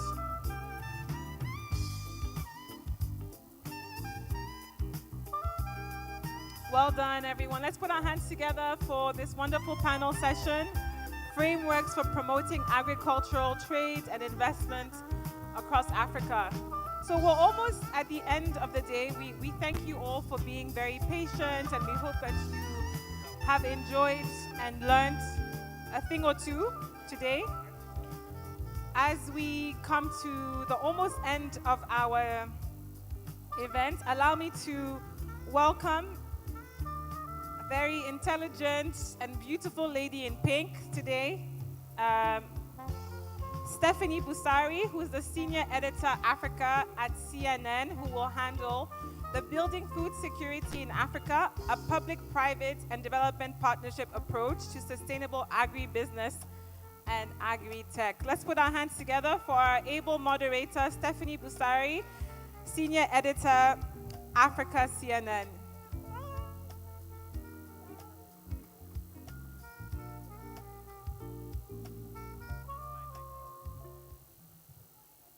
Good afternoon, ladies and gentlemen.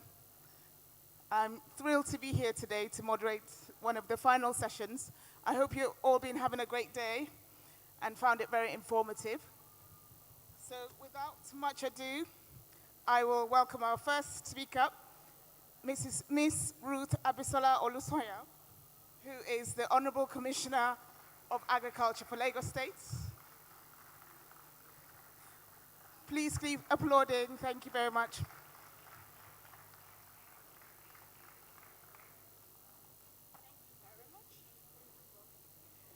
Next up, we have Dr. Adebowale Akonde, Director and CEO, BIP International Institute of Tropical Agriculture.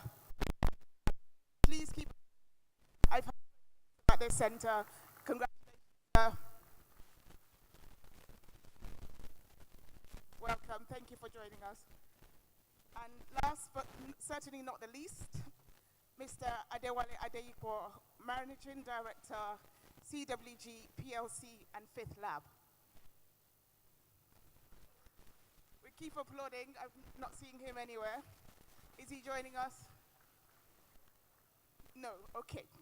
We have two able panelists. Welcome, welcome. How has the day been for you? It's been quite informative. Informative? Yes. What's the most significant thing you've heard here today? The truth, nothing has been said here is new. I think everyone here is aware of the challenges faced in this sector, but it's just that the dimensioning of it can come in a different form. I think my joy and happiness is we all agree to certain things that need to be done, and I'm hoping that this will not just be another talk shop. We do a lot of talk shops, and I'm really hoping that from here we'll be able to go back to our respective locations and businesses and as government and do what is needful. Okay, so just a quick introduction to this panel. We're going to be talking about building food security in Africa and a public-private and development partnership approach. So that's what we'll majorly be kind of focused on in our conversation. So I'll come to you, sir. How do you think a public-private partnership can best be achieved in this area? Thank you very much. I like the dimension that came with not just the public-private, but that also included the development partnerships. Yes. And reason why I say that is because for a very long time, we have been assuming that it's just the public and private sectors that are the great actors in the ag sector. But you have quite a lot that is ongoing with the development partners as well, in terms of resources, in terms of technical know-how, and what have you. I believe strongly that most of the colleagues that have spoken here today will have, at a point in time, have an interaction, with one of the development partners who has probably provided support for them. It's also much more important to look at that angle because not all, but a very good number of the technology that we are using now in the world comes from the developed world. So that to me I think is quite critical and very, very important. To bring it down home a bit, as you mentioned, I work with the International Institute of Tropical Agriculture, which is, of course, can be classified under the development organization. It has a responsibility for over 19 countries in Africa. A lot for something years now, 6 years in Nigeria in diverse research.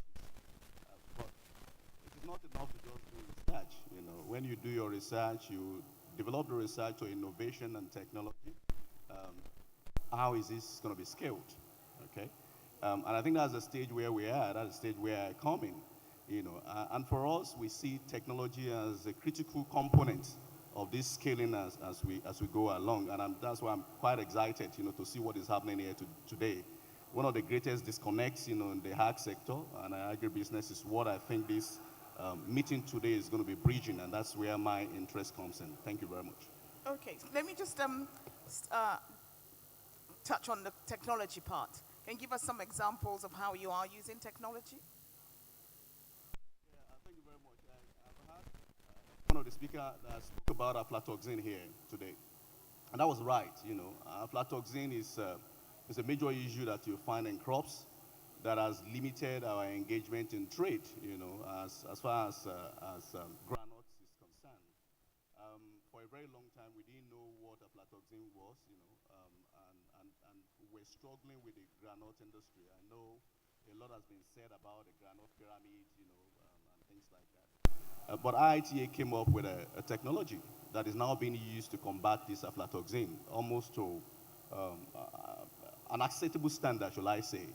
Because if you have to export processed products out of the country, for example, let's assume you're exporting pap, and this is a real life experience, the pap beet. One of the companies in Nigeria came to us and said, I exported pap to England, and it was rejected. And a whole lot container was rejected. And the condition that he was giving was that he either pay to return it back to Nigeria or he pays to destroy it. So either way, he was losing a lot, you know, and that was where we got engaged in our discussion. So countries in Europe have limits level that they allow for aflatoxin, 5 parts per billion. Countries in America, and all, they do have, you know. So what that innovation in IITA has done now is to reduce that aflatoxin problem to that appreciable level if you use it. But that is just one. There are diverse other, Aquilimo is there, Aquilimo that is helping to trace the use of seed from source to the end now is a technology within IITA that is being used. I've had somebody talking about the issue of e-extension. You know, there are diverse technology that's been developed in IITA that is meant for e-extensions services as well. Nodumax is a product that, quite a lot of these are there. But I think the point I'm trying to make here is that, yes, it's our job to develop those innovations. It's our job to develop those technology. But it is of the private sector to take it up and scale. And that is where my role stands. You know, if you note very well, that title said business incubation platform. It is not the commercialization. We incubate, and then we ask private sector to take it and expand on it. Let me bring the commissioner in. Yes. So can you share with us some of the successful examples of private-public partnerships that you may have worked on within your ministry? Okay, so I think before sharing the examples, I think what is more important is what is the real success rate of public-private partnerships. Now, we mentioned PPPs. I mean, it's such a nice acronym, a beautiful slogan to, you know, splash across the papers and social media and what have you. But in reality, it is not as straightforward as we make it appear. I think this is my 5th year in government, coming from private sector, and I can tell you that what I can achieve in the private sector in 3 months, it will take me 5 to 6 years, possibly, to achieve in government. The collaborations that I would easily have in the private sector, in a few weeks, I mean, we dot the I's, cross the T's, we know the KPIs, we know what each party should do, and, you know, the areas for where we need to, you know, come together and then, you know, draw the line. It's very clear. But in the PPPs, it's actually a very difficult bridge. And the reason is not far-fetched. for the fact that you have multiple agencies of government involved, you face a lot of hurdles. I know the amount of PPPs I have been trying to bridge the gap in the last couple of years, and I can bet you, sometimes, like just yesterday, we were still looking for a file in another MDA. We've been on this PPP matter for the last 4 years. A file is not to be found. And upon digging, oh yes, we have found the file, but some things are not in the file. So it's a very... That's astonishing. Yes. Now, not to say that for some, it could be as easily done as possible, but I'm just trying to tell you the bottom line as to what I have seen and how difficult it can be to achieve PPPs, So particularly how can it be without... simplified? So the simplification of it comes with having a one-stop shop center for PPPs. I know some governments have tried to do it. I don't know how successful they have been, but the truth of the matter is, if I know that for a collaboration to happen, I need the assessment or I need the approval from the Ministry of Agriculture.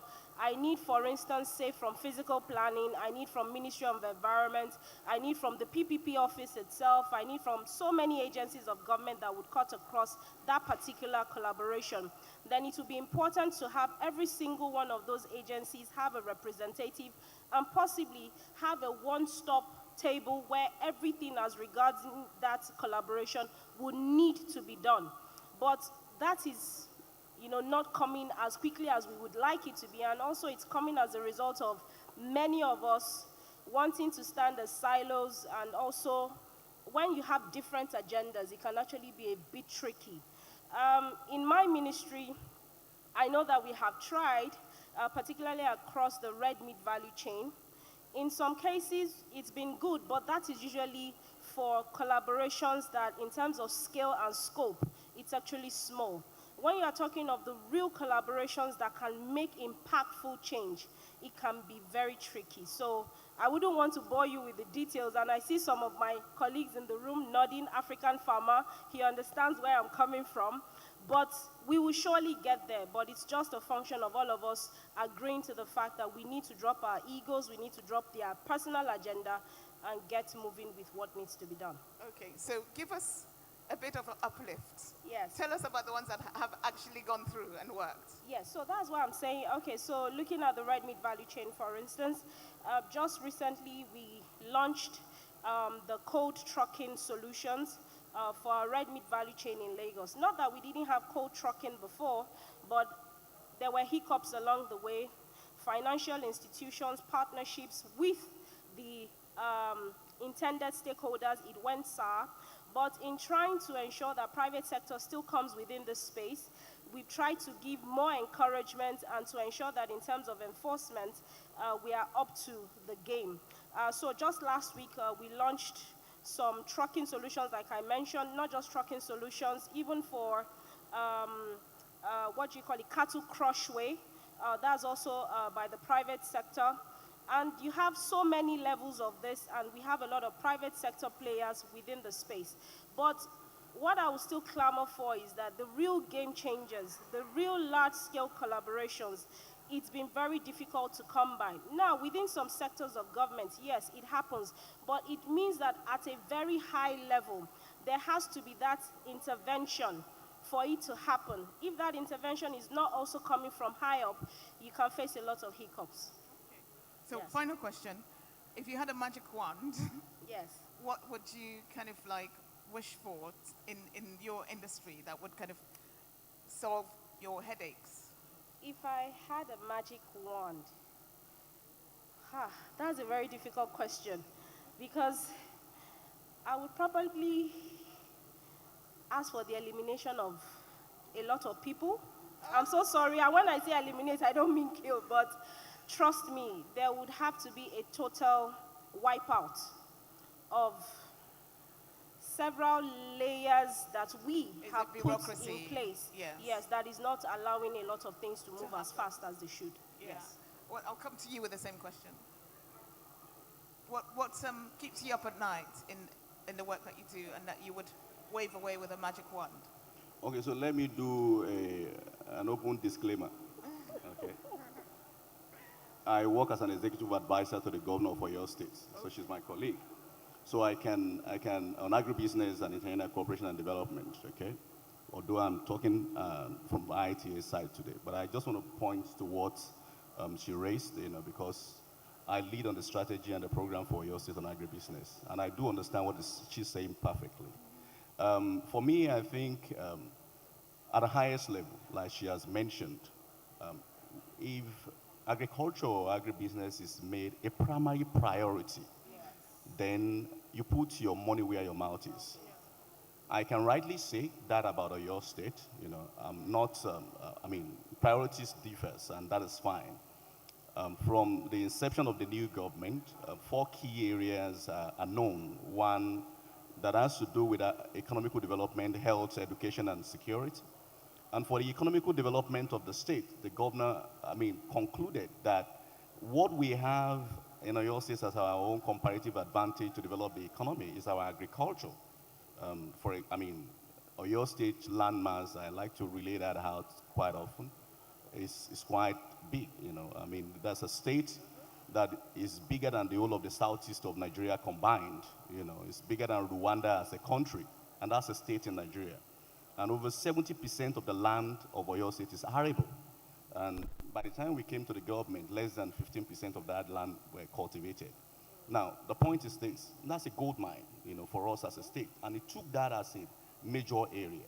Because it did that, it becomes a bit easier for some of us that are working in that space, to engage. He established an agency that reports to him directly. For example, I don't have an intermediary between me and the governor. I talk with him directly, because that's a major area for him. And that has helped that kind of a public-private and development partnership that I was making reference to.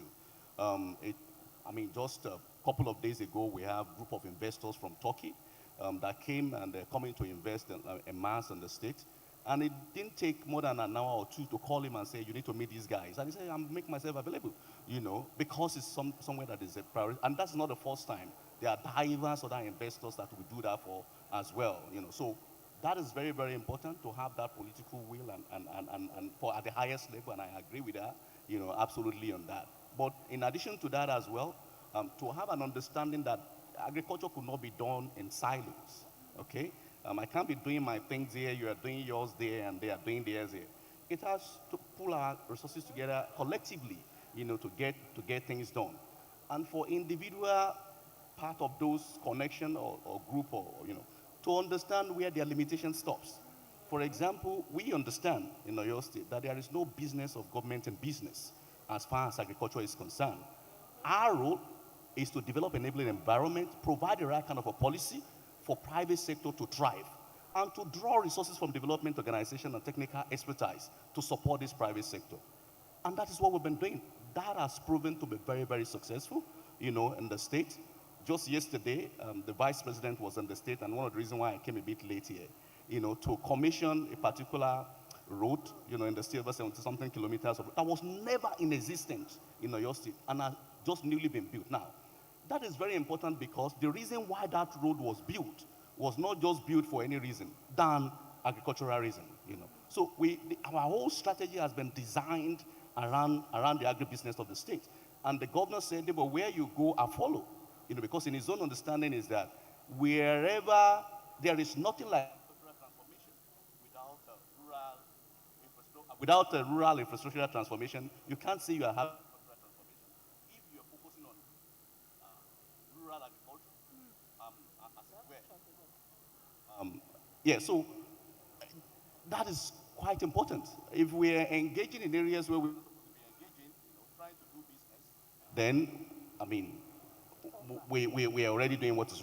Yeah. Okay, so I see that we're actually running out of time rapidly. The conversation has been so engrossing, I didn't even notice. So we have 3 minutes left, and I would like to throw open to the audience. If anybody has a question for our panelists, then, I see a question over there. Does someone have a mic?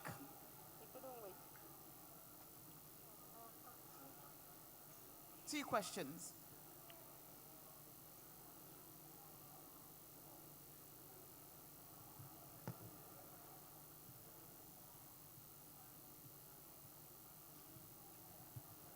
Thank you. Please introduce yourself and let us know who the question is for. Good afternoon. Thank you. My name is Akiade Abdulmalik. I'm a student in the University of Lagos. I actually want to ask this question when His Excellency was speaking, but every time I'm always nervous. So, and I know that this is probably the best place that I can ask the question. So, I'm very passionate about agriculture, and I hope that one day I would have a farm, probably as big as the Obasanjo's farm one day. So, currently, I and my friends, two of my friends, one is here actually, we are working towards building having a student society whereby like minds that are they are passionate about agriculture can come together, and also people that are indifferent about agriculture, whereby we can share the awareness of the potentials of agriculture to them. So we are trying to bring everyone together, and then currently we are in fact about 45 of us. So my question is actually in two. So one for me, and then one for our society. So the first question is,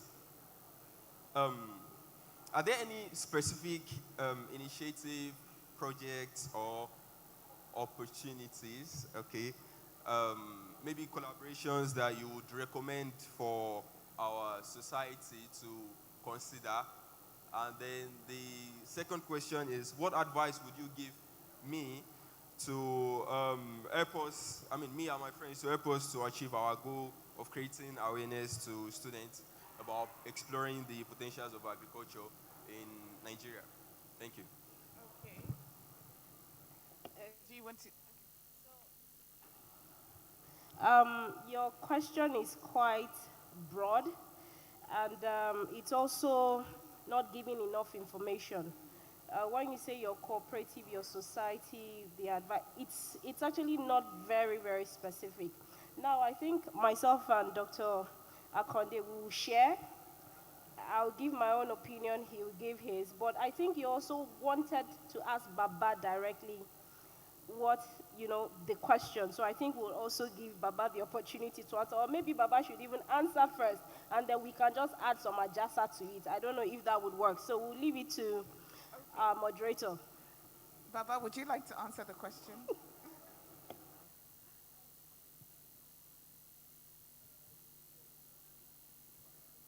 Thank you, sir. Oh, he's joining us on stage.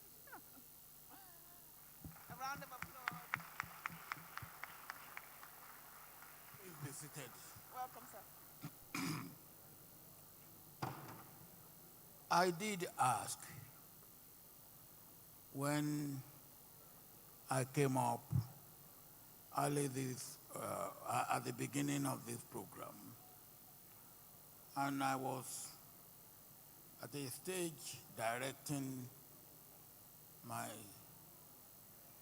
talk, my remark, my address to young potential farmers,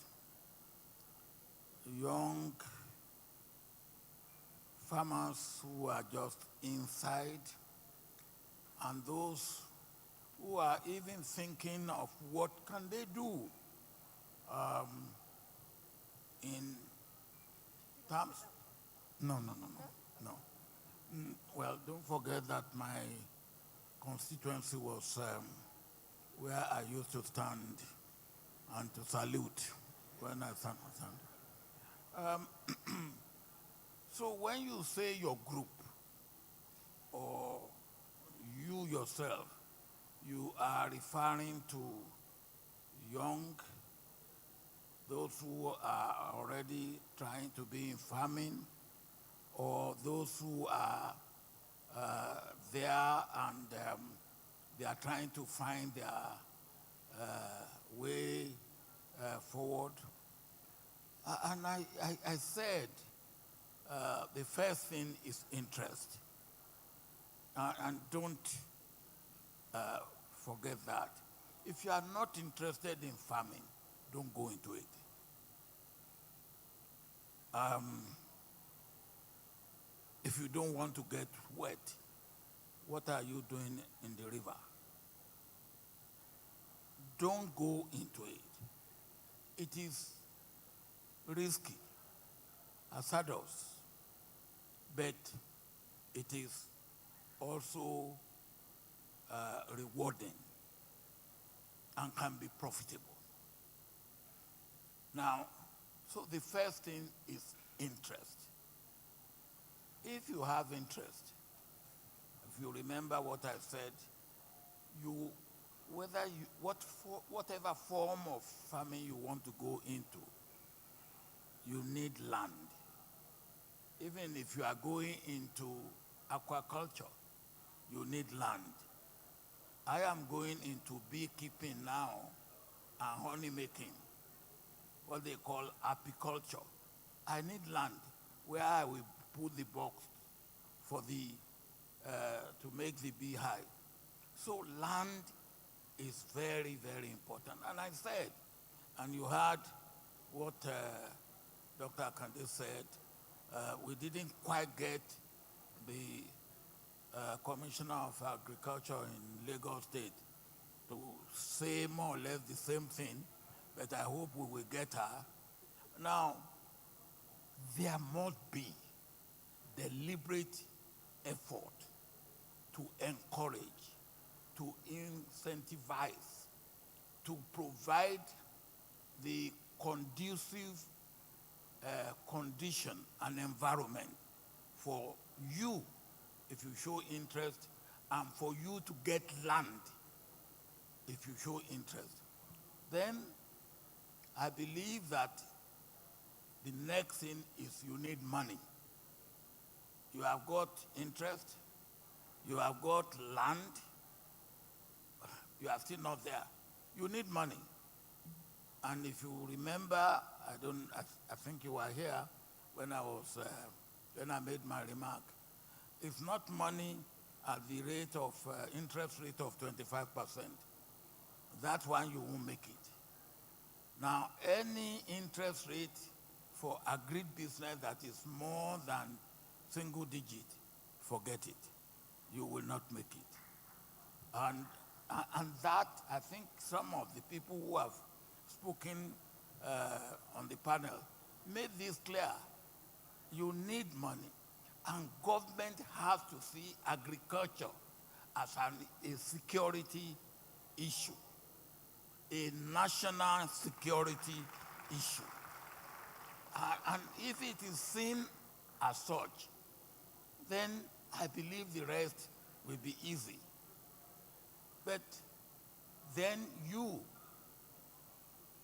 as a farmer, must see agribusiness as a business. Agribusiness as a business. You don't do a business and say, well, and you don't think it through. And if there's anything, what do you have to do? You think of what can be the worst case scenario in your business. And that is very, very important. I'm saying this, what I will say next, I'm saying it because I know. Maybe Commissioner for Agriculture in Ogun State, in Lagos State, will also make us know. I believe that Lagos State hasn't got as much land as Oyo State. But even the little land you get and water you get, you can do agribusiness. You can do aquaculture. But you also need to give encouragement. I will just support the point made by Dr. Akande, because I have part of my farm or farming enterprise in Oyo State. And the encouragement that I get from Oyo State government, I don't get much like that in any other state, not even in my own state, which is Ogun State. Thank you.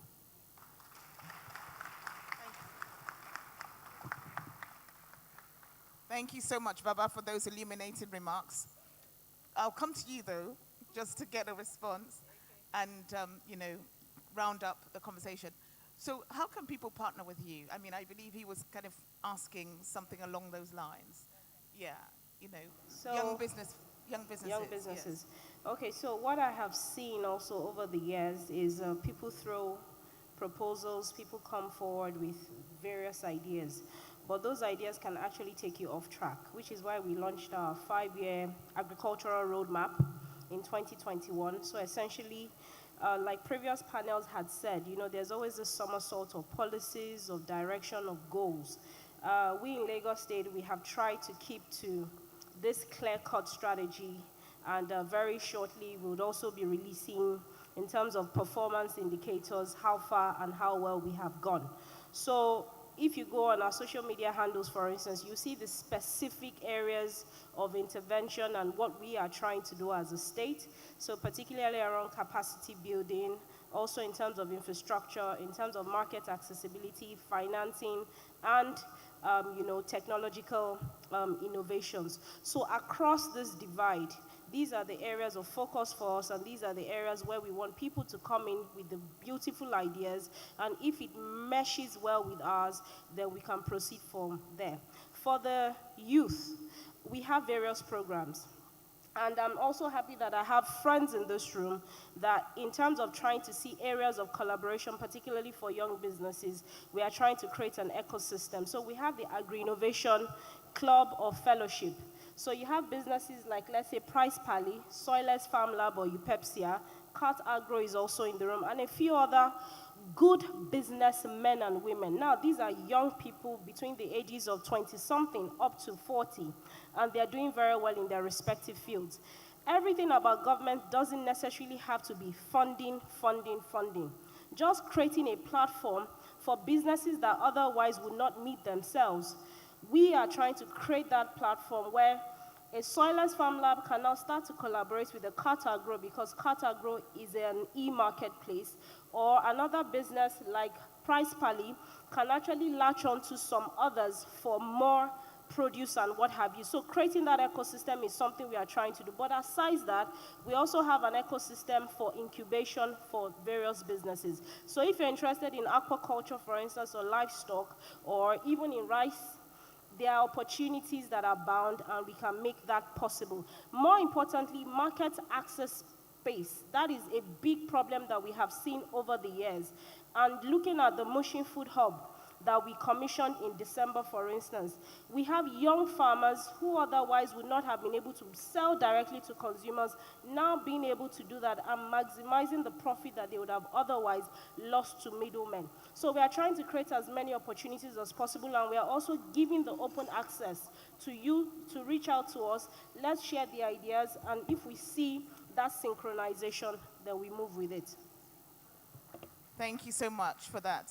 So I'm sure the minister will be very happy to have conversations with people after this. I'm sorry, 3 people have said minister in the last 2 hours. So say amen on my behalf. Amen, yes. Commissioner, soon to be minister. Amen.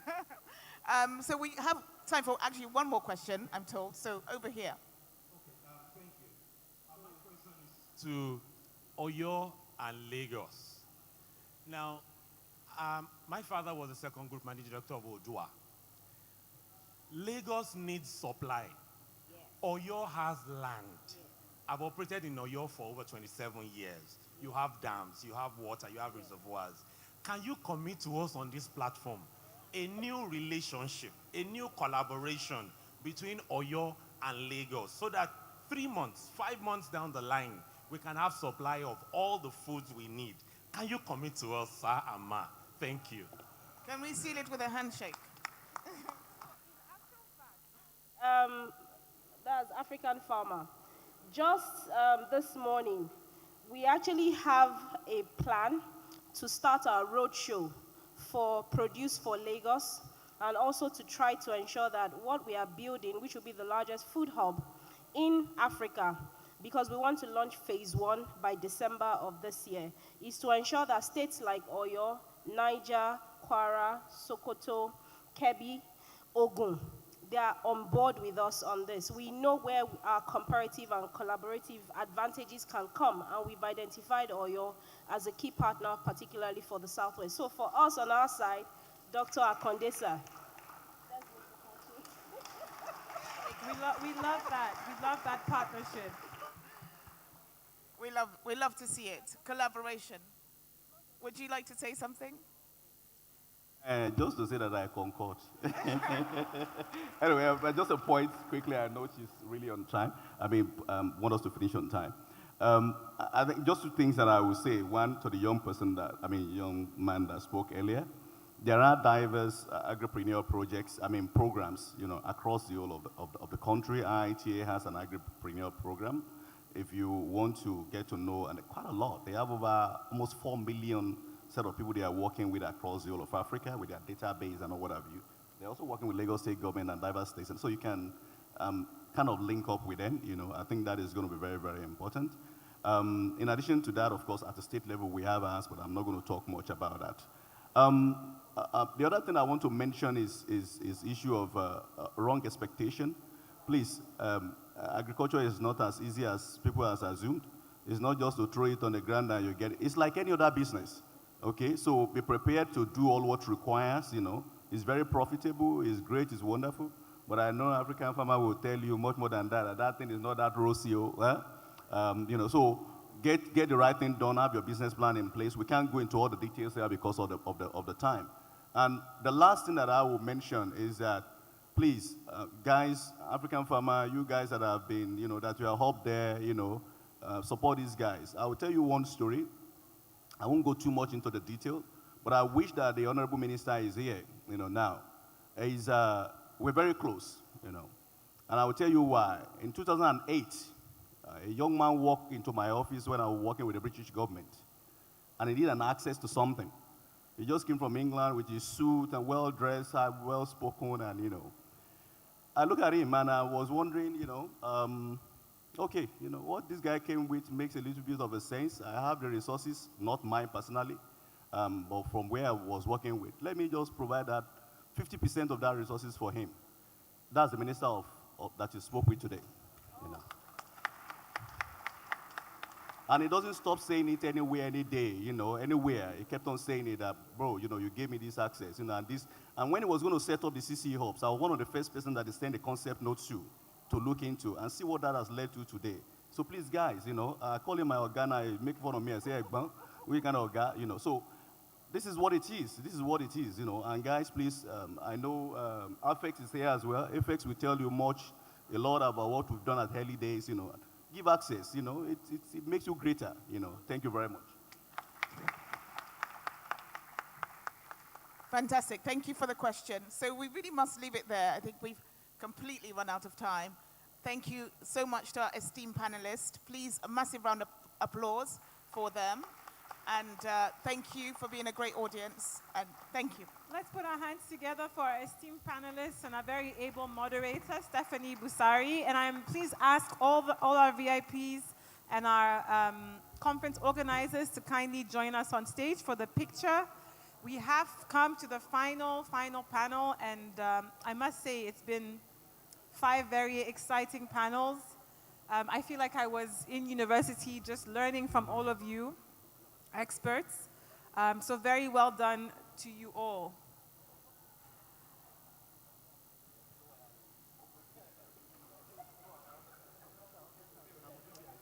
Yes, we all are VIPs. I know I called the VIPs, but I want you to know you're all VIPs. We just can't all fit on the stage today.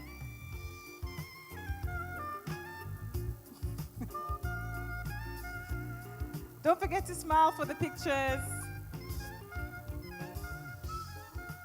I can't believe we've come to the end of the event. Well, almost end. We have our closing remarks.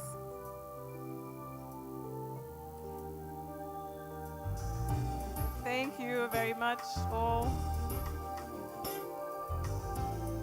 So I'd like to ask Ms. Abisola Olushanya, Honorable Commissioner, Lagos State, representing the governor, to please kindly stay on stage for your closing remarks.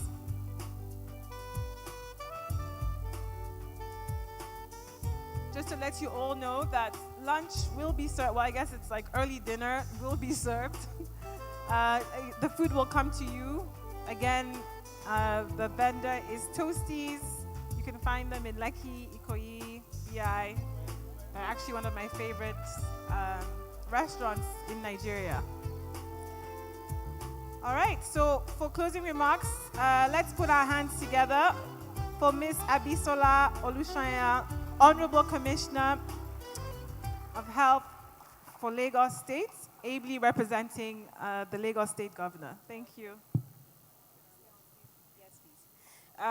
Thank you very much. I think first and foremost to have this platform, Baba, His Excellency, we would like to appreciate you very much for what you have done for the sector over the years. You are a beacon of hope. You are a beacon of what is possible within the space, and you serve as an epitome of hard work and the belief you have that agriculture can indeed contribute a lot to the Nigerian economy. So thank you for not giving up, and thank you for being that beacon for the rest of us. Representing the Governor of Lagos State, Mr. Babajide Olushola Sanwo-Olu, I just want to say a big thank you to everybody for coming, and particularly to the Obasanjo Farms Nigeria Limited for choosing Lagos as a destination for this summit. We may not be as big as Oyo, we may not have as much land as Ogun, we may not produce enough like Niger or Kwara, but guess what? We are the Lasgidi of Niger. We are the tech hub for West Africa. So when you want to get the movers and shakers in Nigeria to come to your event, guess where you must come to? Is Lagos. So thank you for choosing the center for excellence. And trust me, we may not be the agri-hub for Nigeria, but we are surely getting there. But we are trying to make sure that when it comes to market space for food and food systems, you have no other place but Lagos to call your destination and your home. So thank you very much, Obasanjo Farms, once again. Thank you for the organizers. Baba, like I said, we appreciate you so much for choosing Lagos, and we thank you all for coming. May God continue to bless you, continue to come back to Lagos, and will surely make your stay pleasant. God bless you all. Thank you. Thank you very much for that wonderful closing address. And as a Lagosian myself, I second that message. It's been a pleasure. Let me just thank some more people, our sponsors, the Obasanjo Farms Nigeria, gold sponsors, Bank of Industry, OCP Africa, Erimet and Cabin, and Bento Africa. Our silver sponsors, Union Bank of Nigeria, Bloomfield LP, My Family, My Business, Amofarm, Siebera, Hatchery Limited, Danone and Fan Milk, UK Nigeria Tech Hub, Tech for Dev. We also have some supporters, Living Spring Agro, AFEX, the French Consulate, IITA, and Nestle, and of course our media partners, Business Day, Beat FM, Classic FM, and Alpha, and Jam. It's been a real pleasure taking you through this event. My name is Lele Balde Cameron, and I look forward to seeing you again soon. Thank you.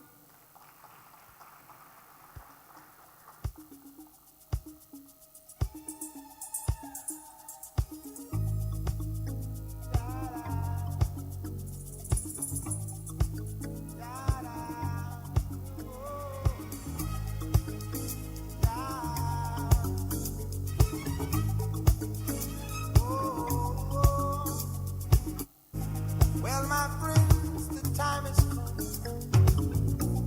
Raise the roof and have some fun. Throw away the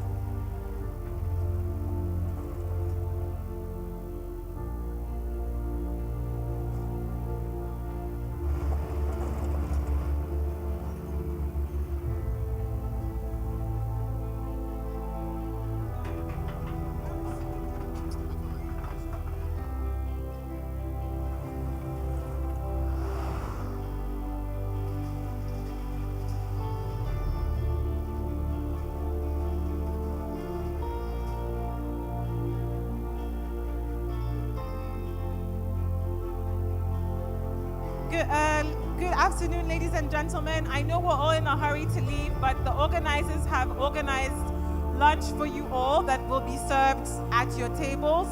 So please do hang out. It's been a long day. Make sure you eat before you leave. Thank you.